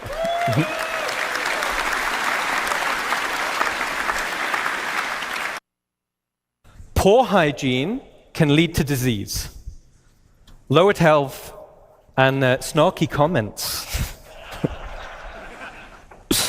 Hygiene decays faster if a character becomes dirty or wears dirty clothing or armor, and visual effects are going to be displayed on the character's skin, such as blood, sweat, and dirt. Certain usables, such as a shower, will reset the character's hygiene and clean away all of those dirt effects. So let's keep clean. Yeah. Yeah, this isn't... They didn't say anything here about this being worked on. Hygiene simulates and tracks the accumulated effects of a character going unwashed for any length of time. Okay, so the things that I would say here are obviously deeper than they probably need to do right now, or deeper than they've said before, are the poor hygiene leading to disease, lowered health, and snarky comments, and usables raising your hygiene level. But if you go back to some of their older Inside Star Citizen episodes, you will find that they have talked about this when it comes to armor and characters before. Because before we decide to work on a feature of any kind, it is important to make certain we're all on the same page. So today, I'm going to share with you some of those ideas from the presentation I recently gave to CR and other directors before any of the work had started. Oh my god, I doubt you have to clean yourself every hour. Find it interesting. This is probably like maybe once a game, a session or something. Blame him. So for those of you who don't know, biome is weather, and accumulation is the effect that that weather has on the materials. So if a character walks... So this is a part of it, and I'm not saying this is what they mean by hygiene, but the idea of accumulation of effects on the player character over time, it's not necessarily a new thing, or even something that's going to take a ton of dev work if they've already put work into this over in the past. As for personal hygiene, though, like getting stinky and diseases and stuff, I don't think that was ever stated to be in 4.0. I don't think they ever said that was being worked on over this last year. I think that's just something they showed off at the CitizenCon, cool, right? And it's a reason why taking what Chris said about wanting to get everything that they had in the game after last year is like, there's so many little tiny things in there that were missed, or that were clearly not going to be in game. Hygiene, I didn't know if it would or would not be one of them, but I don't think they took too much time from other features to try and do that. You're glad they did the 1.0 outline because it kind of reaffirms the idea that the devs are in charge of the game design, not the players. It's good for us to have a target, for sure.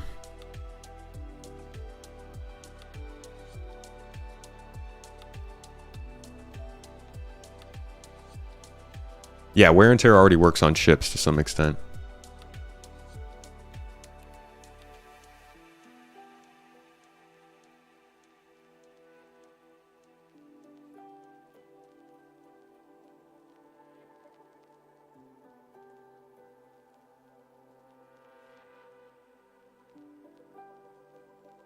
The cold one doesn't include headwear. He's got a hot head. Cold Body. Skywalker Kush. Thanks for the sub, man. Appreciate you. Good flavor, too. The old Skywalker Kush. That's nice stuff. Are we asking you questions? Well, you can if you'd like. Yeah, we've just been going over this roadmap mostly. You can throw a question if you like to. You're an expert with how much you put into research, and some of us have been following closely for a decade, but these are also an enormous number of backers who hear the man in charge say 12 months or so for this stuff. See developers choosing to focus PowerPoints on hygiene and come to the conclusion that it is obvious based on that information. That's fair. No, I understand, you know, and that's why I would hope when people come to these kinds of talks or talk to anybody who's been doing a lot of this research, they listen to what people who have been around see and consider, oh, okay, maybe it's not as big a deal as I thought it would be. And also don't have Chris say things like 12 months. Just don't have him say any numbers at all.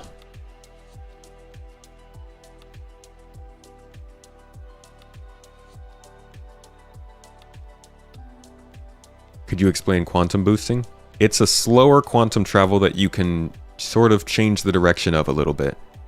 You can jump in any direction you'd like to and stop anywhere you'd like to. Dodgers fan? No. If anything, I was a Giants fan for a while. That's just because of the locality, though.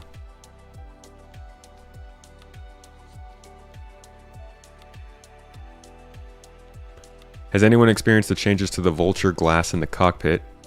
It was so scratchy and it made seeing the panels hard to see. That's funny.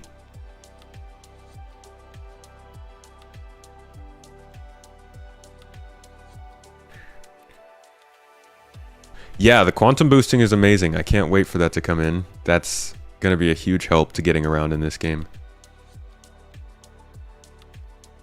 Content is very much needed and we're lucky to have you, but it's also said that CIG is perpetually false in their statements, so much so that your content's necessary. I wish they could be a little more accurate or a little less communicative in certain ways. Let's see, after crafting we got base building. We got a little distracted. Base building includes all the work encompassing the ability for players to construct and maintain bases, including resource generation, commerce, and customization. Resource generation is the best part of this. Pulling resources out of planets is going to be cool. Player-to-player trading. This is a huge one, probably related to the ownership system. Implementing the ability for players to set up their own shops and sell wares to other players. This is like so freaking important. Holy crap. Kraken, Merchantman, anybody? Like, it goes beyond bases for that kind of thing. Player organizations, implementing the ability to create and fully manage player organizations, including a dedicated mobiGlass app. This is something I was hoping we would be pretty sure was coming out soon. I'm very surprised we didn't see any sign of this in-game at CitizenCon. Pretty disappointing. I hope we hear something substantial about this in the first half next year. Because I was thinking this would be a little bit sooner than what it felt like they were trying to tell us at CitizenCon. How will performance be with those bases popping out everywhere in space stations? With server meshing hopefully unchanged.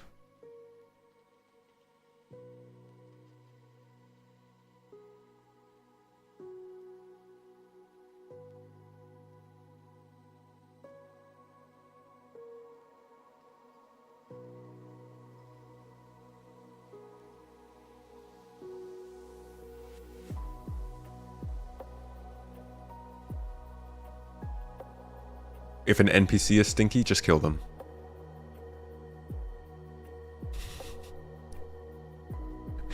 No point in trying to negotiate with a stinky NPC. You're an NPC. Not supposed to stink. Social mobiGlass app, which I guess is different from the org app. Creation of the new mobiGlass app to manage friends and contacts, as well as the ability to easily find and create groups. To be honest, there's like so much stuff on here. There's so much stuff missing from here that I would assume is still coming. Like, the whole mobiGlass app needs a rework. Not in terms of design. I think most of those apps have been updated, but the menu obviously is going to be different. That's not on here. It's like little things that definitely aren't on this. This is a high-level roadmap that I'm sure things will come and be added on top of. But the interesting thing is that they are saying that this is their next sort of thing, and as new updates come on, 4.1, 4.2, 4.3, they will pull cards off of this and add them to those. So it does kind of make you wonder how many more cards are there besides what's on here? How much other stuff could we see that's not here be added to 4.1 through 4.5 or whatever? And how often will we be seeing cards like these added into those updates instead? Because each of these cards is an exciting sort of thing. Location stories, main stories, guilds, Star Sim, global illumination, player organizations. Any of these cards would be exciting to see on one of the new upcoming updates.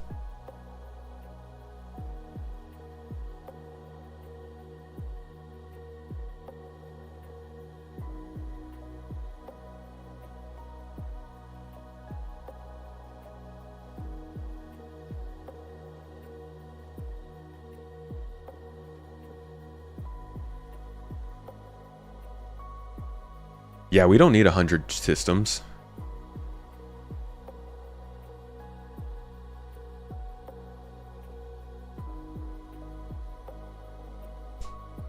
$100 systems is a lot. I'd say 5 to 10 is plenty.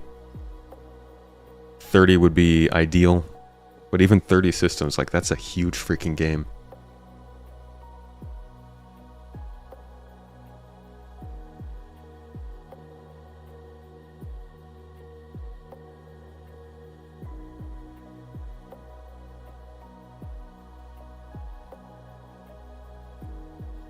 $100 systems would be nuts. Citizenship. Another card on here. Elevate your status in the verse by becoming a citizen to gain unique rewards and benefits. Pretty sure citizens were the only people who could fly spaceships before. Or own bases. So it'll be interesting to see how this functions with the gameplay. Yeah. Global illumination. Implementing it, providing further visual improvements to the lighting of both interior and exterior spaces. For all those who are saying that Star Citizen is being outdated graphically, GI should help a little bit. Star Audio is what I'm guessing they've changed their Claudius tool. They just changed it to Star Audio. I wonder if they've changed Mighty Bridge to Star Bridge or Mighty Star or something. Like, everything has Star in it now.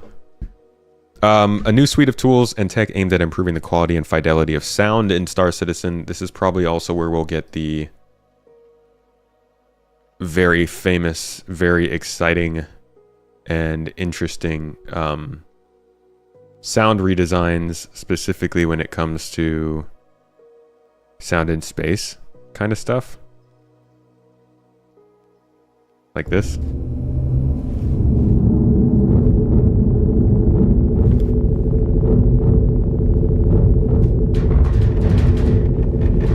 The audio propagation tech that we've been rolling out makes it easier to change the soundscape in real time, and a nice use of that technology is to provide a more realistic option.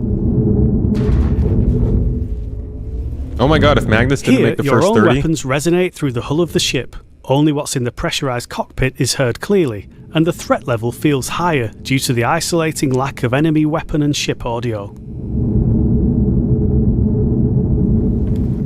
Hey, what's up, Hankin? No Noodle Raid. Tom Beckhauser rated us, no? Making these changes creates space in the audio, both spectrally and temporally, making impacts seem bigger, more damaging, more of a problem for the player. This realistic mode isn't limited to the flight experience. It's applied appropriately to the game as a whole. Right, and we heard that during the Zero G segment, during the Squadron 42 gameplay. But yeah, that kind of stuff I think is what we'll see with Star Audio. Star Sim. Oh boy. This is a whole bunch of interesting conversation. This is why people are obsessed with Tony. These are the back-end systems and tools simulating the state of the universe and economy dynamically responding to player actions. So, not a player-run economy, but player-affected economy. And this is all based around supply and demand of all the items in the game, including the minerals that are being made, how many of those minerals are needed for all of the spaceships and weapons and components being constructed in the verse, all the minerals needed to keep refineries at full stock. So all the refineries around a game will need shipments at all times to keep them running. Shops will need shipments from refineries. Space stations will need shipments from shops. All this stuff controlled by StarSim and dynamically generating missions so that we take part in those economic conflicts and we complete those jobs. And that's a lot. And the fact that they still haven't talked about it in depth is also a lot. Hank, we missed you in Manchester, dude. Did you have a good time at CitizenCon?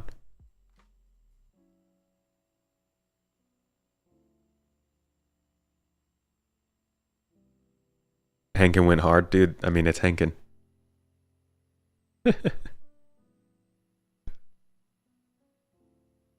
Manchester got back all the soju you drank the next day. Oh, God.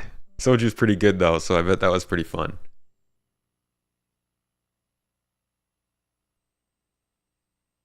Yeah, StarSim is a huge gaping hole in development that I'd love to hear more about.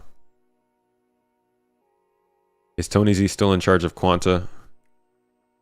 Well, I'm going to be annoying, and everybody knows I'm going to correct you and say Quantum instead of Quanta. But no, he is not. He has moved on from that in the company. Finally saw the Van Duel in 42. Seems weird we haven't seen any NPC alien races yet in game. The Van Duel would definitely be the one I'd expect to see first. But sounds like the Xion might be a possibility.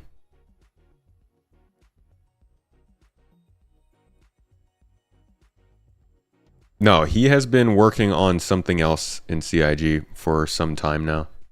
That's what we heard back in May. But yeah, still at CIG. Quantum has just become StarSim, I think. No, he's not. He hasn't left CIG. He's just not working on Quantum.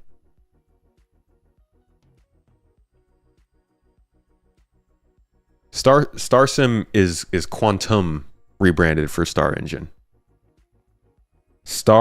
Quanta are the data points within Quantum. So StarSim became Quantum. I assume Quanta still exists within StarSim though.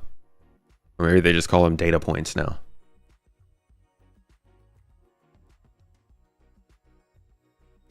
Nobody knows really what he's doing. From what it sounded like, he was working on more economic simulation stuff. But no, there's been no confirmation of what he is doing. Plenty of people have their beliefs and rumors of it, but it is not known.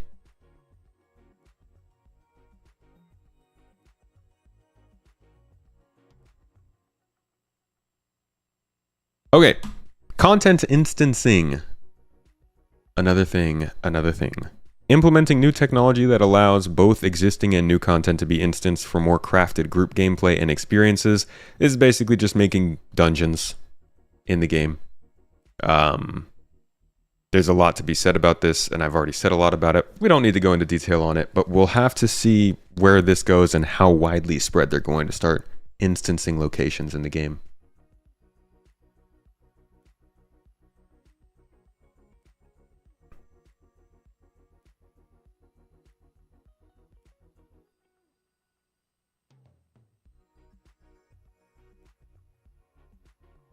Dynamic server meshing. This is a very important one. If 4.0 is all about static server meshing, then I mean we don't really have a target for dynamic server meshing, but this is the next step after it.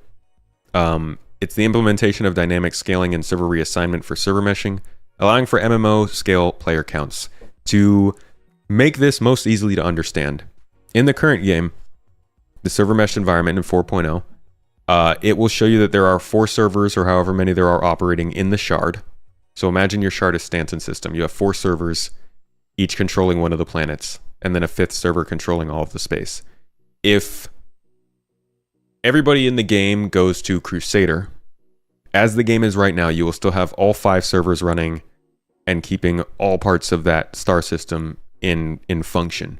Which, you know, is good. That's fine. That's great. The game runs better than it always did before. But you're kind of wasting resources because you don't need to keep the other parts of the game running while everybody is in one place. So what dynamic server meshing does is if everybody goes to Crusader, it will split the people who are on Seraphim Station out from the people who are on Orison, from the people who are on Grimhex.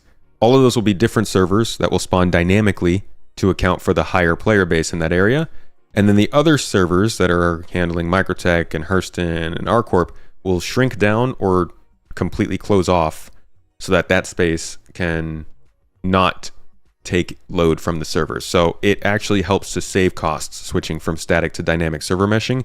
And it will also make it so that even if all the players group together in the same server, it will still make sure that the game can run well. Whereas right now, even in a server meshed environment, if everybody goes to the same place, you run into that same problem we already have, which is that the server is trying to render and control a lot of different things. So dynamic server meshing is important, and it sounds like they've already gotten a lot of work done on heading in that direction as of right now. So we'll see how long it takes to get here, but we might see our first versions of dynamic server meshing by next year. From what Benoit has been saying, they really wanted to go straight to dynamic because of the cost savings and the overall end goal that it represented.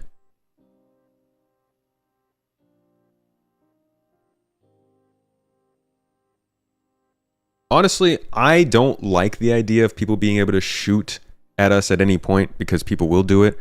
But I'm also a huge fan of the open nature that allows for people to do that because it creates a lot of different opportunities in the game.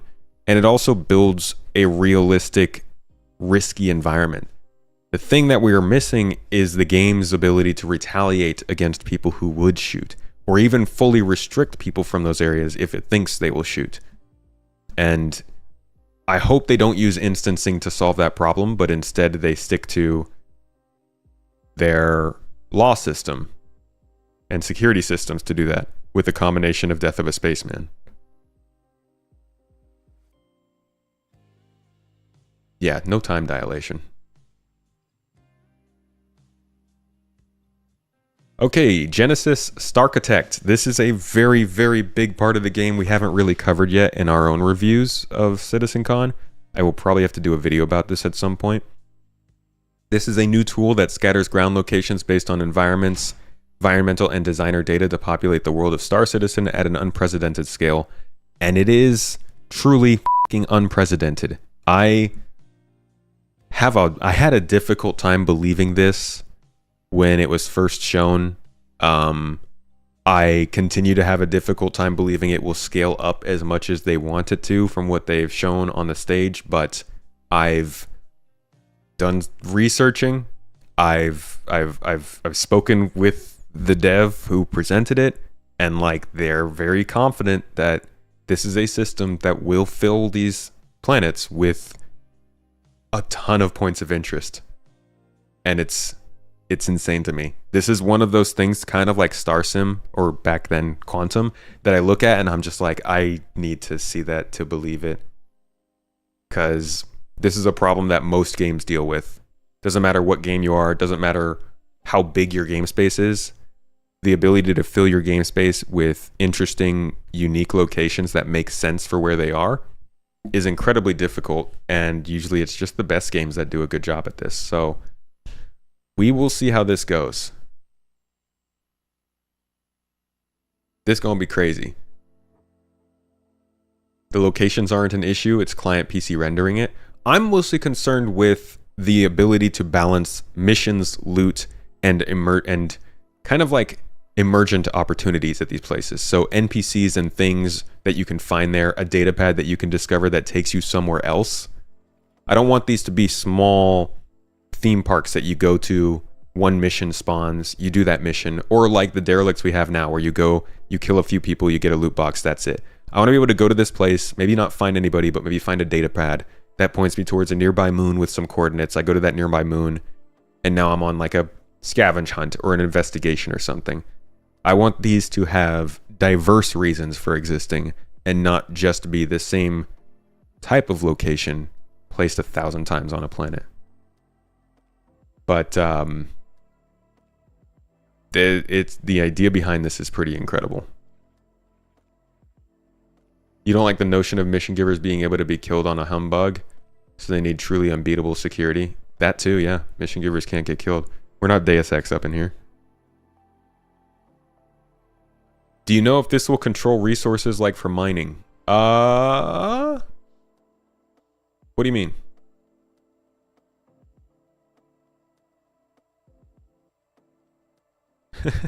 Remember that thing we did the other week?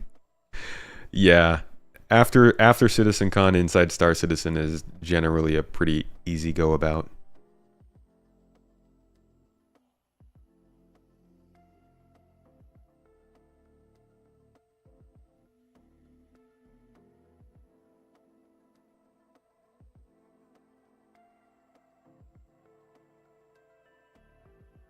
Gold deposits? Oh, like will this spawn resource deposits? I think the Genesis system with it would. I don't think that's a Starkitect thing though. No, 1.0 is not coming out this year. 1.0 is not coming out for years. That's a ways away.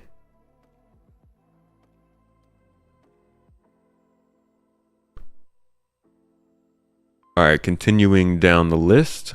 We've got PlanetTech V5 coming from Genesis, implementing the next generation of world creation with increased scale, complexity, and believability. This is basically the ability for people to, I mean, this is like different biomes in the game. Much denser scattering and terrain generation, better foliage. We saw a higher focus on sunlight and not just humidity and temperature.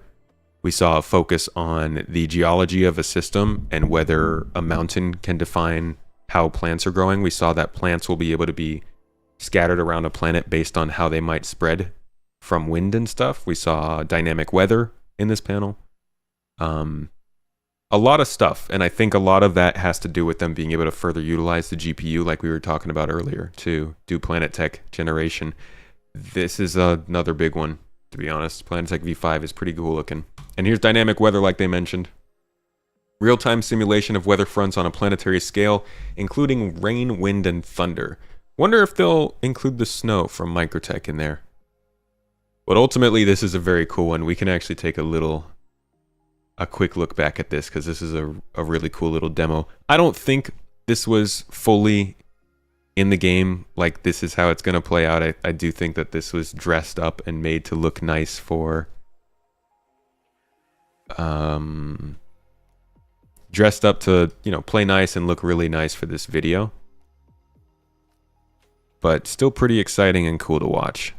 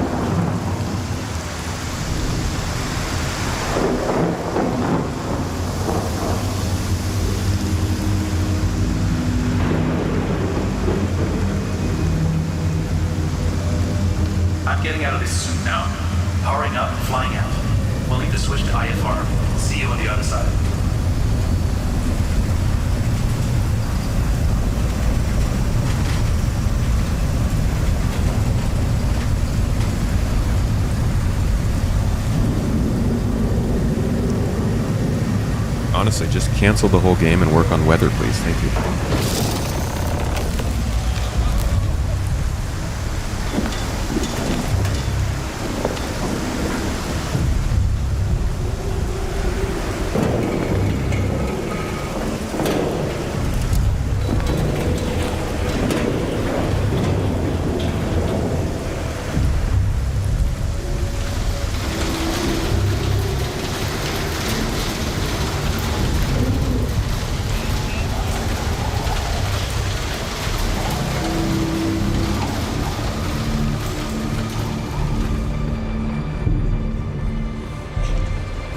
Look at this lame ship.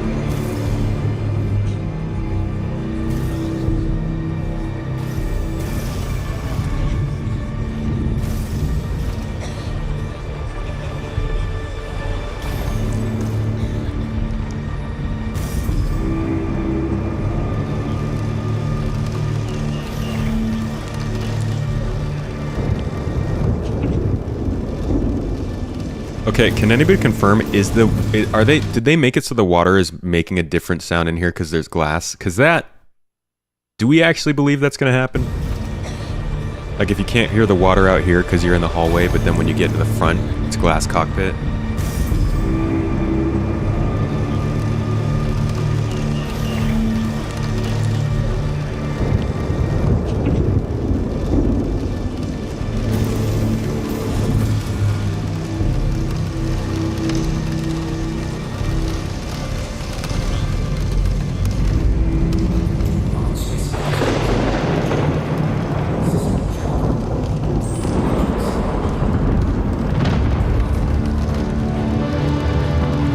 You never heard people say Star Citizen is dated? Oh boy. Get it a couple times a month.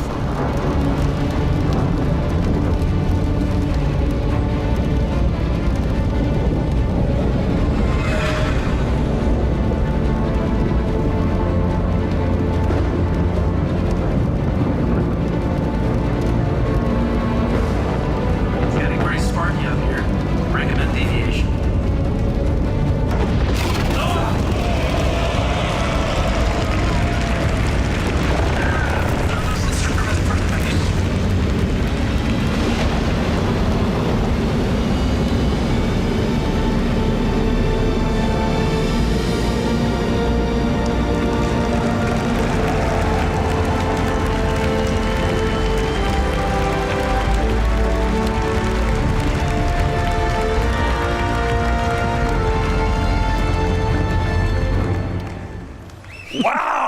Yeah, that Aurora definitely could have avoided getting shot down there.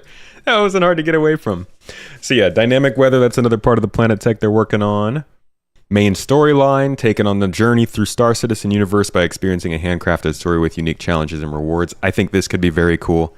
The more I play games like RPGs, like Cyberpunk and stuff, the more I'm like, man, if they could just figure out how to do these simple go here, go there, get this, do that kind of missions throughout Star Citizen, that'd be amazing. I love Squadron, but Squadron's a military space opera. You could do more with Star Citizen and getting you to go to different places and experience different people and like do things in that game. I think a main story is a great opportunity to invest people in the lore, teach people more about the game they're actually playing, teach people how to play that game, and overall, yeah, get people more invested in like what is going on in the game itself. Location stories being the other side of that are new missions and narrative arcs set in specific areas, allowing players to experience the uniqueness of various locations in the verse. They mentioned these would be at Nyx, so I think we can expect these at Nyx for sure. But I also think these are things that we'll see in the different cities and landing zones, possibly in specific space stations, and definitely different outposts. Again, these would probably be outside of the contracts you get on the Moby-Glass or the main story itself. These would be more like, oh, there's somebody standing off in the side of this outpost and they need to get something from a local cave, but their friend went and died already, so can you go get this stuff? And you find out there's like aliens in the cave and you get this stuff. I think those are kind of like location stories. Stream would have been over 2 hours ago, if not back in the States. Yeah, we would have started earlier too. But this one has already gone pretty long, so I'm going to wrap it up soon here. Station Warfare, where player organizations battle over multiple ground and space locations to gain the protection of planetary shields in lawless star systems. This is very org-focused. Say this is like the most org-focused thing in this whole Star Citizen 1.0. We've got the different guilds. We've already went over that, so we don't need to really focus on that. Utility tunnels, though, are a new location archetype that brings sandbox content to landing zones such as municipal works under RCorp. This is, I think, what they are referring to as their underground section of building interiors. I think this is the first part of building interiors they're doing, and the first place they'll do it is in RCorp. But I do hope that they eventually make them on each city, and those provide alternative routes of getting into cities so that we can smuggle stuff and take on different kinds of missions that require not just flying into a city, but doing something a little more shady. Got the Nyx system, of course, with the Pyro system. The Council is the illegal sort of criminal organization. The Mercenary Guild is the Mercenary Guild, obviously. Academy of Sciences is your science-based guild. United Resource Workers is your industrial guild. Interstellar Transport Guild is your transportation-focused guild, I guess. Interesting that it's outside of the industrial-focused guild. Caster System and Terra System are the 4th and 5th system we're getting to. Building interiors are a big topic that I was worried they were not moving forward with. It says gameplay-focused layouts to fill the interiors of various buildings and landing zones and other points of interest. These, I feel, are really important parts of RPGs like Grand Theft Auto or Cyberpunk, where when you really think about the missions you're running in those games, it's not until you like pause and take a second before you realize you're in a building interior. They have created a system that builds these interiors with different themes and stories to give you a more interesting mission to run. And if they could do that in Star Citizen for different missions, huge success, I think. And I'm assuming that the tunnels are just a part of that. Yeah, and player housing, we hope. Been a little mum about that, though. You mean visually? You've never heard SC looks outdated visually? Oh yeah, I've definitely heard it. Get that comment on this stream every once in a while. What's supposed to be the luxury high-sec system? Terra?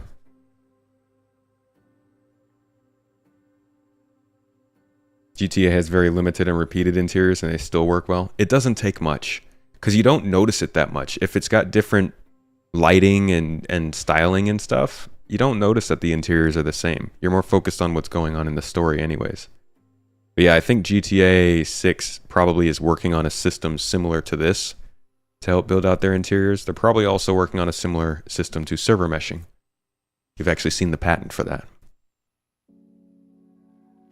But anyways, that's about it, folks. Q&A, little catch up with Tomato. Looking at what's going on in Star Citizen right now.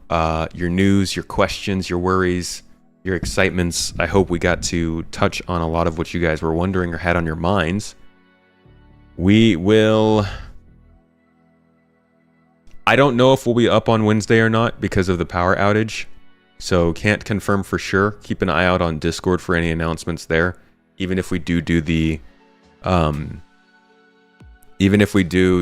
stream, we probably won't do a cooking stream because of that. So next cooking stream will likely be next week, but I'm going to see if we can fit it in somewhere else.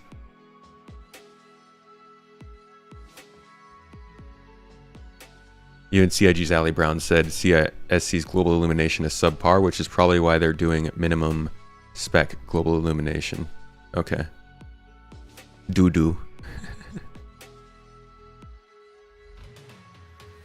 Honestly, I tell people don't spend a lot of money on the game because there is a chance that you'll get just disappointed with it, and it's better to have more money and less disappointment, you know?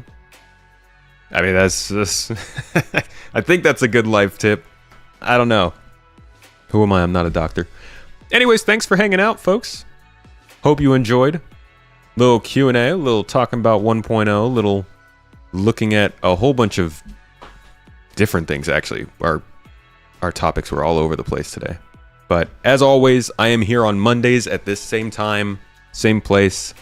If y'all want to come by for these sorts of talking streams and just get caught up on development, ask any questions, or hang out with the lovely community, Mondays are a great time to do it. I'm also streaming same time on Wednesdays, Fridays, and Saturdays. Mixture of gameplay and possibly other games. But in general, I have been your host, Mr. Tomato. And this has been Catch Up with the Tomato. I don't know, I'm going to keep saying that, see if it catches on. Yeah, more money, less disappointment. Let other people fund the game. It's not made for most people right now. It's, they've got a lot of work to do on this and a lot of time to go. You might as well chill back and do other things while you're waiting. But yeah. Hope you all had a wonderful time. Again, I will see you on Wednesday, I hope. Or I'll see you on the Discord if not. Make sure to check out the latest podcast episode with Paul over on Space Tomato 2. It's a good talk. Looking at 4.0 and stuff. And eat something you love, folks. hug somebody you love, do something you love, go somewhere you love, treat yourself well. You're good people. You deserve a good time, a good day. And I'll see you on Wednesday. Bye-bye, beautifuls.